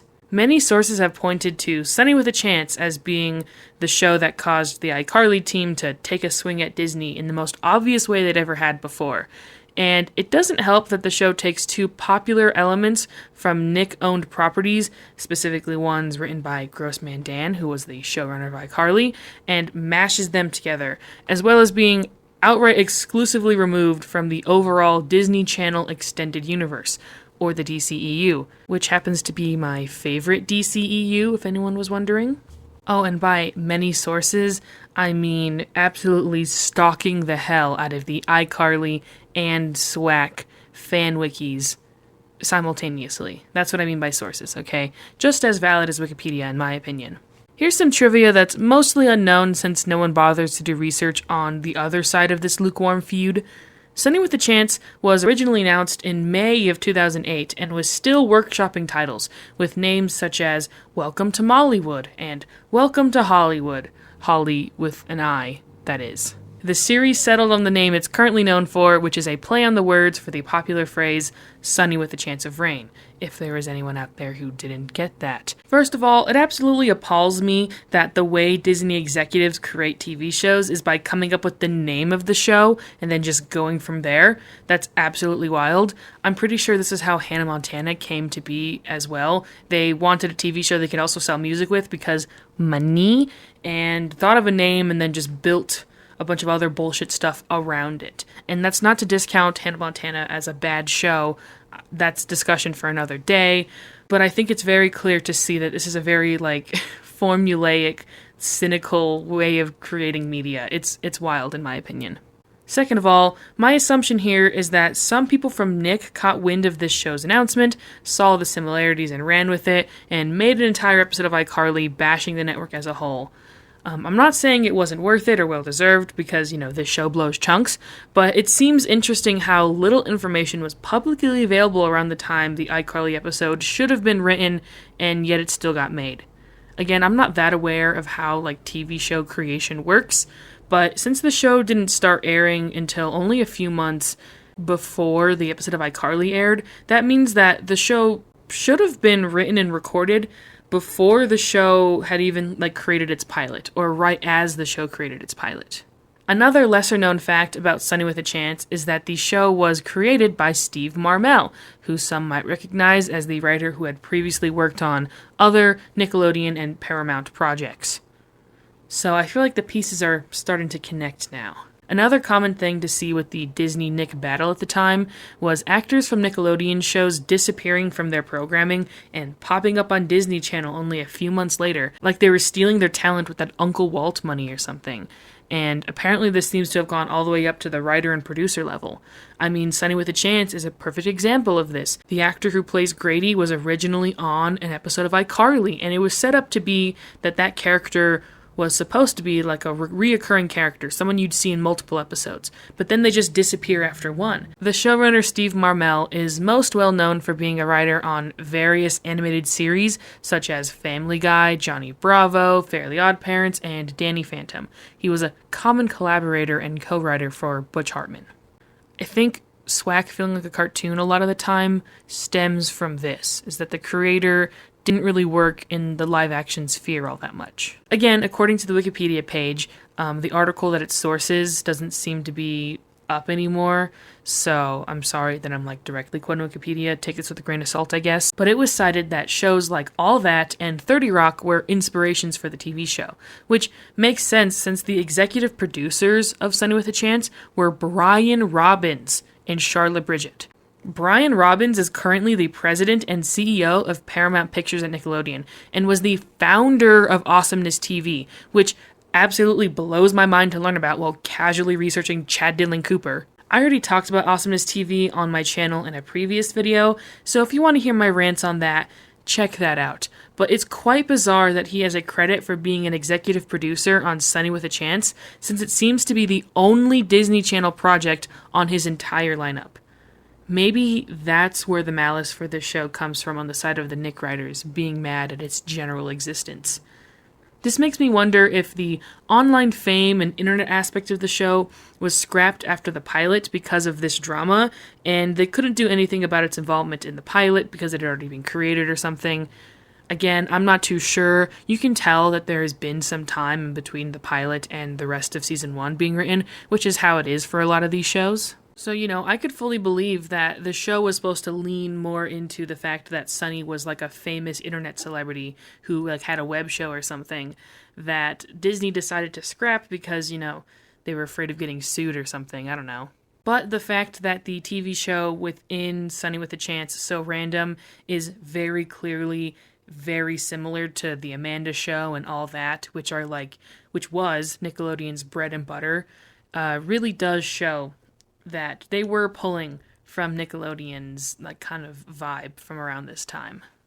Either way, now that I'm done reading the Wikipedia article to you, let's actually get into talking about the show. So it seems that this show was supposed to be a window into the behind-the-scenes world of childhood show business. There were plenty of shots of characters going about their lives surrounded by metal pipes and exposed lighting fixtures, and it's honestly quite shocking to see because most Disney Channel shows do a very good job of hiding all of that from you. I would have hoped that this sort of creative innovation would have lent to them doing more unique camera angles, but they don't. Because usually the reason why a sitcom can't do a bunch of wacky stuff is because they don't want to show exposed lighting fixtures and pipes. But since they were already showing that for this show, you'd think they would do some more unique stuff with it, but they don't. It's fine. I think the show's concept is one of the main reasons why SWAC doesn't fit within the general DCEU. Again, just like in 30 Rock, we're signing into the reality that we're being shown a real-life look into what it's like to create these shows that we know and love. And so in my mind, shows like So Random and Mackenzie Falls and other TV shows they talk about are like shows that exist within the DCEU, and Sonny with a Chance is like the sort of fake universe where it's like the behind the scenes of all of those shows. You know what I mean? My biggest point for this is that Zac Efron is pretty commonly mentioned and High School Musical is pretty well referenced, but that's also the case for all the other Disney Channel shows. So I'm not here to get into cinematic universe bullshit, but just know that this show is one of the only shows that doesn't fit into the universe. So Sonny with a Chance is a really weird show in the sense that it's very meta and basically all of these actors were going to do a show that was supposed to be a TV show reflection of what their real lives were like. And, by the look of it, this is not a cool and glamorous lifestyle. It's a very horrific and intense life to live. Of course, as the show goes on, they really do abandon a lot of the behind-the-scenes, aspects, and they get just a little bit too whimsical with it, but we'll get there. And, since this show has a very unique premise where they're, consistently on, a studio set, it would make you think, how are they going to do high school plots? Because isn't that the backbone of every Disney Channel and Nickelodeon TV show? That there's a fun and silly quirk that happens, but also they attend high school? And you'd be right. They do go to school, but it's a very different way. A lot of child actors apparently end up actually attending school in the studio, so they can stay there 24/7 and shoot whenever their hours are ready. So a lot of them aren't going to public school or whatever. They're being taught in a storage closet with an on-set teacher for a few hours every day. I thought it was unrealistic that Zora, who is considerably younger than the rest of them, would be in the same class as her, but apparently that's the case. They literally just put the whole cast in the closet and go, go teach now, learn stuff, even though they might all be at different ages and different grades, I think the iCarly behind the scenes clips are a good window into this, that's the only reason why I know this stuff. I was never a child actor. I mean, look at me. We don't get that much of a look into the characters' home lives because it is mostly on a studio set, but what little information we do get about them is actually very interesting and I think is quite cool. I'll talk more about it in depth when we get to the character analysis, but we know for sure that they all just live in shitty, dingy apartments that's the closest to the studio because all of these kids dropped their lives and just carted themselves to LA. Some with their parents and some not. I think the only person we know that has a real house is Zora, but that's mainly just because they just keep reusing the one house set that they have. It's quite funny. So yeah, the jokes aren't funny. I'm sorry. I hate to break it to you guys, but a lot of the jokes are not funny. The majority of this show is supposed to be sketch comedy, and it's real bad. At least in my opinion. Comedy is subjective, of course. Although I will give this to the show. a lot of the sketches do seem like actual sketches that would have been on SNL or would be on SNL to this day. So, like, you know, at least they're being authentic, you know, in their horribleness. I would say that my least favorite sketch is probably Sicky Vicky, mainly because the joke is very surface level, and they didn't really try to do anything else beyond the fact that they have Demi Lovato pretending to be sick and sitting on a bed. Like, the wig doesn't do anything, any of the jokes they make don't work, and the joke always lasts way too long. They don't know what to cut and what to leave. Honestly, they probably do know what to cut, but they just don't want to cut any of it because then they'd have to think of another sketch to add, and that would cause more effort, so they just leave all of the garbage in. It is such a bad sketch, and it's not even fun to watch, like, fall apart from how bad it is. So, definitely not one of my favorites. This seems to be like a common thing in 2010s, like, sketch comedy, is like, you get a person and you put them in a room, they sit on their bed or whatever, or like at their desk, and you just have them be weird and gross and lame, and like that should be the whole joke. It's like, haha, isn't this like kind of weird and gross person like funny? And then they think they're cool because they're recording a vlog, but like they're actually really lame. Like they don't tell any good jokes with it. Like Sicky Vicky is just not funny, and I think it reaches the worst possible place it could reach in the Christmas episode in season 2.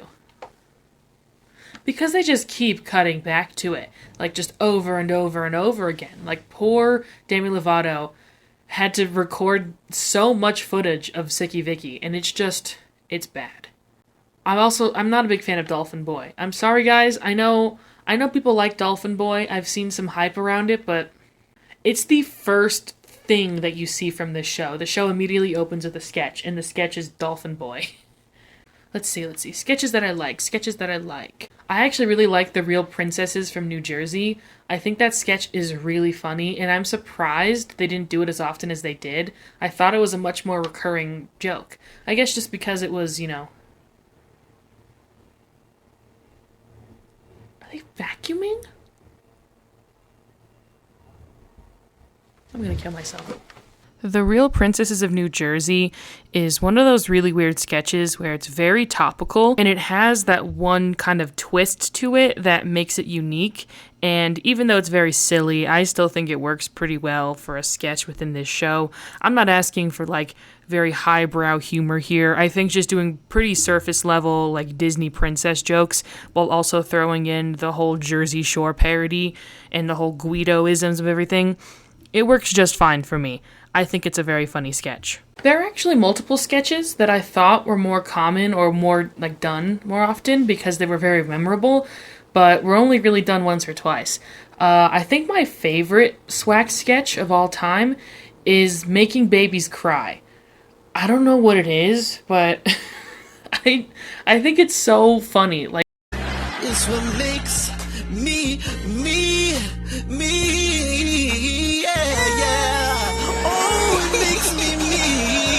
I honestly think it's Brandon Michael Smith's performance. He's just so fucking funny.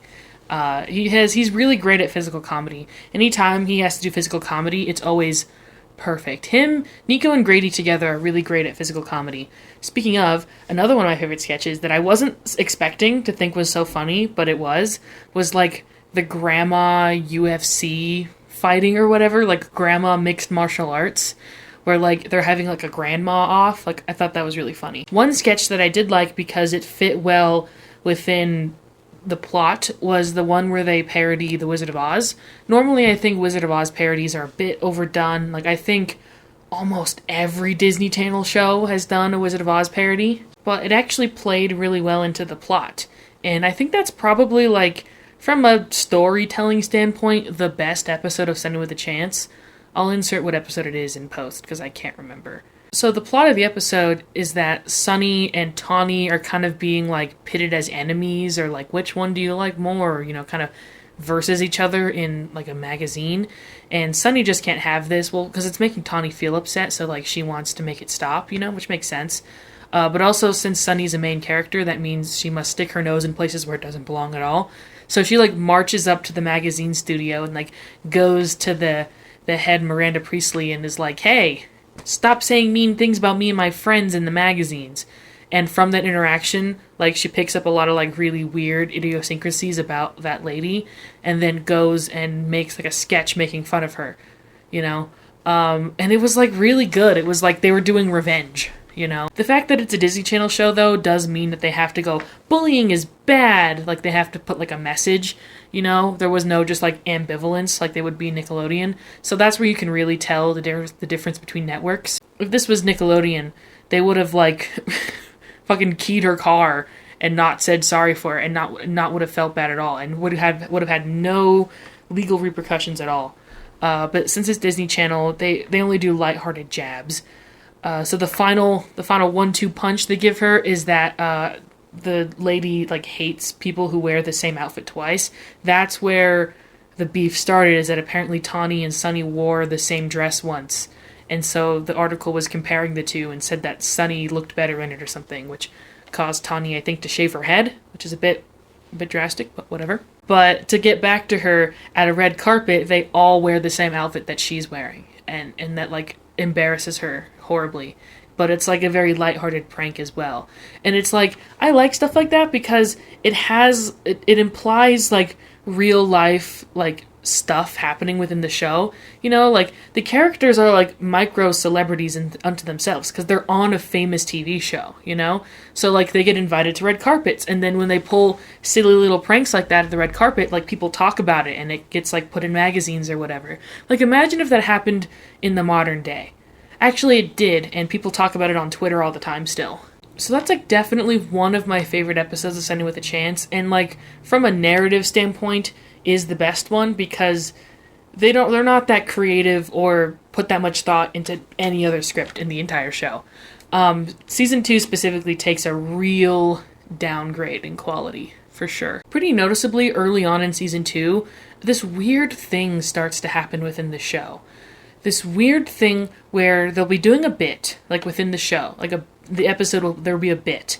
And then, like, they'll cut to, like, a comedy sketch moment, but it's not on the episode of So Random. It's, like, in real life, and they're, like, mugging at the camera and, like, looking at the camera like it's a So Random sketch, but it's the real fucking life, and it's, like, really, really bizarre to experience, and it's, like, it makes it not funny, you know? Like, the joke wasn't funny to begin with, probably just because I'm a grown-up, maybe, or, like, it's just not my sense of humor, but the fact that it's, like, it's a sketch taking place in real life just makes it super weird. And I have a distinct memory. I distinctly remember watching all of these episodes on TV while they aired. Like, I've seen every episode of Sunday with a Chance before I went back and did the rewatch. I think a lot of people did watch it because Disney Channel was, like, in their prime or starting to leave their prime at this point. So, like, they still had a lot of viewers, you know? But the show in itself, I feel like, has a weird place within people's minds. But besides the point. I remember watching the Tight Pants episode of Sunny with a Chance and being like, that was kind of a bad episode, and just, like, turning off my TV and going to bed, you know? Like, I remember not liking it. Like, even as a kid, I didn't think it was funny. So that means I haven't matured or, like, grown at all as a person since I was, like, 8. Or that means it's been bad. It's just a bad piece of television. Who's to say? Another really bad episode? Well, it had potential, but it ended up being a bad episode, was the camping one. It's an episode where, like, the people who work on the show decide to get the Mackenzie Falls cast and the So Random cast on, like, a team building mission, like they're, like, in a corporate company, and they go on a camping trip to, like, you know, build friendship, which makes zero sense because they don't need to be friends with each other. I mean, I think the point is that they were actively starting to ruin the production of each other's shows because they were fighting so much, but I feel like a good, like, if you do that again, you'll be fired is enough. Like, I don't think they need to do team building. They're on completely different TV shows. What kind of network is this television network where shows like Mackenzie Falls and So Random are, like, being put on the same network? I'm not sure. They're not clear on it because I don't think the showrunners ever thought of it themselves. If it is on the same network or if it's just, like, the same company producing the show and they're on different networks or not. I'm just going to assume the network is supposed to be like a Disney Channel, Nickelodeon, Cartoon Network style, like, children's production company. But like a show like Mackenzie Falls, which seems to be enjoyed by grown-ups and adults alike, and is supposed to be like a parody of like those cringy CW shows, that doesn't seem like it's also a kid's show. But maybe it is. Maybe it's like House of Anubis. Who knows? I think that's a very charming element of the show, is that like the cast in the TV shows are seen as like group units, you know? They're like cliques within like a high school hierarchy. Like one of the main places they hang out in is like the on-set cafeteria, where it's basically just like a, you know, like an office space. Again, another excuse to like not put a lot of money into the set design, because it can just be like pretty boring looking places, because it's all just like, you know, behind the scenes places that don't need to look cool in the first place. They have like the So Random clique in one area and the Mackenzie Falls clique in another, and then like the vampire TV show, because remember Twilight existed at this time, the little vampire TV show clique in the other. Like, I think it's kind of funny. I feel like on an episode by episode basis, this show is pretty easy to get through. Like, you're not gonna be appalled or want to put down your TV, your phone, your computer, whatever you're watching it on. You're not gonna want to like close the tab and walk away out of shame. But there are a few episodes that do that to you. You know, specifically the racist one. I didn't like that one a lot. I can't remember the episode number, but it's in season 2. And it's an episode where it involves the Check It Out girls, which, can't believe I forgot to mention the Check It Out girls when I was talking about sketches. The Check It Out girls, they're cute, okay? The only reason why I tolerate them, because I don't think the joke is funny. They don't do good jokes with it, although they could have. You know, there was opportunity. The reason why I tolerate the Check It Out girls is because it is very clearly like in my mind it's an actual SNL sketch that they've done. Like I don't see any difference. It is a pretty obvious ripoff of the Simmer Down Now sketch from SNL, so I guess that's why I see it as being so similar. Like, it's a direct copy, where they have one catchphrase and they work in the service industry so they can interact with different kinds of people. So I like the Check It Out girls, but not a lot. Like, I tolerate them. An episode with the Check It Out girls where they do a comedy exchange program. Again, it's like a lot of like pretty basic stock high school plots having to be put into this sort of, you know, like TV show behind the scenes format. So like there's like a TV show exchange program from a foreign off-land country, which I don't even think they mentioned in the episode. They get a foreign exchange student to be like a comedy person on an episode of So Random, where they like are one of the Check It Out people, but it's a guy, you know. But the mistake is that it wasn't a comedy foreign exchange. It was like a grocery store foreign exchange. So like Tawny and Sonny go to like a grocery store in a faraway country and think they're doing a sketch in an actual grocery store, but they're actually there to just bag people's groceries. It's not funny, and it's a bit offensive. Will my neighbors ever shut the fuck up? No. The answer is no. They won't. Anyways, I don't know why I got so mad there. I'm sorry, guys. The episode doesn't make sense. It took me like an hour to get through this episode because I kept just pausing and being like, nope, I can't do it. I can't do it. So yeah, that one was pretty bad. Another example of like a really weird reality-breaking episode that I should have mentioned earlier was the High School Musical episode. And I put that in quotes because it has nothing to do with the movie High School Musical, but is like a parody of high school musicals, like Grease and stuff. It's bad. It's like actually really bad. Like, it's not good at all. The plot of the episode, I think, is that the characters of Sunny with a Chance, all of the cast of So Random get fired from So Random, so they have to go be normal teenagers and go to a normal high school. There's a lot of potential there, and I was actually kind of excited when I thought of it, but I realized the idea they had was that they wanted to do a musical episode about high school. So they were like, well, the So Random cast gets fired, and then they have to get put into, but like, obviously you can't fire the whole cast, like, that makes no sense, but that doesn't matter, whatever, like, it's a different plane of reality. I can feasibly believe that the whole cast would get fired and have to go live as normal teenagers. Like, that would be a good plot for an episode, but it just, like, churns along at this really weird pace, and the song is so bad that it makes me think that, like, they weren't prepared to write a song for this episode, which even confuses me more because it's like, it feels like it only exists so they can do a High School Musical like parody thing, but like the parody is so lazily done and bad that it's like, were they just out of ideas or out of time and just needed to get an episode out? Because that's really what it feels like. It is so bad. And the idea could have been cool because like, if the point of this show is supposed to examine like the inner lives of child actors, that would have been an interesting idea of like, what is your life when you're not working as, you know, a 13-year-old? Like, that's very interesting. But no, there was nothing. It's just really bad. It's really, really bad. I don't want to talk about it anymore. It hurts my brain. So yeah, it's not like the entire show is god-awful. There are a lot of good and unique elements, you know, sprinkled within the show. And season 1 feels like it's a little bit better because there's not as many outright just awful episodes. Like, I would say the only like really bad episode that comes to mind in season 1 is the pilot. Like, the pilot is so bad that I feel bad that the pilot is not good, because I feel like a lot of people, you know, will go and watch the show and watch the pilot and go like, I can't do this, like, it's too bad, like, I can't watch this. But the show does gradually get better over time. I mean, Chad Dylan Cooper isn't even in the pilot. That's how you know it's bad. But season 2 has a lot more just outright bad episodes. And of course that continues into the spin-off of So Random, which we're not going to talk about for this video. I'm sorry guys, I can't talk about So Random. I probably could actually finish watching it at some point, but I can't bring myself to do it right now. Maybe while I'm editing, if I go back and I watch some episodes, I'll insert some more opinions, but yeah, it was not, I can't do it. It breaks my heart too much. It like emotionally affects me, and not just because it's bad television or whatever, because like that's besides the point at this point in my life.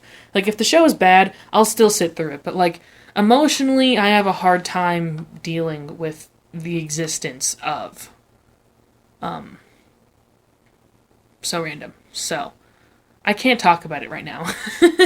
That makes it sound a lot more darker than it actually is, but like maybe that'll make more sense later on. Anyways, I think the best part of season 2 is Channy, but we won't talk about it now because, like I said, you know, we have Channy has its own section in the video. So let's start with Sonny Monroe, the main character, the titular Sonny in Sonny with a Chance. So, Sonny with a Chance, as a whole, was created as a vehicle for Demi Lovato's Disney career, as far as I know. It seems to be stated that Demi auditioned for both Camp Rock and SWAC at the same time and got both roles, obviously. Although apparently Bridget Mendler was also considered for the role of Sonny as well at the time. I don't think Disney Channel auditions work in the same way that normal auditions work. Like, they don't have a show and then have a character and then audition for that character. I think what they do is they like come up with these TV shows in a lab, you know, scientifically create them to appeal to certain people so they can sell them certain products, and then just audition for Disney stars and see like what type they can cast them as, and then just insert them into these projects that they already have created. So like Bridget Mendler was, you know, also auditioned around this time, and Demi Lovato's auditioned. And so they were creating Sonny with a Chance, and they're like, okay, which star are we going to put into the show as a vehicle for? We can either do Bridget Mendler or Demi Lovato. And it's like Demi Lovato, so they just kind of put them in there, you know? Because from what I remember, Disney Channel stars, once they're auditioned and, you know, they get checked off as like, yes, this can be a star in the making, they sign in their contract that they get a movie and a TV show. At least one of each, you know? And it doesn't matter what movie or what TV show, it's just that you will get one. The only time I've ever seen this really been, like, I've heard about this being altered is in Wizards of Waverly Place, because the show Wizards itself was workshopped around as a TV show for other channels like NBC and CBS and stuff, and Disney Channel just happened to pick it up. And then Paul Murrieta, who created the show, then actually cast people based on what he wanted for the show, which is like how a normal show usually works, right? But Disney Channel does things a lot more cynically and formulaic. Not to say that, like, Demi Lovato didn't want to be in SWAC or anything, or that, like, Demi Lovato wasn't right for the role, although I would argue that kind of was the case. But not because Demi Lovato's a bad actor or anything. Like, that's definitely not the case. It's just that a lot of the time you can kind of see how the cracks in this sort of like assembly line way of creating a show can form. Mostly in the script, like I had mentioned, you know, there's a lot of just like really, really first draft material there. So who is Sonny as a character? Sonny is your standard type of main character that shows like to put into their teen sitcoms, which is basically like, I'm so loving and so likable that sometimes I get in awkward sitcom situations, you know? I think this is what they morphed Tori from Victorious into over time, where it's like, she loves her friends so much that like sometimes it gets wacky, you know? That's a lot of what Sonny does. A lot of the time, Sonny is like, something's happening in the corner with the side characters, I must insert myself into that now. And a lot of the time, it's not the best idea, it's not a good idea to meddle, and sitcom hijinks happen. They even do that very formulaic, like, joke, where it's like, oh, are you gonna pull a Sonny? And they're like, what? It's like, we call, you know, putting yourself into people's business where it doesn't belong, pulling a Sonny, you know, when you meddle, because you meddle a lot, you meddle with people's lives. And that's very true. Like, that's a very proper read of the character of Sonny Monroe, because they are just constantly just in other people's business. And, you know, it's not like it's a bad thing. It's just pretty noticeable. Yeah. I think a good episode to highlight this is Season 1, Episode 18, Heart to Heart. I'll talk more about this episode specifically when I talk about Tawny, because it's mostly a Tawny episode. But the example is that Tawny is upset that she keeps getting like these very stereotypical like dumb blonde roles in commercials and TV, and that her manager keeps giving them to her. So Sonny is like, I'm gonna help you fire your manager because you deserve more. And so she does. But what Sonny doesn't know is that her manager was her mom. So now Tawny is homeless because she fired her mom as being her manager, so now she can't live with her anymore. So now Tawny goes to live with Sonny and her mom in their tiny, shitty apartment. I really do think Sonny was in the wrong in this episode, but also the show should have tried to develop this idea more or just not done it at all. But like I said, I'll talk about this episode a little bit more when we talk about Tawny.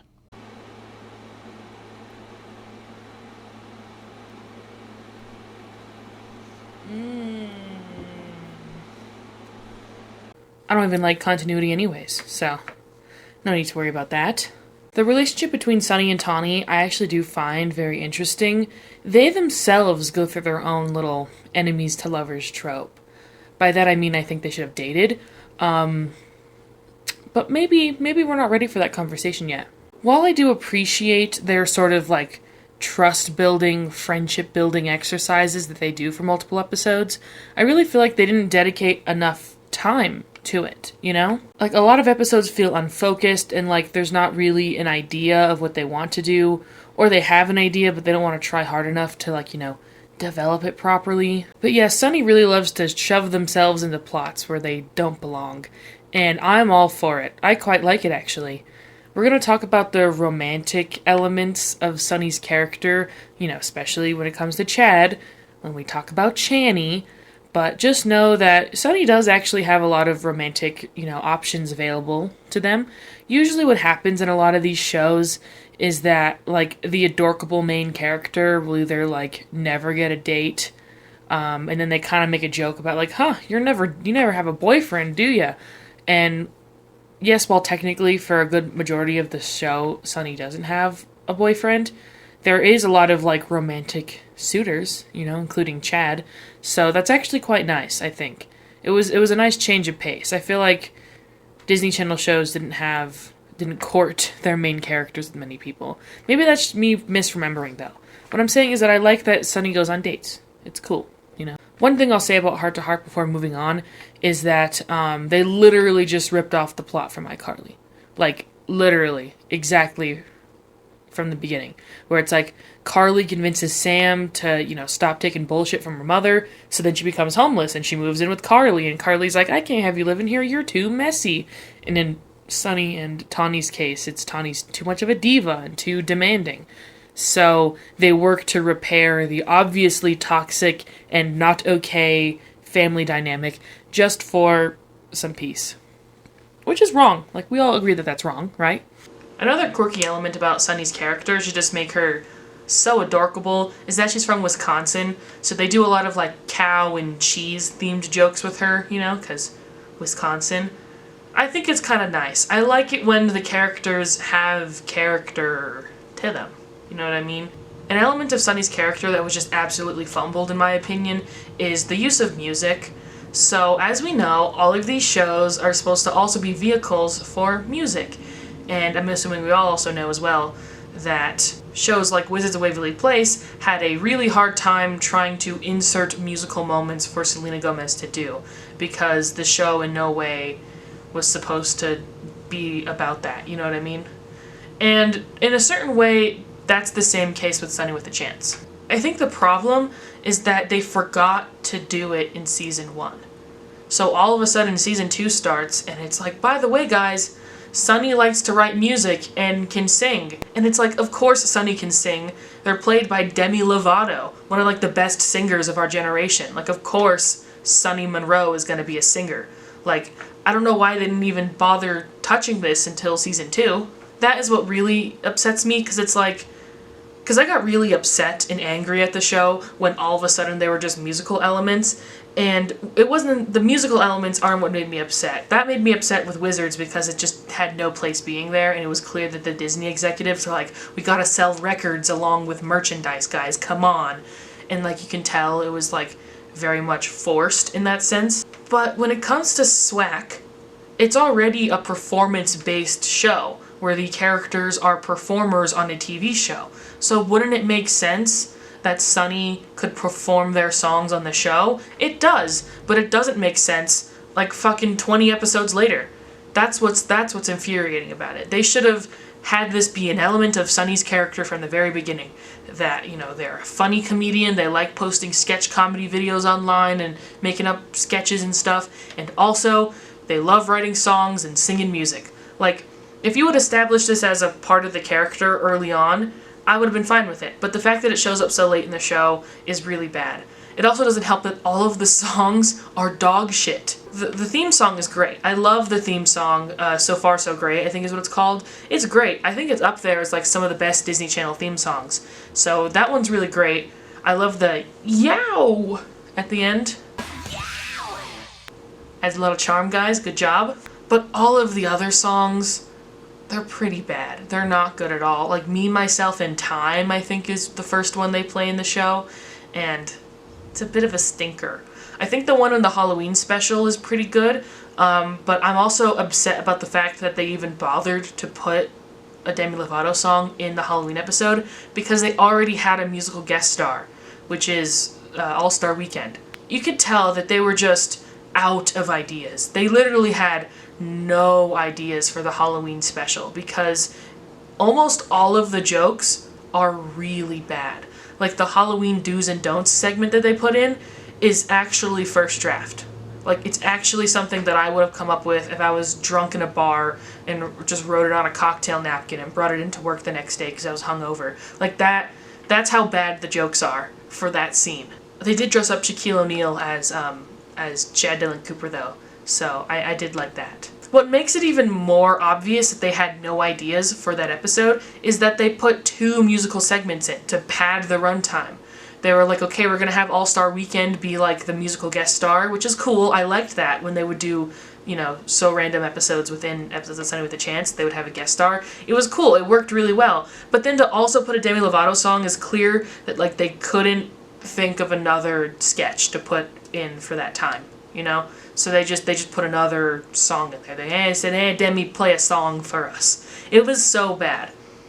Except for Making Babies Cry, which is the funniest sketch in the whole show. Also, the Check It Out girls were pretty good in that episode. But it's like, I'm just shocked that they couldn't think of anything better, you know? It's quite wild in my opinion. The Real Princesses of New Jersey would have fit perfectly in that episode. I was surprised that they weren't in there in the first place, because I thought the Halloween special is when they like debuted or when they had an episode, but no, they didn't. You really could have worked on that premise more and put it into that episode, because it's a really funny sketch. Like, I can't get enough of that sketch, so there's my opinion on that. I noticed as I'm reading my script that I start every character section with insert character here is very interesting within the show. Like, yeah, they're all fucking interesting. That's why I'm talking about them. God. So Nico and Grady are a dynamic comedy duo who are constantly getting up to fun and silly hijinks. One thing about Sonny with a Chance that you must know is that all of the characters get up to fun and silly hijinks. There's not like a serious one, you know? I guess maybe Chad could be considered like a character who isn't like actively pursuing hijinks. They kind of happen to him. But I think that's only a result of the fact that he's not a member of So Random. It's almost like the whole So Random cast. What did Chad call them? The Randoms or something? He called them like, he used their show name as like a derogatory slur, and I find that quite funny. But the Randoms kind of have a personality trait where they're like kind of constantly, you know, in other people's business and constantly causing mischief for themselves just out of sheer boredom. And, you know, Tawny does it in a very different way from Nico and Grady, so that's pretty cool. I like that that's something that they can be bonded with, is that they're all troublemakers. They're all lollygaggers. Dilly-dalliers, if you will. They seem to be the duo that, like, come up with the most sketches, and also the ones who do the most not important stuff. They're runners, you know, they're B-plot fodder, and I think they fit perfectly within that realm. Some of my favorite elements of the show is when, like, Sonny, Tawny, and Chad are, like, all having drama with each other, and then Nico and Grady are in the corner, like, the security guy keeps stealing our pizza. You know, they just do random bullshit around the studio in between filming, and they have a good time. I guess that is what's different between the Mackenzie Falls cast and the So Random cast, is that in So Random, they only have to record once a week because it's live, so they're only ever really rehearsing in the, like, costume studio, I think is what it's called. In the costume room, which is, like, ridiculously large. It's basically, like, their rehearsing room / costume room, you know? Which is, like, one of the main sets of the show. It's, like, where the characters are usually hanging out. If they're not hanging out in their dressing rooms, which, by the way, Nico and Grady don't even get their own dressing room. Like, they don't get a room for it. Tawny and Sonny share one, and Zora technically shares it with them, but her dressing room is the fucking air vents, where there's a bunch of dust and bugs, because that's just kind of the person she is, you know? The air vent is, like, a running gag, by the way. I should have mentioned that. Like, multiple people will show up in the air vent and, like, you know, pop in and be like, hey. So it's like a climbable set. It's pretty cool. But I like that that's, like, usually where Zora hangs out. Like, the three of them are supposed to share the dressing room, but Zora's like, nah, I'll have the air vent. Anyways, like I said, Nico and Grady just do the most random shit. Like, there's an episode where they want to drink from a slushy machine, like, straight from the machine. Like, just put their mouths up to it and let the slushy flow into their mouth. Like, that's all they want to do. That's it. And the security guard keeps telling them, hey, don't do that. Like, I love that. I think that's hilarious. Like, that's genius. You know, like, I could never think of something that brilliant. And it doesn't seem like it's lazy, like they couldn't think of a reason why they wanted to, or like they couldn't think of a better thing for the characters to do. No, I purely think that the writers were like, wouldn't it be hilarious if they were doing the most stupid shit ever, while Sonny and Chad are like, like trying to double time this guy? Like, it's a great episode. That's the first real Channy episode that exists, and Nico and Grady are great in it as well. Clearly what they're doing is wrong. Like, it's very unsanitary to, like, put your mouth onto a yogurt machine or a slushy machine and, like, have it funnel into your mouth. Plus, as soon as your mouth is full, it's just gonna gush everywhere. It's just really gross. But, like, they're so passionate about it that I can't help but root for them, you know? I feel like that's where Nico and Grady are the most perfect, is that they're doing something really stupid that doesn't make sense, and this is basically a cartoon at this point with how ridiculous their plot is, but they're so passionate and the actors sell it so well that, like, you can't help but want to root for them.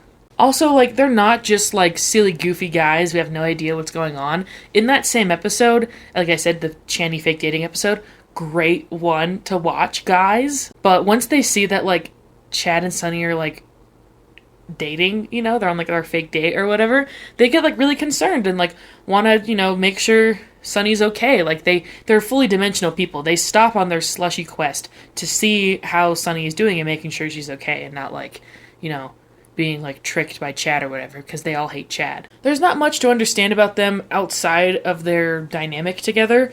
We do know that Nico is the more like attempting to get with girls type, you know? Like he wants to seem suave and cool, but mainly he's just kind of silly and ridiculous.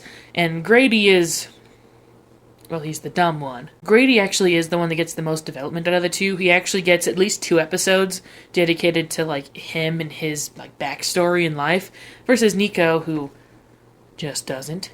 I feel like Nico and Zora are the most underutilized and underprivileged characters in the show because they don't get their own little moment, you know? Like Chad gets a lot of moments, and of course Sonny and Tawny and Grady all get like backstory plots and like, you know, other things to do. And Nico, of course, since he's like half of a comedy duo with Grady, is there a lot of the time, but he doesn't get his own personal backstory. And Zora isn't even there for like more than half of the episodes, so like I think she's the most shafted out of all of them. But with Grady, we do get 2 episodes where we explore his family life. So we know that he has a very annoying older brother who is like a stereotypical 2010s frat bro, you know? The actor does a good job of selling it. Like, I really do believe that this guy is a 2010s frat bro. Like, I wouldn't trust myself alone with him. I wouldn't trust him with my drink.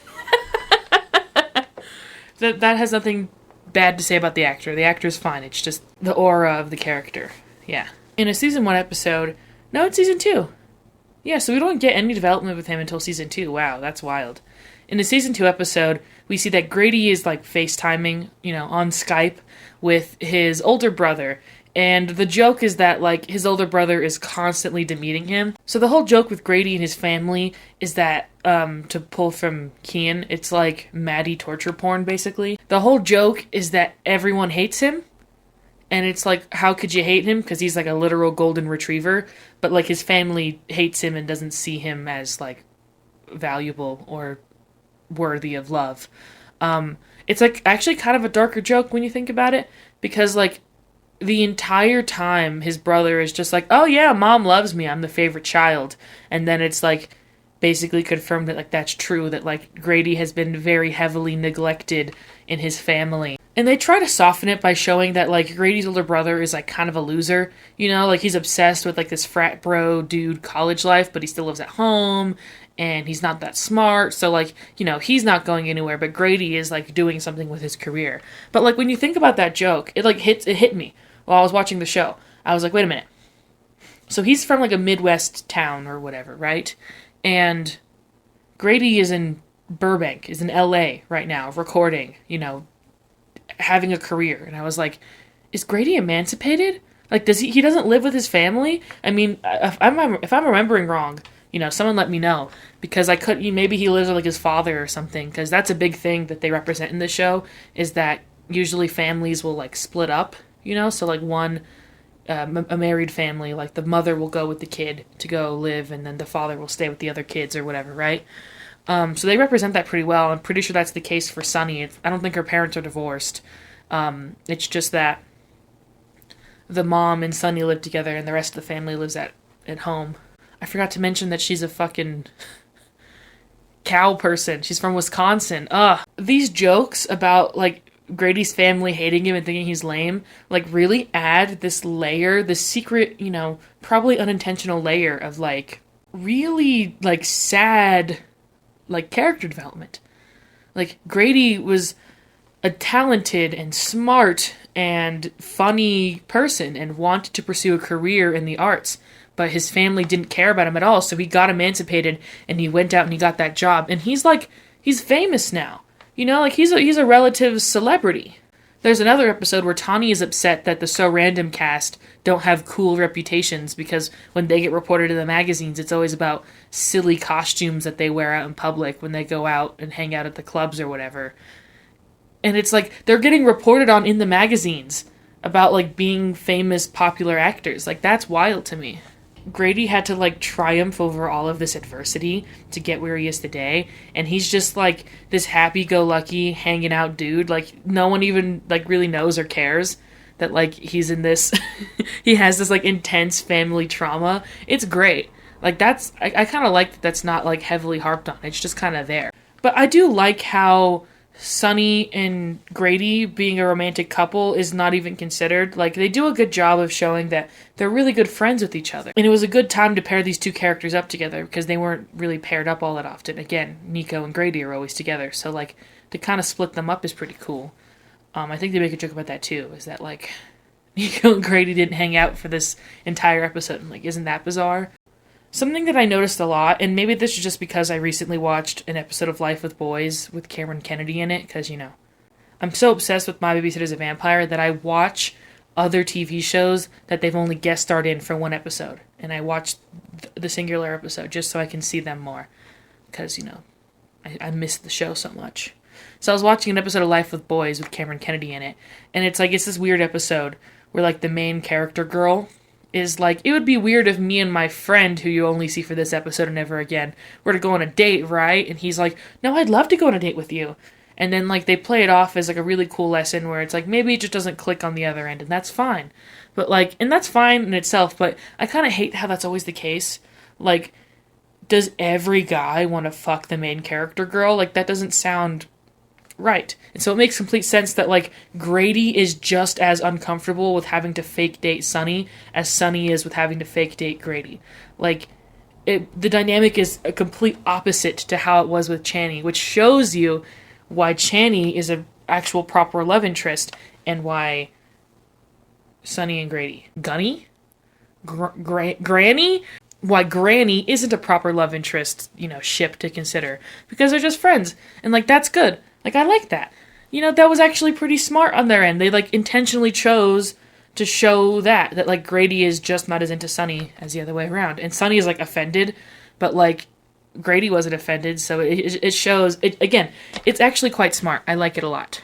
The brother shows up in another episode where he takes Chad Killing Cooper's job, and of course Grady feels upset because it's like, this is the one thing he has for himself, and now his brother's trying to take it from him, but his brother ends up being incompetent, so he ends up leaving, and it's great. Anyways. But as for Nico, like I said, as far as I'm aware, not much is known outside of that. So let me get into some headcanon territory. I love giving headcanons for shows and, like, knowing that it's not true in my mind, but still, like, pretending it is. It's wonderful. I do it all the time with Mabav. I have a great time. My headcanon is that Nico and Grady live together in an apartment. They're just bro friends, you know? They hang out every day, all the time, and go back home and hang out and do all this kind of stuff, you know? And they just live together. Because we don't hear anything about Nico's family life, so I'm just going to assume that, like, him and Grady just own an apartment together, you know? And that's why their bond is so strong, and that's why their comedic chops are so good. Another thing I want to mention about Nico and Grady is that this is another Disney Nick beef thing. I didn't expect this to be as common in the video, but now as I'm, like, talking about it, I'm like, oh, there's a lot more stuff than what I just detailed at the beginning. So the Nico and Grady dynamic seems pretty similar to that of a dynamic in a show called How to Rock. I talked about How to Rock on my channel previously in my video about Swindle. Go check that out. I love Swindle. It's one of my favorite movies of all time. Not just of, like, TV movies, but, like, ever. I love Swindle. It's a great movie. That movie had two actors in it who were already, like, a dynamic duo in How to Rock. So it was like, you know, Nickelodeon TV show synergy, which is what Disney Channel did a lot with their DComs as well. But the characters in How to Rock are literally just carbon copy of Nico and Grady. And How to Rock came out after SWAC instead of before, like with iCarly. So I truly do think this was like, they stole it, you know? Because, like, even the characters' races line up with their, like, jokes and stuff. Like, it's a bit too obvious. Kevin and Nelson are literally just Nico and Grady. To a very alarming degree, in my opinion. I mean, Noah Crawford isn't doing the whole Jack Black thing that Doug Brochu is. That's another thing that's very important to mention. That's another important thing to mention about Grady, is that he's very clearly, the actor is very clearly, like, you know, doing, like, a Jack Black impression. Like, he's very much, like, you could tell, like, that's his comedy style that he's going for. And, you know, since they're all young, there was a young cast, it's a little bit too obvious, but I don't blame him. You know, Grady is different enough of a character than, like, the Jack Black character that we all know, that I think it ends up working out. But yeah, I feel like How to Rock really, really did rip off And I mean, yes, in How to Rock, they are musicians, so that's like a little bit different instead of like comedy writers.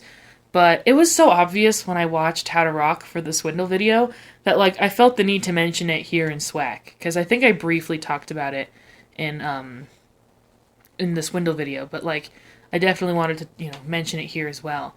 So if you watch How to Rock, let me know. No one watches either of these shows, so like that's why no one's talked about this. But I feel like it's like so obvious. So yeah, there you go. I love Nico and Grady because they're just constantly doing random stuff on the studio set, on the studio lot, just hanging out in between rehearsing and shooting, while everyone else is just drowning in drama. Okay, next I'm going to talk about Tawny Hart. Now, I actually have grown to like Tawny over time. Like, there were certain moments where I was like, oh, she's good. I love her. She's my favorite character. But that would quickly change for lots of reasons. I mean, first of all, you can't top Chad, let's be honest. But yeah, there's a lot of moments where Tawny is really good. And I feel like that's very drowned out by a lot of the bad. So in the pilot is where Tawny is at her worst. And I'm so glad that they decided to shift the idea of her character from that moment, because it was not good. In the pilot, Tawny is like jealous that there's another girl on the cast, and they kind of make a joke of how like Zora isn't like considered a girl. But yeah, her whole point in the pilot is that she's like basically a mean cheerleader. And, like, I feel like that vibe just didn't fit the idea of the show at all. You know, Tawny works best when she is, like, catatonically self-absorbed and self-obsessed. Like, to the point where it's like she needs somebody to help her do things because she actually can't, you know, do other things. Like, it's great. She's actually very similar to Chad in that sense. And when they have, like, scenes together, I think it's really fun as well. Tawny is a person who wants to be, like, real famous, like, serious famous, like, the biggest star in the world. But she's on So Random, which is, like, a middling TV show. It's described as, like, getting okay, if not, like, the lowest ratings on the network. And, you know, surrounded by a bunch of goofballs who, like, don't care about their public image at all. But, like, she really does. So a lot of her conflict is trying to get everyone else to be serious when they just can't be because they're just having too much fun. So that can cause her to be a little bit of a stick in the mud. She's usually complaining most of the time, and I feel like that's not a good use of her character. But that's where we land a lot of the time. Sometimes it does work, where like she decides to get silly and scheme because she wants her public image to be better. Again, I mentioned that with Grady, where like they're in magazines and she wants them to seem cooler in magazines. So there's an episode where she makes a fake club just on the studio lot called like The Basement or something, and has Zora like pretend to be paparazzi and take photos of them at this like exclusive club and send them to the magazines so they'll have like a cooler reputation. I feel like they could have done more with that like publicity angle of things, but they then switch it to like everyone wants to go to this new exclusive club, but it doesn't exist, so Nico, Grady, and Tawny have to like fake it, which is fine. Like the plot is still good, the episode's still pretty good, but I feel like I love the idea of like the So Random cast being like micro celebrities. I feel like that could have been explored more as well. I mean, they do a good job. They do a few episodes, but more. I want more. Again, there are a few episodes where it's like Tawny and Sonny team building episode because they started out hating each other and kind of grow to have a mutual respect for each other. Specifically, Sonny is the sunny one who... Sonny is like the happy, you know, sunshiny one, mind the pun, who, you know, just wants to be Tawny's friend. And Tawny is like, I don't care about you. Which is why when the magazine compares them and says that, like, Sonny is, like, prettier or whatever than Tawny, that's why it, like, really emotionally affects her and she shaves her head. Because that's, like, the biggest deal to her. All she cares about is her self-image. And I feel like that's another interesting thing that they could delve into more, but they don't. But also they didn't need to, you know, because knowing Disney Channel, they would just make it a very special episode, and I'm not interested in that. They do kind of keep pitting Tawny and Sonny up against each other. It's almost like the world wants them to be enemies, but Sonny is choosing to reject that and have them be friends, and Tawny kind of like reluctantly agrees. Of course, they are the Check It Out girls, and it kind of seems that, like, they're really good, like, working partners, like, they work really well together, but outside of, like, you know, doing comedy and sketches, they're they have a hard time meshing, especially because they have to share a dressing room now. It's like a whole thing. And I think the bank robbing episode is the one that they do the best. When they rob a bank together, I feel like that's the best for bonding them together. You know, because if there's like an outside source that's like just too wacky even for them, they can kind of bond in the sense that like, okay, we agree that that's weird, right? So like we can be friends. And I feel like that episode does a good job of that. A lot of the time, Tawny can seem like she's an outsider to the group. Like, she doesn't want to deal with their hijinks. She doesn't want to hang out with she doesn't like anybody on her cast. So the episodes where they, like, show that she's more alike them than not like them are the ones where I think it's the best. Where they show that she's a bit of a weirdo, too. You know, she's a bit kooky as well. She's not all normal like they think they are. Because a common theme throughout the show is that the randoms, the So Random cast, are like these weirdo, goofy outsiders compared to all the other TV shows. Probably because their ratings are the lowest or something. I don't know. Tawny's home life as well, again, is only mentioned in one episode, but like I really do feel like is like kind of a big deal, at least for me it is. So like I said, in the episode Heart to Heart, we see that Tawny is consistently given commercial gigs where she's supposed to play a dumb blonde girl or like a housewife of types, you know, and she's like rehearsing for it and she's like, I hate this role, like I don't want to be in this commercial, I think it's demeaning to my character and like it's ruining my chances of taking on some more serious roles, and that's upsetting. And so Sonny is like, you should fire your manager for keep giving you these stuff, and she's like, yeah, I will. Manager's her mom. Oops. And kind of the joke of Tawny's mom is that she's literally like a copy of her. Like, they dress the exact same, they have the exact same jokes, and they look the exact same. So it's like, wow, you look a lot like your mom.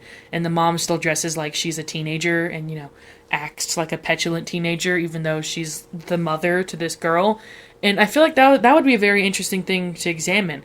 The way that, like, momagers and stuff, like, intertwine their life and their success with their child's, and like kind of like live vicariously through them. Like that's pretty much very common in the child acting industry, or like the famous child industry. Like that's a very common thing that happens.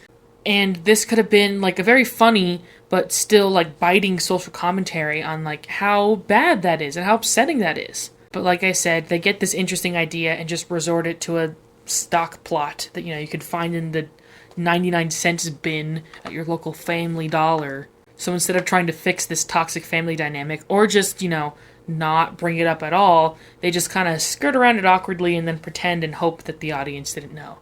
I noticed, even as a kid, I was like, that's really weird that the mom has the same wardrobe as the daughter, and the daughter's supposed to be like in high school. Like, that's weird. If I end up saying this for every character, I apologize. But I think they could have done more with Tawny. I think the show had its moments where I was like, that's really funny. That's a really good thing to do with her character. But they don't do that because when they don't know what to do with her, they just resort to the mean cheerleader archetype. And it just does not work for her character. Because not only does it make no sense within the plot, but it's also like not funny and doesn't help make the show better. So I want more for Tawny. Justice for Tawny. That's what I say. I hope people don't mind my wrinkly bedsheet. I sleep on this bed. Shocker. Welcome to day 2. Yeah, any continuity in this video is just gone. I filmed some pickup material before this, so I apologize. I'm really sorry if this video is a bit of a mess. I think that's become like a characteristic of this channel, is that I don't know what the fuck I'm doing, and I have many issues with continuity. This is why I never film on camera, because if I record like a segment from like the very beginning of the video, like 7 months after I recorded that part, no one notices because I'm using the same microphone and you can't see me. But when it comes to doing it on camera, it just looks real weird, so I apologize. Let's talk about Zora Lancaster. One of my favorite characters, I think. Well, when she's there. The most important thing to mention with Zora as a character is that she's never in the show. This is something I talked about in my Max Russo video, where when you hire a cast member who is younger than the rest of the cast, they will clearly have different working hours. So a big problem with Zora is that she's just not in any of the episodes. Like, if I were to do a count, if I were to do the math, I would say she's probably in half, if not less than half, of the episodes. And it's just very awkward sometimes. Like in the two-parter where Sonny goes back to Wisconsin or whatever and is supposed to shoot like a ball of cheese out of a cannon, this show is weird sometimes. It's either a two-parter or a three-parter. And as far as I remember, in the first part, Zora just isn't there. They just don't have Zora in the episode. So then in part 2, they have to like explain away why Zora wasn't there. And it's like, why not just hire her for both episodes? Was it that hard? Was there that little money at the Disney Corporation? I just have to assume that the actress couldn't work for multiple episodes and could only sign a contract for a certain number of episodes for whatever reason, whether it be personal or like legal or whatever. So that's why Zora's never in the show. And I asked the same question that I asked in the Max Russo video, which is, why include the character in the first place? Because as much as I like Zora and I like her presence and I think she's really cool within the show, it's like a really cool concept that she's there. It's like, if you're not gonna do anything with that, then why do it in the first place? Let's be honest with each other, you and me, you know? Big SWAC fans over here. Let's be honest with each other. Zora does not affect the plot in any way. The episodes that do revolve around her could easily just be cut out because they have nothing to do with the overall story. And she's not there enough to where if you did remove her from the show, it wouldn't make a difference at all. And that's very sad, because I want a character that has a lot of interesting traits of theirs to be important to the show, but she just isn't. So who is Zora Lancaster? That's a great question. I would like to know too. Zora as a character is described as like a weird, odd gremlin creature thing. And I feel like that's where Zora works best, when she's just like this very odd, goblin-esque thing. One of my favorite jokes from Zora, like ever, was early on in the series. And it's when Sonny goes to the Mackenzie Falls cast because they have like all this money because it's like the highest performing show. And Sonny is just like, you know, using their resources, getting like a mani-pedi or something. And Zora like runs in. They were like the So Random cast were gonna like barge in and like, you know, prank the Mackenzie Falls cast or something. So Zora runs in and she gets on the floor and she's like, oh, look at this dust on the carpet, and is like obsessed with like this vintage carpet and the kind of dust on it. Like, that's hilarious. Also the fact that Zora seems to hang out in the air vent of the dressing room studio.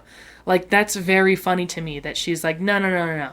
I want to hang out in the air vent. I don't want my own dressing room. The air vent is perfect. So I feel like leaning into the fact that she's like this weird goblin thing would have made her character more unique and funny. But a lot of the times, she's just there to make fun of the other cast members, which also works. I feel like these two could have been together, like, you could have consolidated all of these personality traits. But since the writers are so lazy, they don't really, like, think about writing for each character. They just write a bunch of scenes, and then in the scene, they'll just have a different character say a response, you know? It's a very easy thing to do if you're lazy, or if you're not a talented writer, to just kind of, like, write every character talking the same. Like, they all talk the same, they all make the same jokes, the same references. And for Zora, that makes the most sense because they established her as like this really weird off-the-wall character. So for her in random episodes to just start talking the same way Tawny does doesn't make any sense to me. I also think it would have been cool if like the whole cast, the randoms, saw Zora as like their little sister or something and like were very protective of her. They kind of deal with this a little bit in like the Girl Scout episode where Sonny wants to help Zora like get as many Girl Scout cookies as possible or whatever for the bike. Again, another stock plot. But like the idea that all of them just like love Zora and want to protect her because, you know, she's younger than the rest of them. I feel like when that's utilized, the show is really fun. Again, I also like the idea of Zora being like the funniest cast member on the show because she's just so weird, so she can just like, she's willing to do whatever for the camera. I feel like you always need at least one comedy person in your, like, comedy group who is, like, willing to do anything, you know? Like, they'll lick the floor, they'll do whatever. I say specifically lick the floor because when I was a theater kid, don't say anything. I was not on stage, I was a techie. Actually, that sounds worse. We would have to go and see all of the other schools, like, one-act plays as, like, a competition thing. And one of them was, like, this really avant-garde play. Like, people went real weird with these plays. And it was one where there were a bunch of, like, basically robots that had become sentient. In a scene, one of the people playing, like, the robot has to lick the floor. Like, actually lick the floor. And you could see everyone, like, just gasp in shock. Because it was at my school's, you know, like, stage that they were performing it at. And I remember all of us were like, I would not lick our floor at this theater program, you know? Like, we would not lick the floor. And so the fact that somebody from, like, fucking, like, 20 hours away was doing it was wild. Anyways, I feel like you need someone like that in your comedy group who will just do whatever. And Zora, I feel like, is that person. You know, she's willing to do anything for the bit. There's also an episode where they, like, kind of establish that Zora is different from the rest of the cast because of her age. And, like, that is an actual element that they need to discuss more. I'm pretty sure it's the episode where Sonny, again, meddles, as she always does, and tries to get Zora to date, like, a younger cast member from Mackenzie Falls. You know, like, somebody shows up on the lot who's the same age as her, and all of a sudden Sonny is like, you should date. And it's like, just because they're the same age doesn't mean they're compatible romantically, you know? But that doesn't end up working out for very creepy reasons. And Zora is crushed, and so when they go to, like, you know, confront her and comfort her at home, you find out that she's, like, a girly girl, and she's not weird and gross. She's, like, actually likes stuffed animals and stuff. Like, God forbid a character have nuance. But I feel like this scene, he tries to comfort Zora, doesn't really work well, because they just I don't think the writers thought through enough, like, what they wanted to say with this plot line. Because I understand the message, you know? Zora is much younger than the rest of them, so she's in a very different point in her life, so she's not, like, you know, as willing to go on dates randomly with people on the set, you know? Like, she's not there yet, and that's okay. Or they could have just not questioned it at all and just have it be a normal thing of this very absurd world. Is it like, yeah, Zora's a peer amongst all these other people even though she's like 4 years younger than them. Don't question it. And then I wouldn't. But if you ask me to question it and then don't give satisfying answers, it pisses me off. That's the case for a lot of things in this show. Trust me. So I apologize if I don't have as much to say about Zora as I probably would with other characters. That's mainly because she's not in the show. It's finally time to talk about the Chad Dillon Cooper. The CDC, the star of the hit TV show Mackenzie Falls, Zac Efron's #1 hater, the Chad Dillon Cooper, Frankie Jonas's best friend. Bend this way, please. Thank you. Okay. So what is there to say about Chad Dillon Cooper that hasn't already been said before? Some things, at least, right? Chad Dillon Cooper can be best described as one of the most self-absorbed people in the whole world. And I love him for it. I can't get enough of it. I feel like in the first episode that Chad Dillon Cooper is introduced, which is not the pilot, by the way. He wasn't in the pilot at all. Like, even in the intro, he wasn't there. Yes, he was. I'm just stupid. Please ignore me. So he was definitely like a later on addition, and thank God for it, because the only thing people remember this show by is Chad Dillon Cooper. Early on, I think the CDC was supposed to be a lot more of like a douchebag, you know, and less silly, less goofy, but over time he definitely became more absurd in that sense. A cool part of the show is them establishing the beef between different TV shows. I wonder if this was a real thing, like in real life. The Wizards of Waverly Place cast just hated the Hannah Montana cast. That'd be funny to me. The plotline in Season 1, Episode 2 specifically, I think is really funny. It's a plotline where there's a golf cart and there's a parking spot. I guess the So Random and Mackenzie Falls cast like fight over this specific parking spot for the golf carts, which is why the So Random cast just never move the golf cart because they want to keep the parking spot on their turf. But Sonny doesn't know this because she's new, so she moves the golf cart, and immediately the Mackenzie Falls cast put themselves there, and so now they have to like fight over it or something. Which is the main reason why Sonny and Chad kind of start having beef. In general, I love the idea of the parody of Mackenzie Falls. I was kind of waiting until Chad Dillon Cooper's section to talk about it. So Mackenzie Falls is another TV show that's shot in the same building on the same studio lot, or studio lots next to each other. So because of that, they're constantly interacting with each other. So Mackenzie Falls is very clearly supposed to be like a joke parody of like those overly dramatic soap operas or like CW shows that have like random supernatural stuff in them. The main soap opera that I'm aware of is General Hospital, because that's the one that like my mom watched, but I know other shows like Days of Our Lives and Desperate Housewives. No, that's not a soap opera. Although I guess it could be. And it seems to be like a kid version of that. Although I'm not sure if Mackenzie Falls is supposed to be like for kids or not. Like, is it House of Anubis or Days of Our Lives? I couldn't tell you. Because it seems that both kids and adults alike recognize and love Chad Dillon Cooper. So I guess it's just one of those overall very large, big TV shows that like just sweep the nation, you know? And of course, Chad Dillon Cooper himself plays the titular role of Mackenzie Falls. I don't think that's the character's name. I think his name is Mackenzie, but I don't know what his last name is. I can't remember. I just call the character Mackenzie Falls.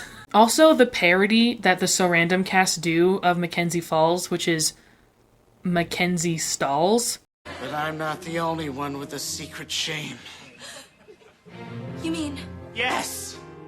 You forgot to flush. The #1 show is now #2. Mackenzie Stalls. Starring Chad Dillon Cooper. I quite like that pun, actually, because the entire plot takes place in a bathroom, so it's like kind of a double entendre of like, this show is shit. Before rewatching the show, I always just thought that like it was a common recurring joke on So Random that they would do sketches making fun of Mackenzie Falls. And that's why the two teams hated each other, because So Random kept making fun of Mackenzie Falls. But they only did it once. Like, again, there are many sketches within So Random that I remember, like, vividly in my mind and thinking that they were re-recurring when they weren't. And there are multiple re-recurring, like, sketches that I had no idea they did more than once. So, since Mackenzie Falls is, like, one of the biggest shows ever in this universe, their cast gets, like, pampered and treated very well, versus the So Random cast would get, like, who gets like gross slop and get treated like garbage by the network executives. I wonder if this is actually true. I wonder if this speaks to something that's, you know, in reality. Because that would be very upsetting if, like, at Disney Channel, the show that had like low ratings the actors would get treated like garbage. I really hope that's not the case, because, you know, there were little children on these networks, but besides the point, I guess. I love Mackenzie Falls, and I hope Mackenzie Falls loves me. One of my favorite jokes that sets up Channy is the idea of being addicted to Mackenzie Falls. The So Random cast made a pact that none of them would watch Mackenzie Falls, and Sonny accidentally falls into that. I think it's because her mom loves the show, and so like she ends up watching it with her mom and then becomes obsessed and binges the entire thing.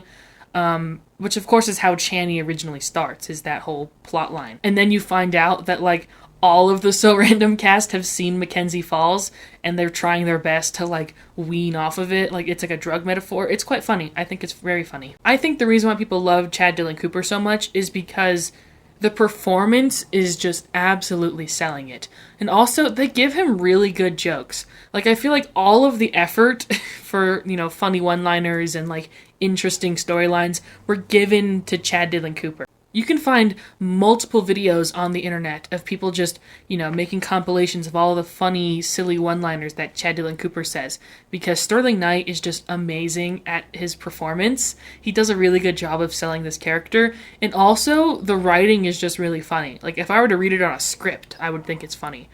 I just wish all the other characters had that same level of comedy. Something that they do establish is that there is a sort of emotional core with Chad. He's not all just goofy, silly moments and being self-absorbed. Although his obsession with himself gets to a point where it's a problem.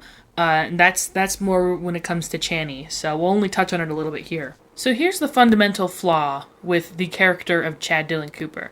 While Sonny's may be being nice to a fault or feeling like they should be in people's business all the time.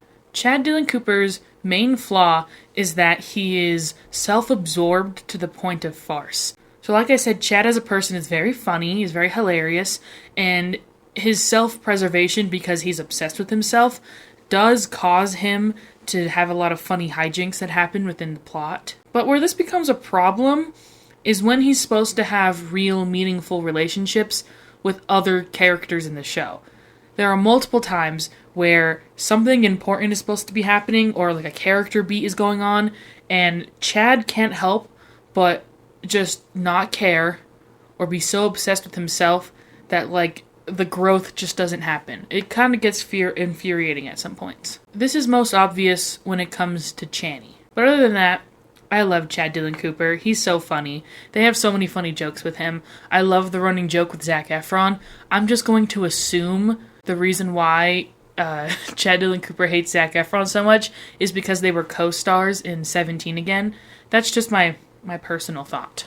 Also, that moment where he references Frankie Jonas is very funny as well. Very good joke.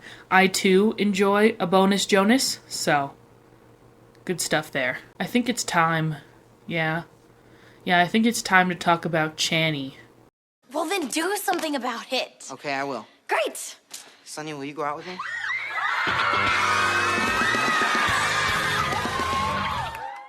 If you're new to the channel, then let me explain.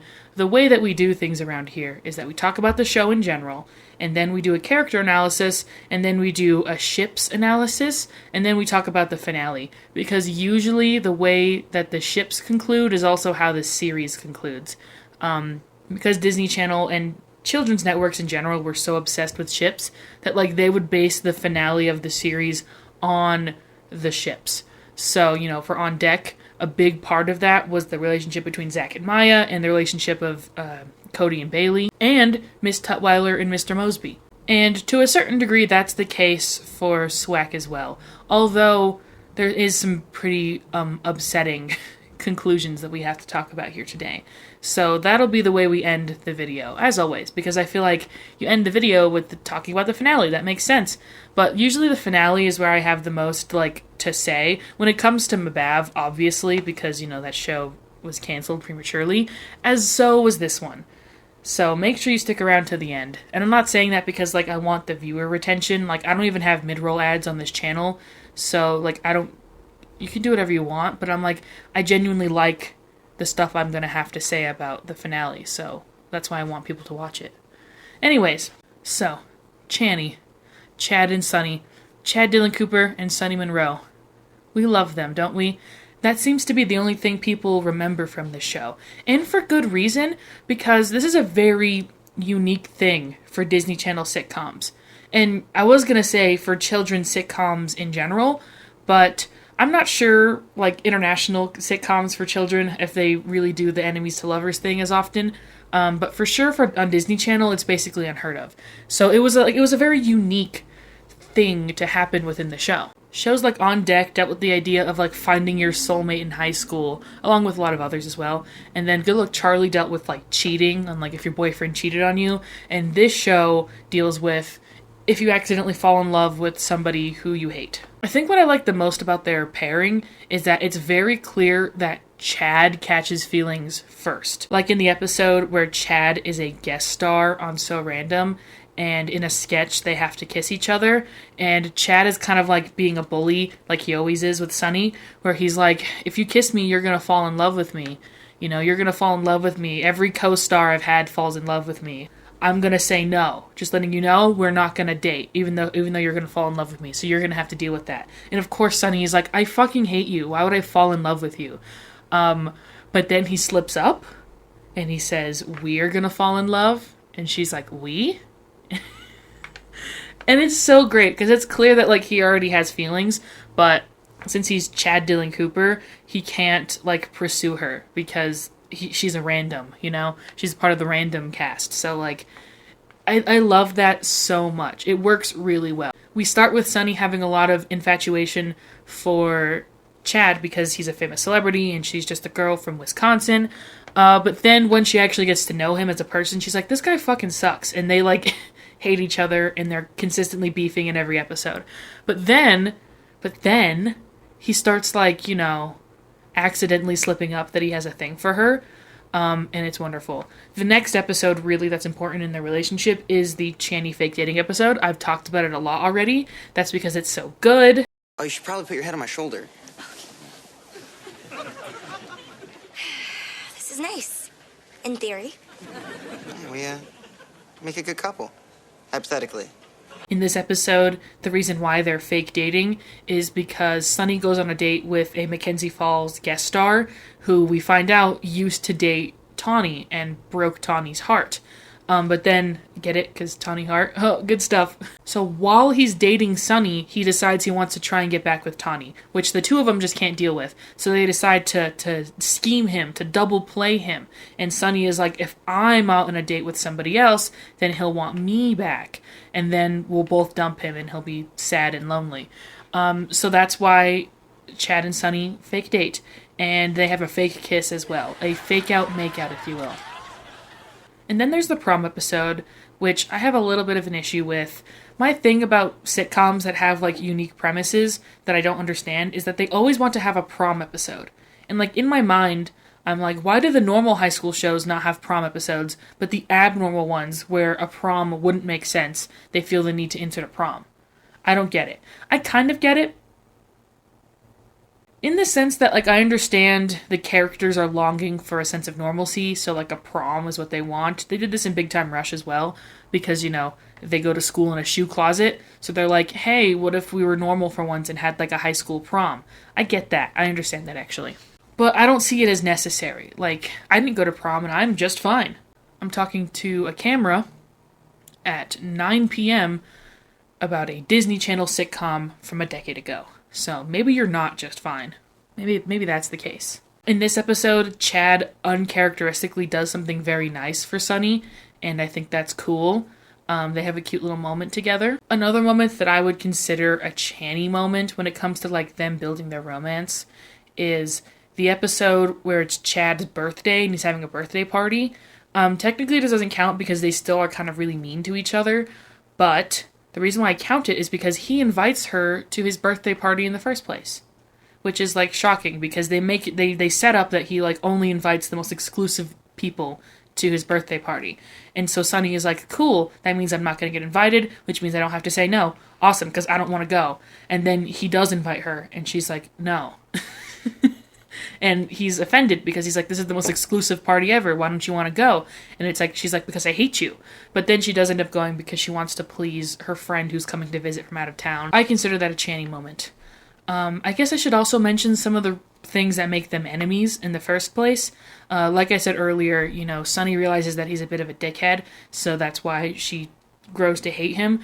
But other moments like an early episode, the fan mail episode, is a good example as well, where he like chastises Sonny for not getting fan mail yet, even though I think she's only been on the show for like a week at this point or something. Like, she's very new on the show, and fan mail is probably already starting to be phased out by this point because like people just leave comments on your Instagram page now, you know? Although it is 2010, so technically not yet. So yeah, she hasn't gotten any fan mail, basically, and Chad makes fun of her for that. So she writes some fake fan mail, and it's embarrassing, whatever. He's really mean to her in that episode, so there you go.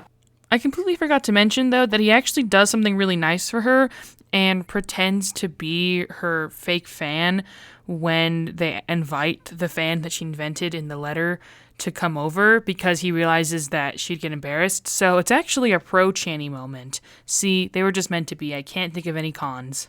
And then by the end of season 1, they hint at the idea that they might get together and they might have feelings for each other. But that's just like a very obvious like end of season 1 hook. You know, it's like in Gilmore Girls at the end of season 3 when both Lorelai and Luke are in happy, loving relationships, but they needed a little will they, won't they little hooker for the end of the season. They have Luke have a dream where like he imagines Lorelai coming to him and being like, I want to be in love with you. I'm in love with you. Let's get married. And then he wakes up and he's like, that was weird.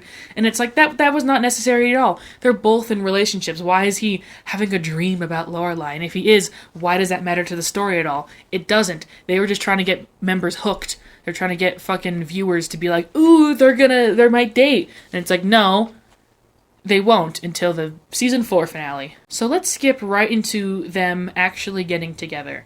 When does Channy become legit? Like I said earlier with Mackenzie Falls, Sonny going on a Mackenzie Falls binge is what causes Channy to originally get together. What ends up happening is that Sonny catches up on episodes and it's a cliffhanger, and she's like, I gotta know what happens in the next episode. She's like, I can just ask Chad because they're filming it currently, so I need to know what happens. And so of course, in a sitcom way, she's extremely vague about it and is like, when are they going to admit that they love each other? Because it's like a romance plot within the episode of Mackenzie Falls. And she's like, when are they going to admit that they love each other? Like, come on, like what's the answer, Chad? And he's like, will you go on a date with me, Sonny? And it's like, oh.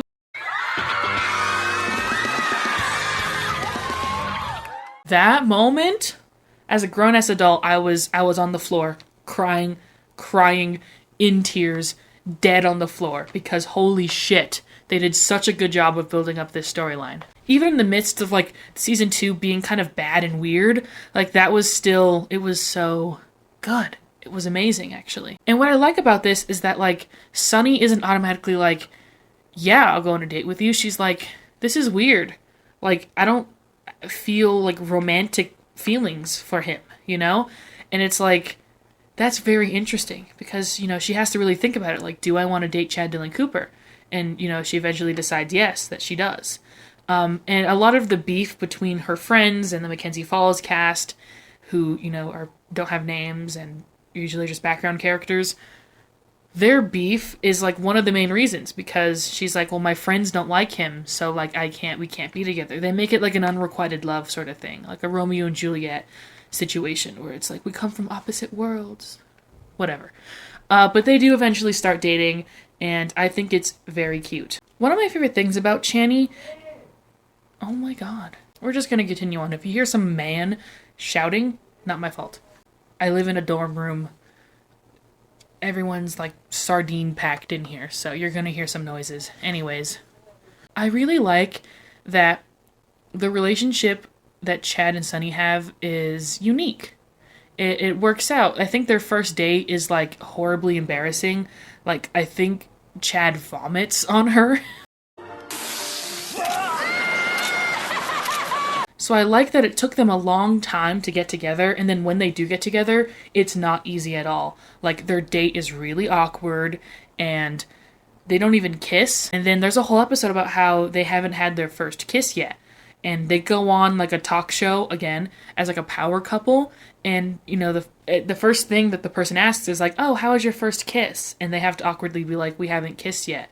Which is, like, a big deal, because they're, you know, like, you know, high school aged kids. You'd think they'd be doing that kind of stuff, but they're not, because they're not there yet in their relationship. And I think that was really wonderful to represent. I feel like the interviewer asking about their first kiss and them immediately getting like very uncomfortable about it and feeling pressured to like then kiss and have like the perfect first kiss moment is a metaphor for like how invasive interviewers are with like children and their like, you know, sexual lives and stuff. What comes to mind is Britney Spears, like all of the awful questions they would ask her as like a 17-year-old girl.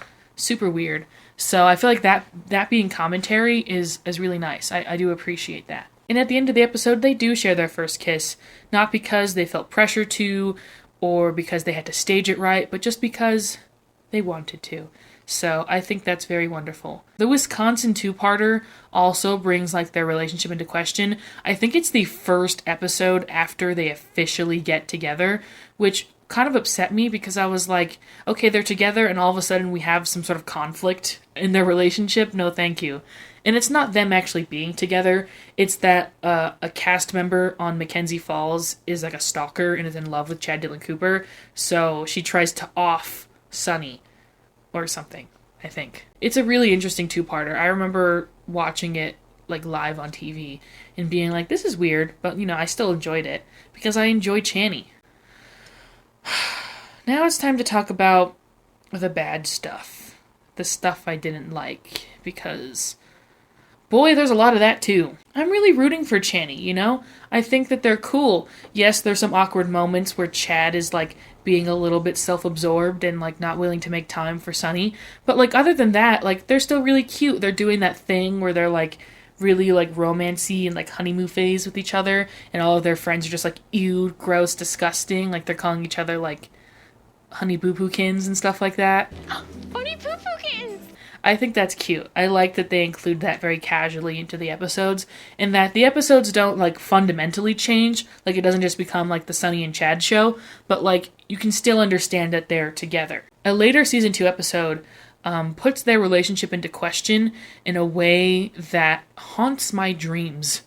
It turns my dreams into nightmares. It's really bad, so let's strap in. So the season 2 episode where we find out that Chad sends his stunt double on dates with Sonny so he doesn't get hurt. That's not good. I think they said in the episode that it's because of his TV show contract, because he's the lead character. He can't be doing dangerous things that can get him injured and not performing on the show, which I can believe, but it also seems like they threw that in last minute as an excuse, and originally the whole idea was just that like he's so self-absorbed with himself that he is afraid of getting any possible injury. So because of that, he hires a stunt double, whether it's like going on a bike ride or eating Mexican food. He's like, nope, that'll cause me bodily harm and I can't do it. And that's a very ridiculous plotline, right? Like we can all agree that that is very ridiculous. And also the fact that Chad Dylan Cooper's stunt double, Chaz, is just also played by Sterling Knight, so they look identical, Whatever, that doesn't matter. What does matter is that it brings up a very important part of their relationship. That a lot of shows where the characters have been flanderized to the point of farce, a lot of shows that do that face this issue, where it's like, this character is so concentrated in their personality traits and is so catatonically like a cartoon character that they realistically and feasibly could not be in a relationship with another person. And that is what has happened with Chad and Sonny at this point in the show. Like, Chad is so self-absorbed to the point where he actually cannot be in a relationship with somebody else because he is that obsessed with himself. And that's weird to even think about, right? Because it's like, that's such an odd issue to run into for a TV show. Like, just give him a few humanizing, humbling moments. They did that in season 1, but by this point, it's like, literally like, yeah, that's what Chad Dylan Cooper would do. It's not abnormal for him to be behaving like that. And that is what the problem is.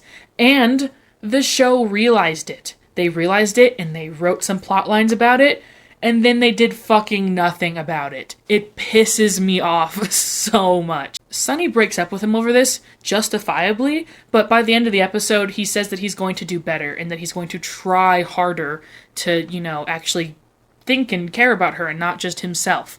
But that doesn't happen.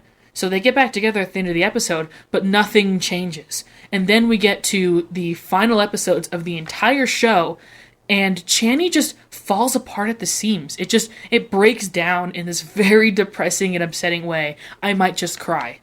So what happens to Channy? What happens? What happens in this episode? A fucking lot, okay? So there's a Teen Choice Awards style awards ceremony that's happening, and Mackenzie Falls and So Random are in the same category for like best children's TV show or whatever of the year. And the So Random cast is like, we're not going to win. We never win. Mackenzie Falls wins every year.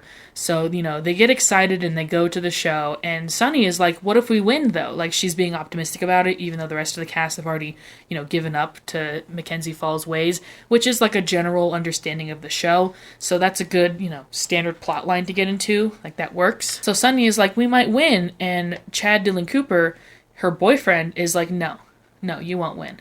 I'm going to win because I always win because I'm awesome.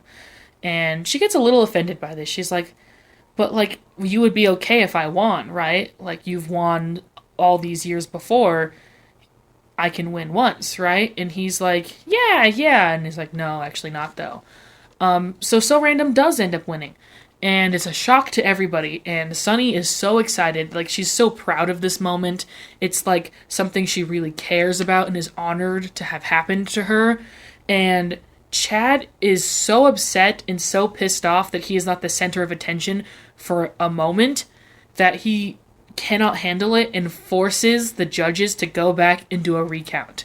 He literally said, stop the count. Can you believe that? And they do the recount, and apparently Mackenzie Falls did win, and they miscounted, and that's why So Random got the award, which, like, is kind of weird. They could have had it where So Random won all the time, the whole time, and Chad was just that much of a asshole that he still did the recount and was proven wrong. But for whatever reason, they decided that Mackenzie Falls did end up winning. So he takes the trophy away from them. And Sonny is like, this is a microcosm for our entire relationship.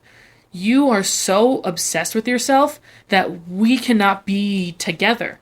Like, she was truly hurt and offended that he just could not accept her winning for once, winning something, or being happy, because that meant it causes him displeasure. And so she breaks up with him over this. Again, justifiably. The whole time I was like, yeah, she should break up with him for that, even though I want them to be together.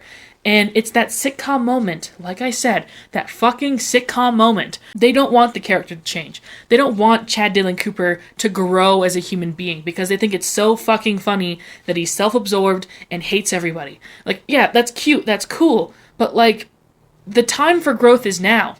And they know that. The show fucking knew it, and they did jack shit about it because they were so fucking lazy, and then a bunch of horrible life shit happened, and the show ended forever.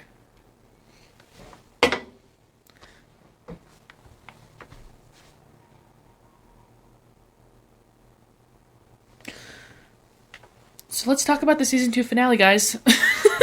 I'm actually getting mad. Like, I am getting so upset right now. Okay, let's talk about the finale, guys. I need to get some water. I need to calm myself down. This is bad. I took a break. I'm back with some water. Let's talk about the season 2 finale, guys. So here's the thing with the season 2 finale. It's dog shit. But, like, it's a new kind of dog shit from the rest of the show. It's like unique in its horribleness. In a way that I wasn't expecting when watching the entire show. So, the finale, weirdly, is focused on introducing a new character. And, like, I swear, like, 3/4 of the episode is about this new character that's being introduced. And I guess that's fine. I think they were trying to find a way to spruce up the show, kind of reinvent it a little bit, because I don't think there's, like, any, if little, discussion about So Random and the idea that all of these people are actors on a TV show. Like, I think they were trying to kind of shift gears a little bit. One of my conspiracy theories, one of my crackpot theories, is that this is actually supposed to be Season 3, Episode 1, and because of the circumstances, which we're going to talk about after this, it ended up being the season finale. Because they built a whole new set, a brand new set, and they introduced a new character, and they, like, established a bunch of other stuff. So, it could have been a season 2 finale that's, like, establishing what's yet to come. But, like, I would also not be shocked to find out that it actually was, like, supposed to be season 3, episode 1. So anyway, so there's this new girl, I forgot her name, that's how unmemorable she is. I don't think Zora's in this episode either, which is, like, weird. Well, her not being there is, like, normal for the show, but, like, the fact that it's an important episode and she's not there makes me upset, so that's why I called it weird. There's this new character, and she works at a coffee shop, which is, like, outdoors and, I don't know, trailer park themed. It's a really weird looking set, which I know is, like, kind of So Random's, like, charm, so it doesn't look weird within the show, it just looks different. Like, it doesn't fit the theming of the show, in my opinion, but besides the point. This new girl works at this coffee shop, and she's trying to encourage Sonny to perform music, because, of course, Sonny is, like, very upset about this breakup, so she's like, I'm just gonna focus on my music, which, good for them, I'm glad, that they're not worried about Chad and are trying to focus on their happiness. That's quite nice. So this girl that works at this coffee shop is like, oh, we have open mics. You should sign up for the open mic. That'll be awesome. It'll be cool. I think for whatever reason her friends don't want her to, so she like pretends to not do it, but then does it. Meanwhile, Sonny is at her shitty apartment, and the person who is upstairs above them is constantly like, your music fucking sucks, stop singing, stop being so loud. And so they kind of have a fight with each other. But then we find out that the girl that works at the coffee shop is now Sonny's new upstairs roommate. Could you believe that? Wow, isn't that quirky? So this girl is supposed to be like established as like, I guess, a new member of like the gang, They also like very not subtly set up the fact that like she's supposed to be a romantic interest for Grady. Like they both are really into each other or whatever. So that was going to be a thing they did later on. I guess because Channy was falling apart, they were like, let's get a new romance in the mix. Good for Grady. He deserves somebody who will treat him right. I don't know if this girl's the person, but, they were at least trying. So Chad is there, and he's trying to get Sonny back, but he hasn't changed at all. None of this has caused character growth within him. Like, literally none of it. It's quite upsetting, honestly. Like, it's kind of sad, actually. It shows that, like, this is a real issue within the show, and they don't want to solve it because they think Chad is funny. So Sonny's pretty nervous about this open mic, and I can't remember if they explained away why she was, or if they just completely rewrote all of these characters to not be, like, literal micro-celebrities, but besides the point. She, is concerned about how the audience is going to react to her singing a song on stage. So what Chad does is he hires a bunch of background actors to be the people in the audience, so she'll get a positive reaction. And I guess he figured that once she was happy with the performance, she would then want to get back together with him.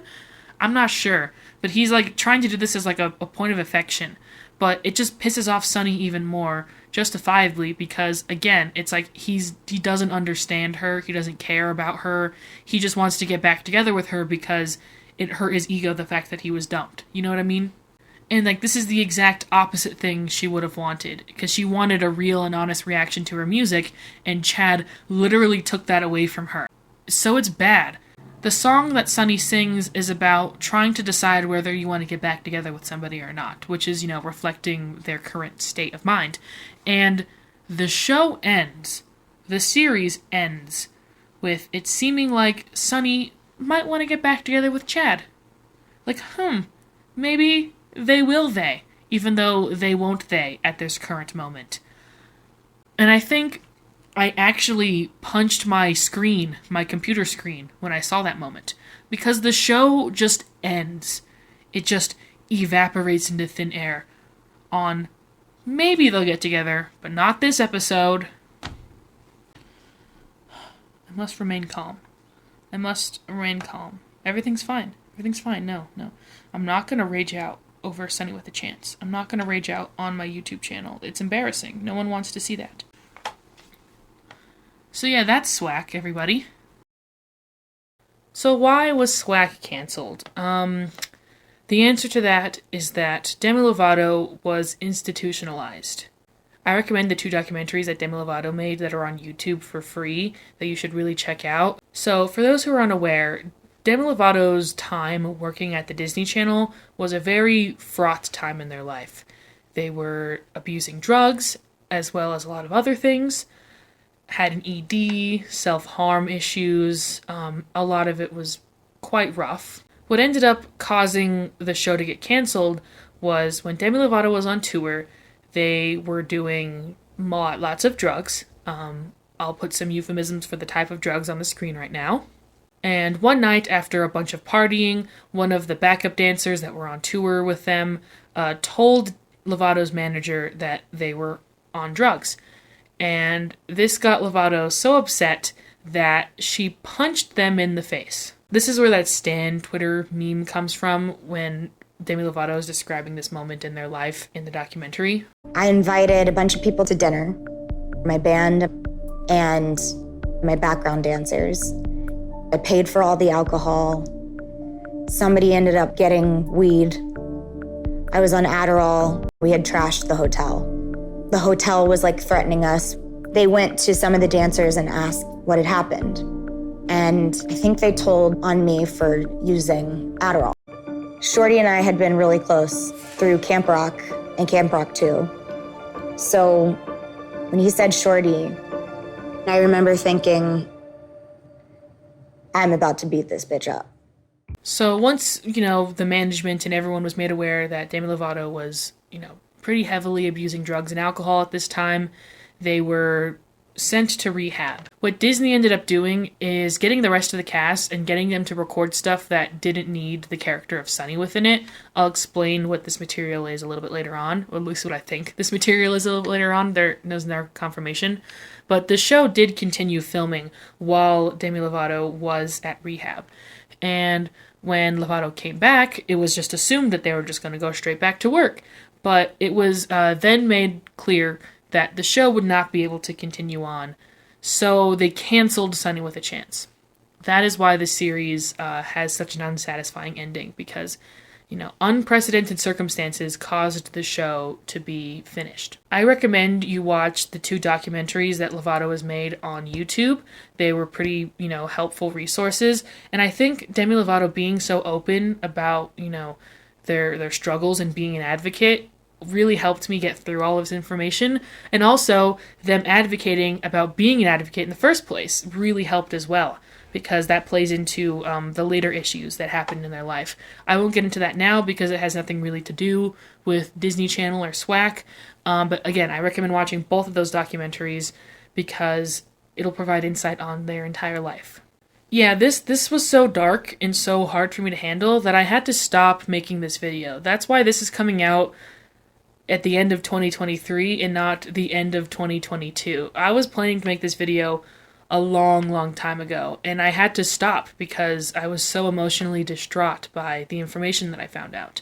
But seeing that Demi Lovato is absolutely thriving now and doing amazing is what really helped me, push through this video, to know that, the dark times are over and things are much better now for them.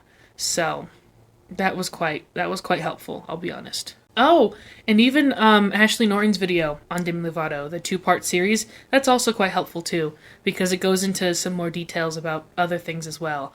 So yeah, check that out as well. Shouting out another YouTuber. I love that, as if I'm a YouTuber.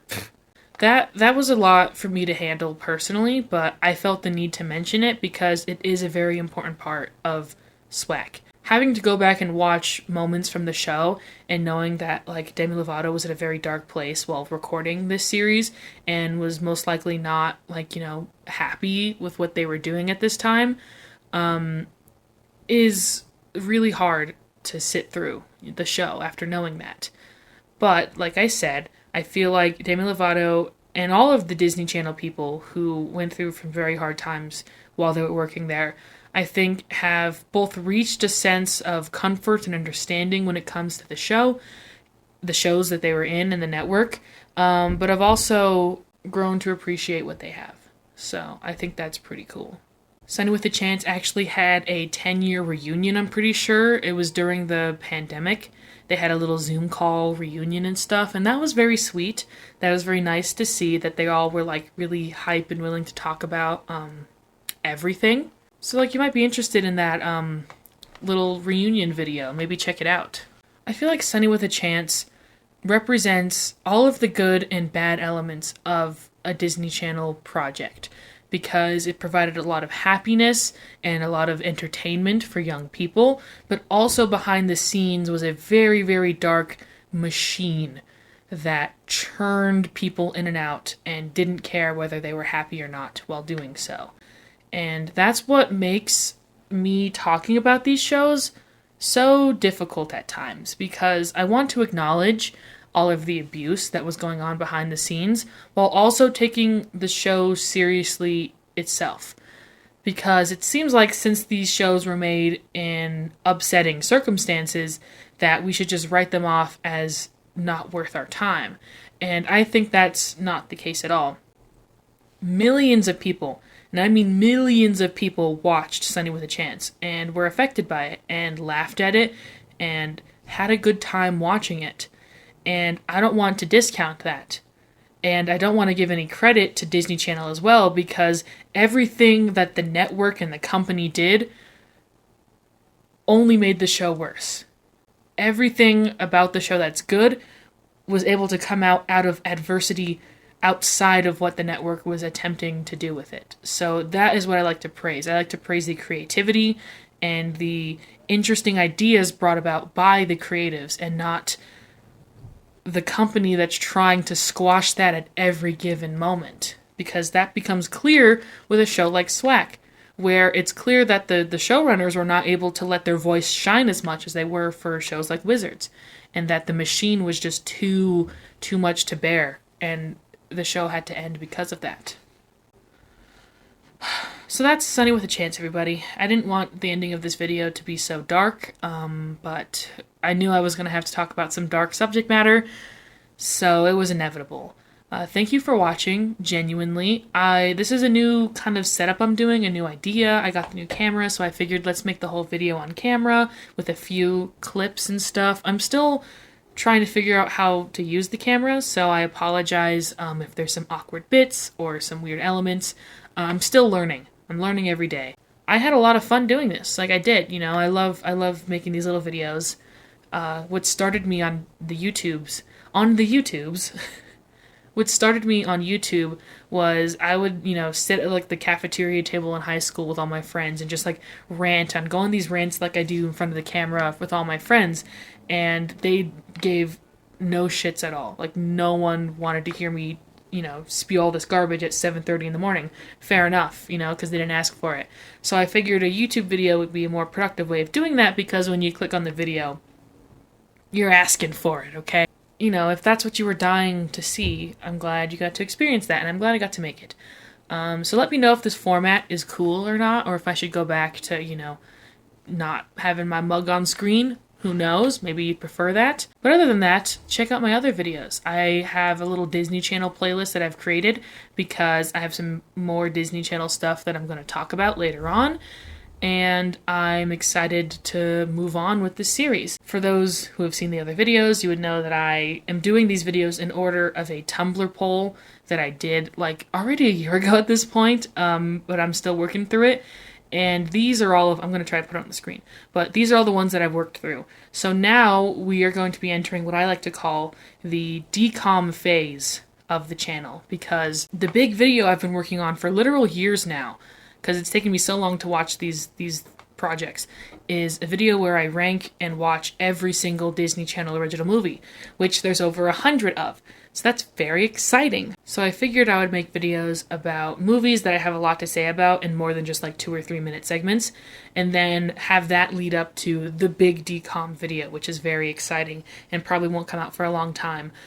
So that's why I figured if I talk about movies in between then, you know, it'll help kind of, you know, make sure there's stuff still going up on the channel. So that's exciting. So the next Disney Channel related thing I'm going to be talking about on the channel is Radio Rebel, which I have so much to say about. I think the video's gonna be very long. I love Radio Rebel. It's one of my favorite movies. I'm not joking, I'm not lying. So it's gonna be an in-depth discussion. It's not just gonna be me hating on the movie for a long time, because I think that the movie deserves more than that. So that's gonna be the next video about Disney Channel related on the channel. I'm gonna talk about music for a little bit, because I've been wanting to talk about music on this channel for a long time. And if you're unaware, I'm a bit of an emo, so there's gonna be some talks about, you know, some stuff like that. So if you're interested in hearing me talk about music, stick around. And like I said, thank you so much for watching this video. I loved making it, and I'll see you next time. Goodbye. Bye-bye. Watch my video on Max Russo. I love that one. I watched it recently. It's like, I really enjoy it.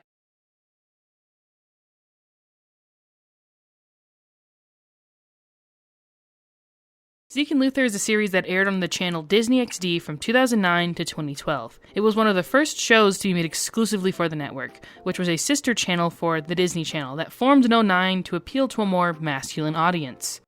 I guess you could call it a brother channel then. I'm sorry. Before and during the bounce and ribbon era boom of shows like Lizzie McGuire, Hannah Montana, and Wizards of Waverly Place, the Disney Channel had always appealed to different types of viewers, with shows like Phil of the Future, Even Stevens, and The Sweet Life of Zack and Cody also airing at the same time. But with those previous shows, which had massive success in launching multimedia stars of a generation, it led to the channel going all in on tween girl programming, much to the dismay of the boys watching at home. A very binary way to look at things, I know, but when it comes to the creation of shows like this one, this has been how executives think and create these projects. Disney XD was an attempt to create content that was more teen boy oriented, and of course original programming was going to be necessary to capture the right energy. That's where you get shows like Aaron Stone, which flopped, and Crash and Bernstein, which was relatively successful, but at what cost? Cost of my fucking eyeballs, apparently. God, I hate that shitty-ass puppet. And for the purposes of our discussion today, Zeke and Luther, which was the first real big success the spin-off network ever really experienced. Oh. Trying to keep the magic alive. Okay.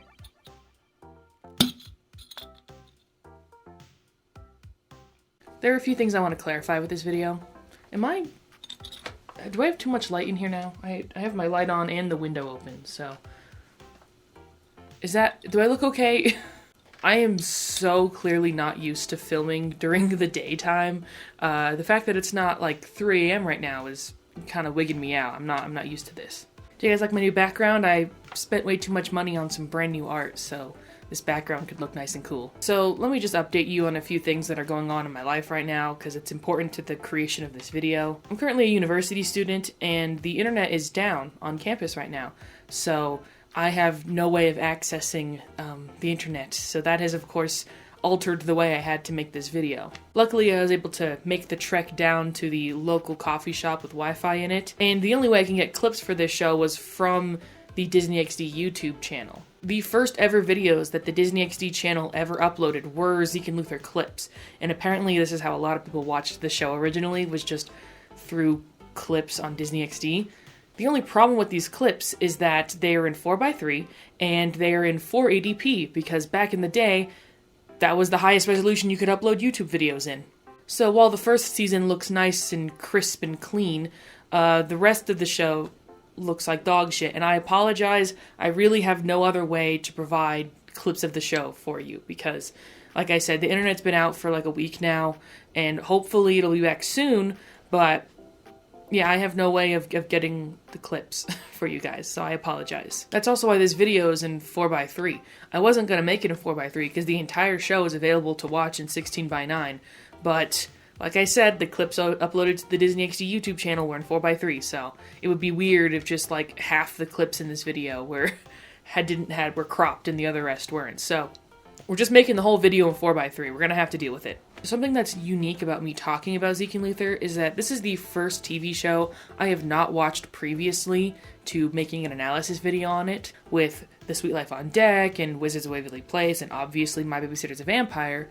I had watched it as it aired on the Disney Channel, but with this show, I never actually saw it. I guess I didn't really watch Disney XD all that often. I only really watched that network when they were doing reruns of shows that I liked, like My Babysitter's a Vampire. I have a crackpot theory that most people actually watched Mabav on Disney XD and not on Disney Channel, because a lot of people remember the kind of spooky bats advertising around it, and that was only done on Disney XD. And the show was actually aired during Halloween time, like it was supposed to be aired. Originally on Disney Channel, Mabav aired all within like the span of 2 weeks. They aired an episode a day, and it was during Disney Channel summer, so all of the advertisements for the first season were in Disney Channel summer mode. And then season 2, with the initial success of it on both networks, season 2 was given the full Thursday night, big epic treatment, and of course that was aired in the fall. Sorry, I have to mention My Babysitter's a Vampire in every video. It's kind of like a rule of mine. I say all that to say that I never actually watched Zeke and Luther when it aired on TV, and it's not like I avoided it, it's just never really crossed my path. I guess you could say I was the target demographic for all of the tween girl TV shows that they were making, and so this show wasn't really for me. The sun just fucking came out. Jesus Christ. The weather outside today is really weird. I live up in the mountains now, so some days it's like snowing and other days it's like 70 degrees out. It's quite odd.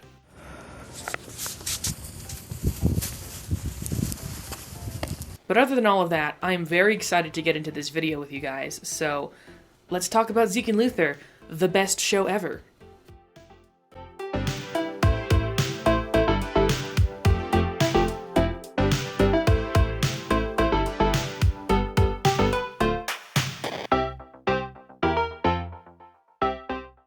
Something that I don't think Disney learned early on for Disney XD was that their golden age of Hollywood style of cross-promoting that creates brand recognition was what really led to Zeke and Luther's initial success, at least in my opinion. I mean, did the Aaron Stone guy ever appear in a DCOM? Did the Bernstein guy from Crash and Bernstein ever show up in an episode of Zack and Cody? I think not. The cross-promotion is what got stars like Selena Gomez and Demi Lovato their initial success, and that was also the case for the two leading men in the show, Hutch Dano and Adam Hicks. Sure, they weren't Miley Cyrus levels of recognizable, but people knew who they were from their guest spots in other Disney Channel shows and leading roles in DCOMs, like Den Brother and Lemonade Mouth. With Disney XD's launch in 2009, which explains the extremely old internet name, by the way, Aaron Stone was the first original programming to air on the network, and like I said earlier, it flopped. Zeke and Luther was the second, and performed a lot better, just by considering the fact that it got more than one season. These were also the two only shows that got their own Disney Channel Wand IDs, which is a pretty big deal in my opinion. There are also plenty of Zeke and Luther bumpers that they made as supplemental content that has actually been archived by Disney XD themselves, because they uploaded a lot of clips of Zeke and Luther onto their YouTube page back in 2010. So Zeke and Luther was clearly created to capitalize on the success of X Games and other extreme sports that young kids were really into at the time. I wonder if the show ever inspired any kids to pick up a board, because if they did, I think that's pretty cool. It also probably got a lot of kids to slap each other in the face on the school playground, and I think that's pretty cool as well. The show follows two characters whose names you might already know, and their antics as they get up to living life and attempting to become professional skateboarders. A lot of their motivation throughout the series involves them trying to get money for better gear so they can become better skaters, and wanting to become better skaters so they can get sponsored and live up to their icon, Tony Hawk. As the show goes on, they grow as boarders and get closer to achieving their goals, with a bunch of fun, silly antics to do along the way. The beauty of a show like Zeke and Luther is that it only ever promises to show the audience a snapshot of their lives, with the silent acknowledgement that their story didn't really begin with the first episode, and it won't come to a conclusion with the final one. It really is a joy to watch these California dudes skateboard all day and have no responsibilities or consequences. The show being wish fulfillment only really occurred to me in the final season for some reason. I can see that the whole appeal of Zeke and Luther is portraying on screen the life that any young kid would want to live. That of hanging out with your friends all day with the best weather possible and not having to go to school. These characters only attend class like 4 times over the span of 3 seasons, and I couldn't be any more happy for that fact. One of the big noticeable things about Disney Channel shows when you watch them after becoming a grown-up is that no matter how interesting or unique the premise is, there will always be a giant mudslide of episodes where the characters just attend middle school or high school. They follow stock plots that could be inserted into any show and are mainly there to rest on their laurels until the next event episode that is actually about the premise they promised you in the opening titles. Zeke and Luther is mostly nothing like that. Zeke and Luther promises you a show about teens skateboarding, and you get teens skateboarding non-stop. Trust me, there are plenty of archetypes and cliches in this show, but surprisingly enough, they do a decent job of highlighting the fact that yes, they are relying on a trope of sitcom history, and I mean, that doesn't stop them from doing it in the first place, which is its own problem, but it is kind of nice to see some sort of self-awareness from the writers about this kind of thing. So the timeline for Zeke and Luther is pretty weird in all honesty. When I first started watching the show, I just assumed the characters were the same age as the actors, which was a rookie mistake on my part. If my math is correct, they were probably around 17 years old when they started filming the show. And I mean, they look like 17-year-olds, that's for sure. So as I was watching the first few episodes, I decided to go on IMDb and just, do a little general look through on the TV show. And I found out that the characters are supposed to be 15. And for some reason that really shocked me. I was like, there's no way these actors are playing 15-year-olds. But I mean, it was true. It is very common with kids' TV shows who have actual child actors to be playing 1 or 2 years younger than their actual age. So I fully should have expected this. I don't know why I thought they were going to be that old anyways. Disney Channel shows never follow people into their late teens and early 20s unless the show runs for a very long time. Like Good Luck Charlie is an exception, not the rule. But yeah, it still shocked me. I still wasn't prepared for it at all. So then I thought, like any other Disney Channel show, that each season would be a year of their lives, and they would be, 17, 18, ready to graduate high school by the end of the series. But no, I was wrong. Near the end of season 2, when they're starting to progress the whole, like, we want to get sponsored plot line, we find out that they're 15 and a half, which means that all of the first season, if I believe that they were 15 at the start of the show, took place only over, 6 months.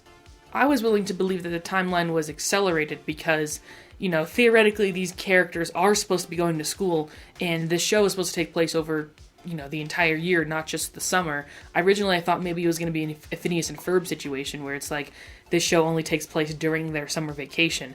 But no, it takes place year-round. There's a Halloween episode and a Christmas episode.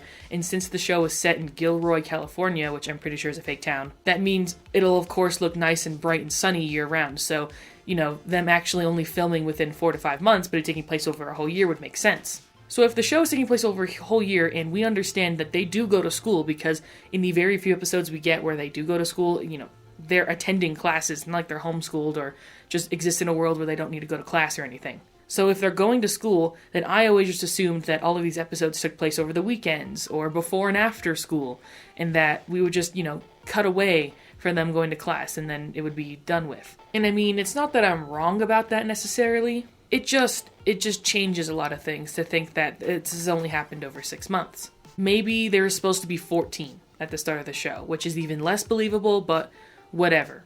Sure. So if they're 15 by season 2, then that makes sense, because they say multiple times throughout season 3 that they are 16 years old. But their ages are never confirmed in season 1, which is why when I read the show description on IMDb and it said 15, I thought they were going to be starting out at 15, which means that the whole show only takes place over around 1 to 2 years, which is kind of unbelievable for me.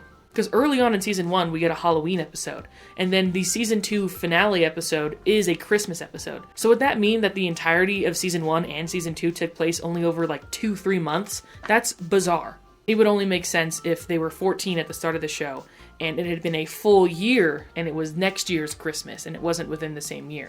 Although, I guess if you're literally following every single day of their lives, like they say in the series finale, then sure, that would make sense, because then we're only seeing 40 days of their lives in between the Halloween episode and the Christmas episode. So, that's exactly the same time. Wow, so maybe they did plan for that then. But then when do they go to school? I like that they don't go to school. I hope I make that very clear. I would much prefer if they never attended class. And the few episodes where they do have to go to a high school and they're in class were always very upsetting to me, because I like the wish fulfillment of these douchebags never attending class ever. And whenever they talk about school, they're absolutely floundering and failing at it. It's a nice charm of the show, so I'd rather they just never acknowledge the fact that school exists, and we just assume they have no parents and no, responsibilities at all, or they kept the timeline consistent with the fact that they do attend school and all of these episodes take place outside of the school hours. So for 8 hours of their day, they're not skating and we don't get to see that moment of their lives. But that doesn't really matter. It doesn't change the day-to-day aspects of the show. It doesn't ruin anything. I am so sorry. If I knew this was going to be the case, I wouldn't have been filming on camera. Jesus Christ. I was initially just very happy with the fact that they seemed to be taking care of the timeline early on in season 1. After the Halloween episode, we see a Don's Donuts Employee of the Month yearly calendar, and we see that it should be around November. So that means that yes, things were actually progressing in the show.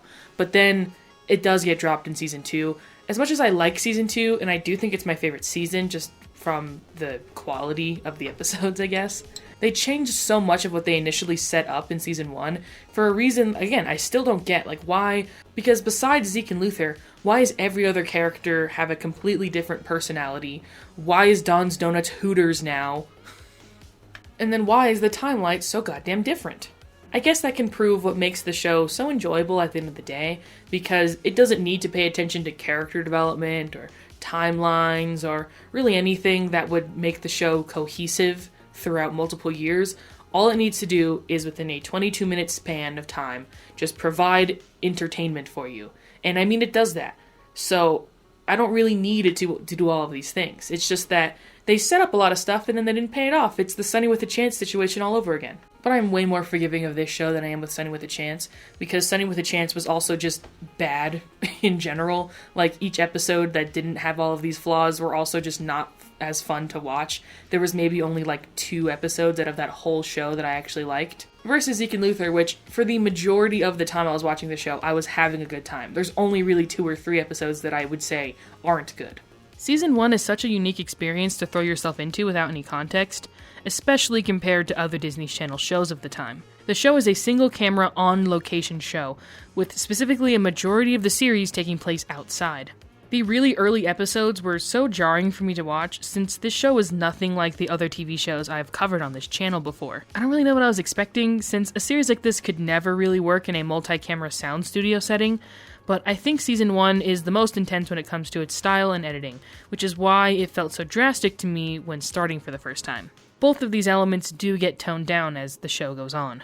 Every 5 seconds there was a jump cut, they were outside a majority of the time, usually relying on natural sunlight, and the camera very rarely cut away when a gnarly stunt went down. So much of cheap Disney shows like this one rely on sound studios and minimal locations to try and smokescreen a lack of diverse sets, with the occasional fake-as-hell looking park or brand new diner to never be seen again. It's not like Zeke and Luther didn't have this lack of budget. I honestly believe the first season was shot entirely on 2 pennies and a pile of shoestrings alone. So they were leaning into the style of the editing and camera work to try and smokescreen it that way.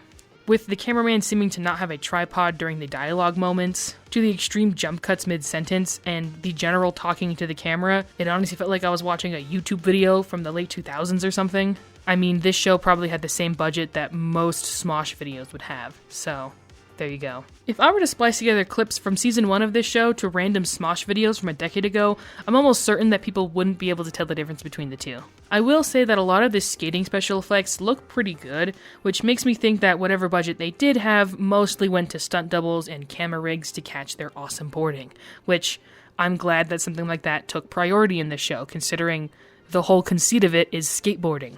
Seasons 2 and 3 do seem to get a higher budget, or at least they're doing something different with the camera now, because they do slightly stray away from this form of style into something a little more different. And over time you get used to the new normal the series establishes. Each season has its own unique style that it adopts as the show decides what it wants to be for the current moment. There isn't really a lot of brand consistency across the entire show when it comes to anything that isn't Zeke or Luther, and even that can get muddied sometimes. What makes season 1 a little bit weird is that episode 4 is titled Pilot. I'm almost certain that on Disney Plus, all of these shows are in broadcast order and not production order, because, I mean, obviously, the pilot episode was the first one they made. It makes complete sense once you actually watch the full season. After episode 4, there's around a 3 to 4 episode string of just like kind of weak episodes, and it makes me think that they produced 4 episodes in total at the beginning of the series, and then once it got greenlit, they made the rest. Olive Girl is a good example of that. Her name is Olivia, but she's a model for Langley Olives, so I just call her Olive Girl. I mean, they named her fucking Olivia, so like, what am I gonna do, not call her Olive Girl? I'll talk a little bit more about her later. Maybe, maybe not, I don't know. But she's featured pretty heavily in the pilot episode. And then for those next 4 episodes, she's in pretty much all of them.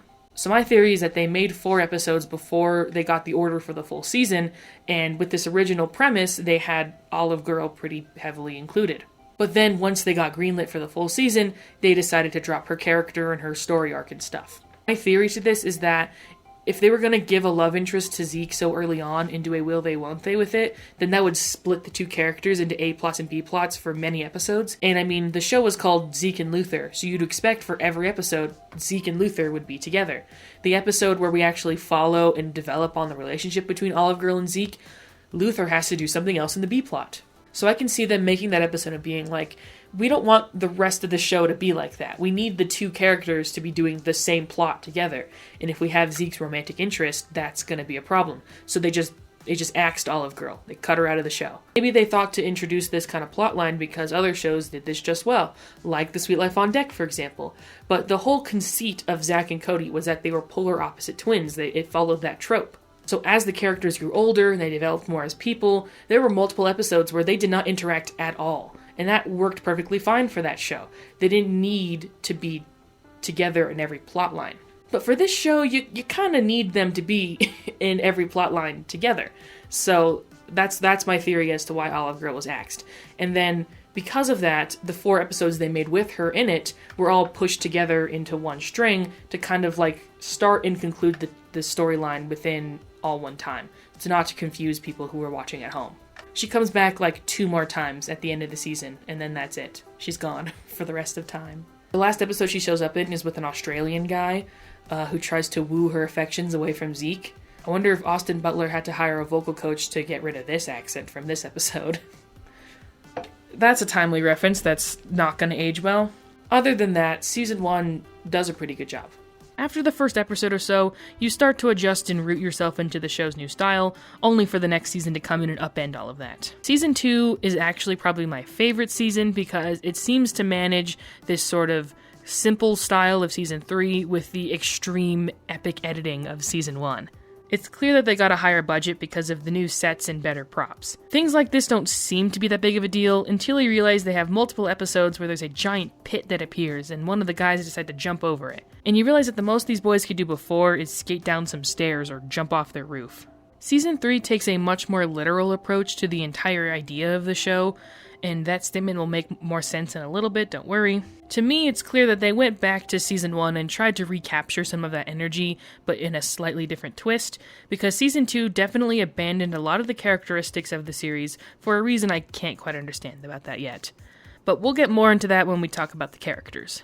One of the biggest quirks about the show is that Zeke and Luther talk to the camera. They fully break the fourth wall in every episode and explain to the audience what they're doing and their feelings at the current moment. It's yet another unique aspect of this show that sets it apart from other Disney Channel projects. Season 3 makes the bold choice to have these moments be explained in-universe by making the entire series a reality TV show that the two are filming and archiving to later show the world once they make it as big celebrity skateboarders.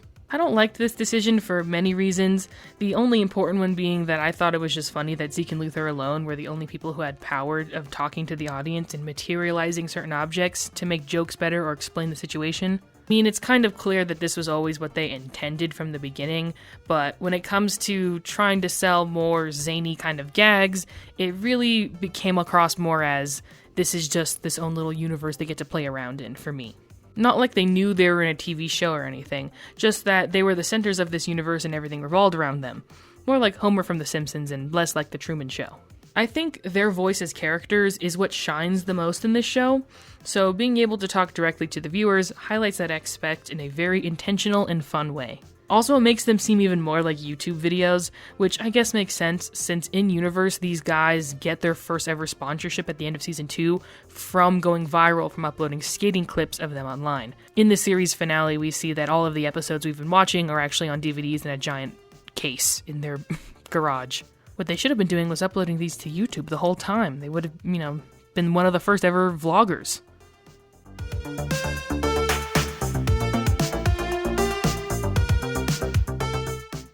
Normally I would talk about the two main characters separately, but since this show is about the two of them together, I'm going to talk about them together. In retrospect, I could have done this with Zach and Cody as well when I made a video about them, but like I said earlier, the whole initial appeal of that series was the opposite twins trope, so that's why analyzing them separately was needed back then. I wasn't expecting to reference Zach and Cody so much in this video, by the way.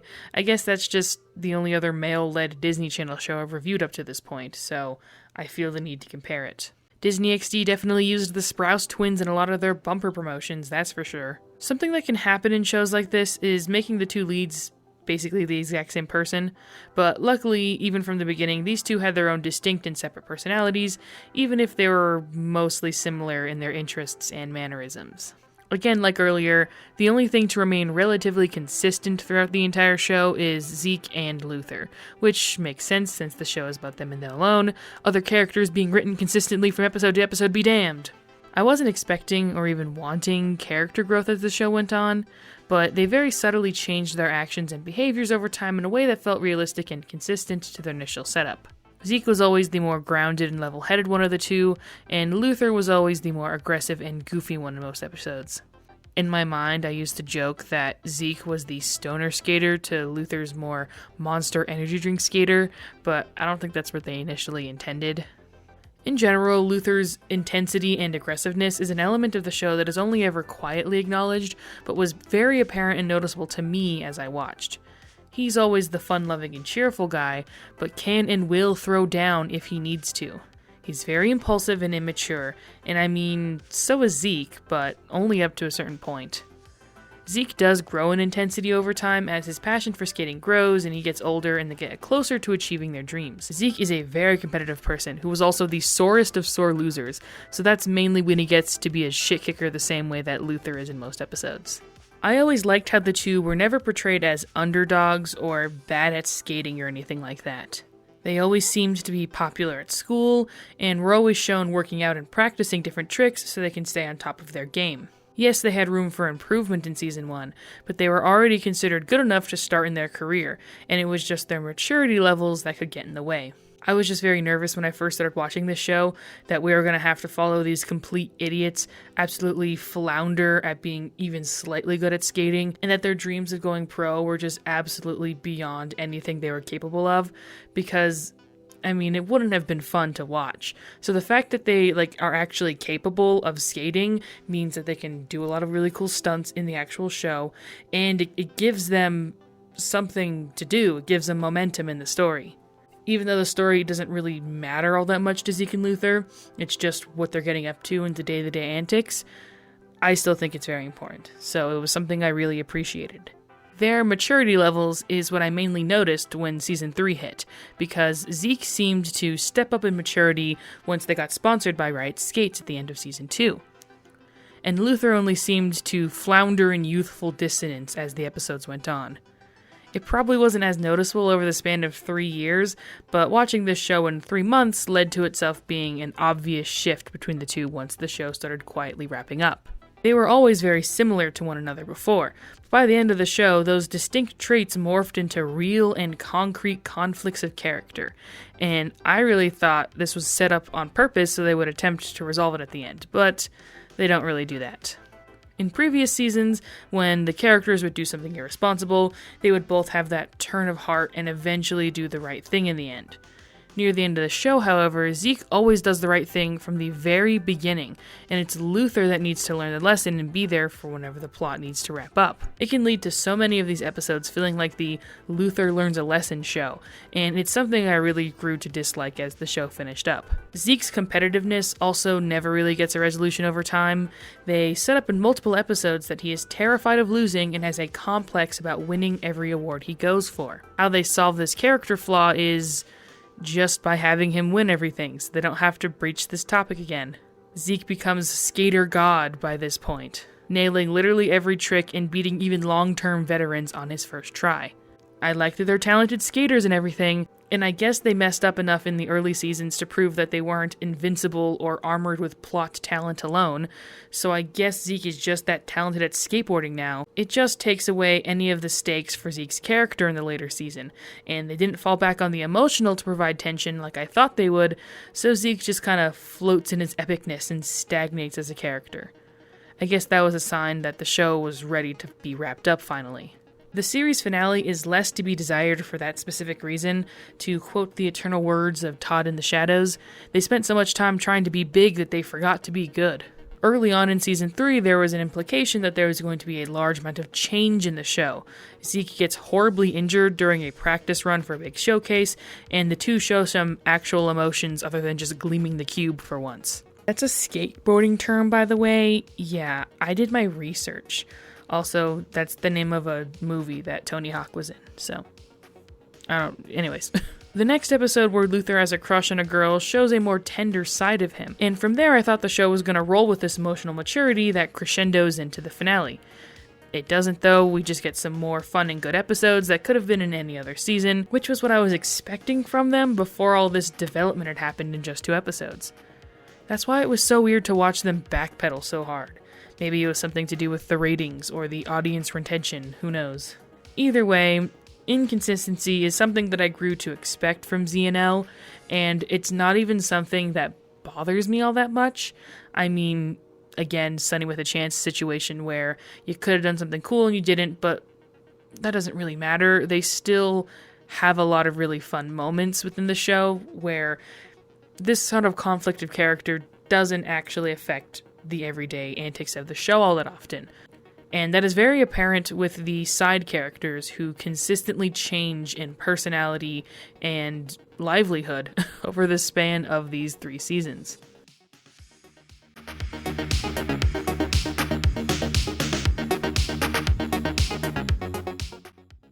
To get into the other characters for a little bit, they matter so little to the entire show and are really only set dressing for Zeke and Luther, which makes sense, honestly. If you look at the main credits for the first 2 seasons, other than Zeke and Luther, the other 2 characters that are in there are Kojo and Ginger. Kojo is supposed to be their frenemy of sorts.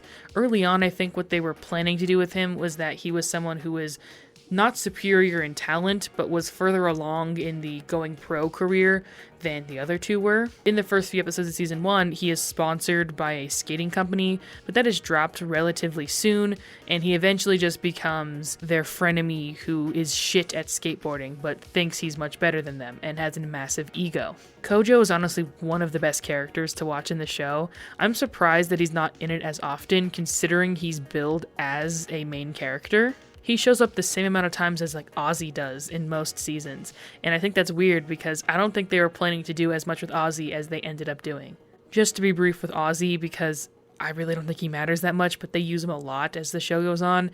He's supposed to be a power walker, I guess, and is generally a very weird and eclectic kind of guy. Originally, the 2 guys were supposed to absolutely hate him and despise him, and he never even skateboarded at all. He barely learned how to stand and move on a board by the end of season 1. But also, throughout season 1, they did a good job of setting up this sort of core 4, like yes, it's Zeke and Luther, but also Ozzy and Kojo were the other 2 who would join them in group antics. And I really thought they were going to go with this a lot more. They had really done a good job of making the 4 of them seem like a great little quartet. But when season 2 rolls around, they immediately revert him back to season 1 status. And the 2 of them hate him and they have to grow to like him again.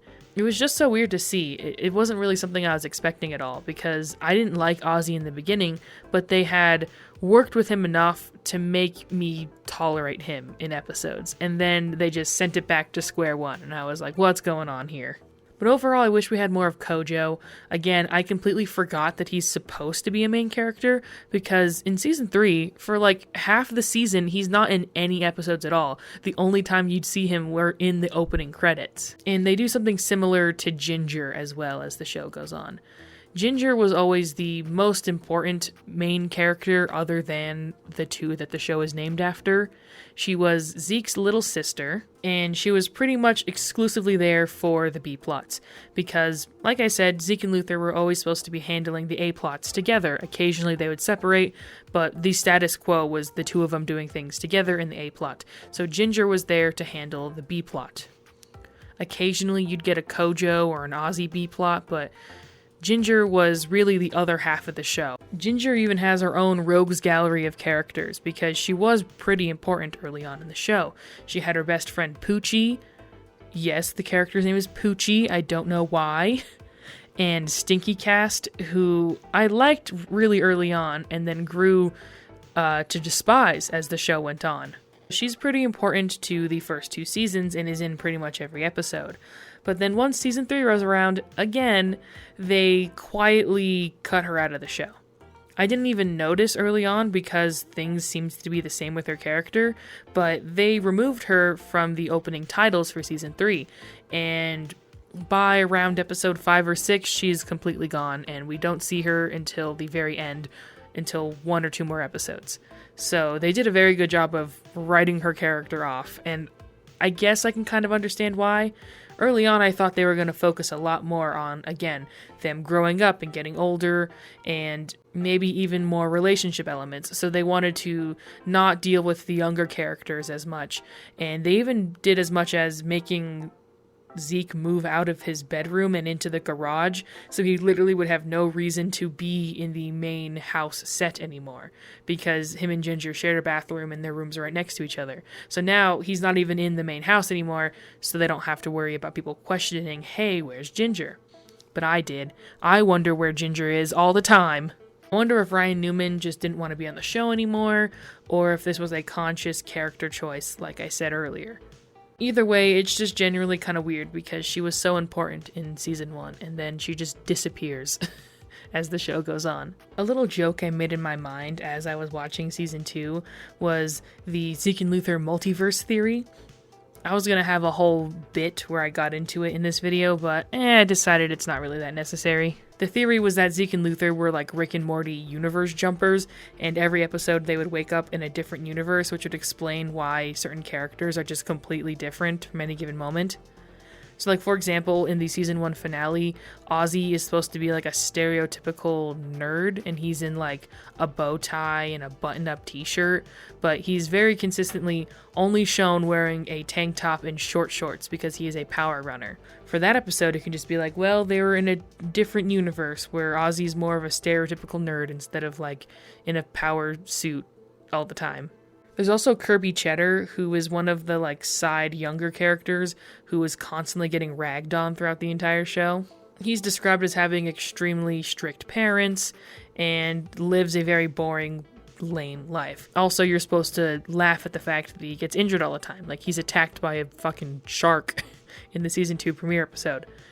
Yes, the episode titled Zeke Jumps the Shark, because why not, I guess. Let's just use that phrase completely unironically now. But in the Christmas episode, which technically is the season 2 finale, but very obviously just visually was filmed during the season 3 block, Kirby Cheddar is supposed to be like this spoiled rich kid whose parents get him everything he wants, and he lives in a huge mansion.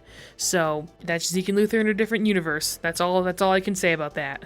Also, maybe those 4 episodes from season 1 where Olive Girl is in there is just like another universe again, and so we mostly spend time in the primary universe where she never moved in next door, and Austin Butler does not have an Australian accent and doesn't haunt me in my dreams. That's all I have to say about this section. Let's wrap up this video. I'm sorry if this isn't as organized as a lot of my other videos have been in the past.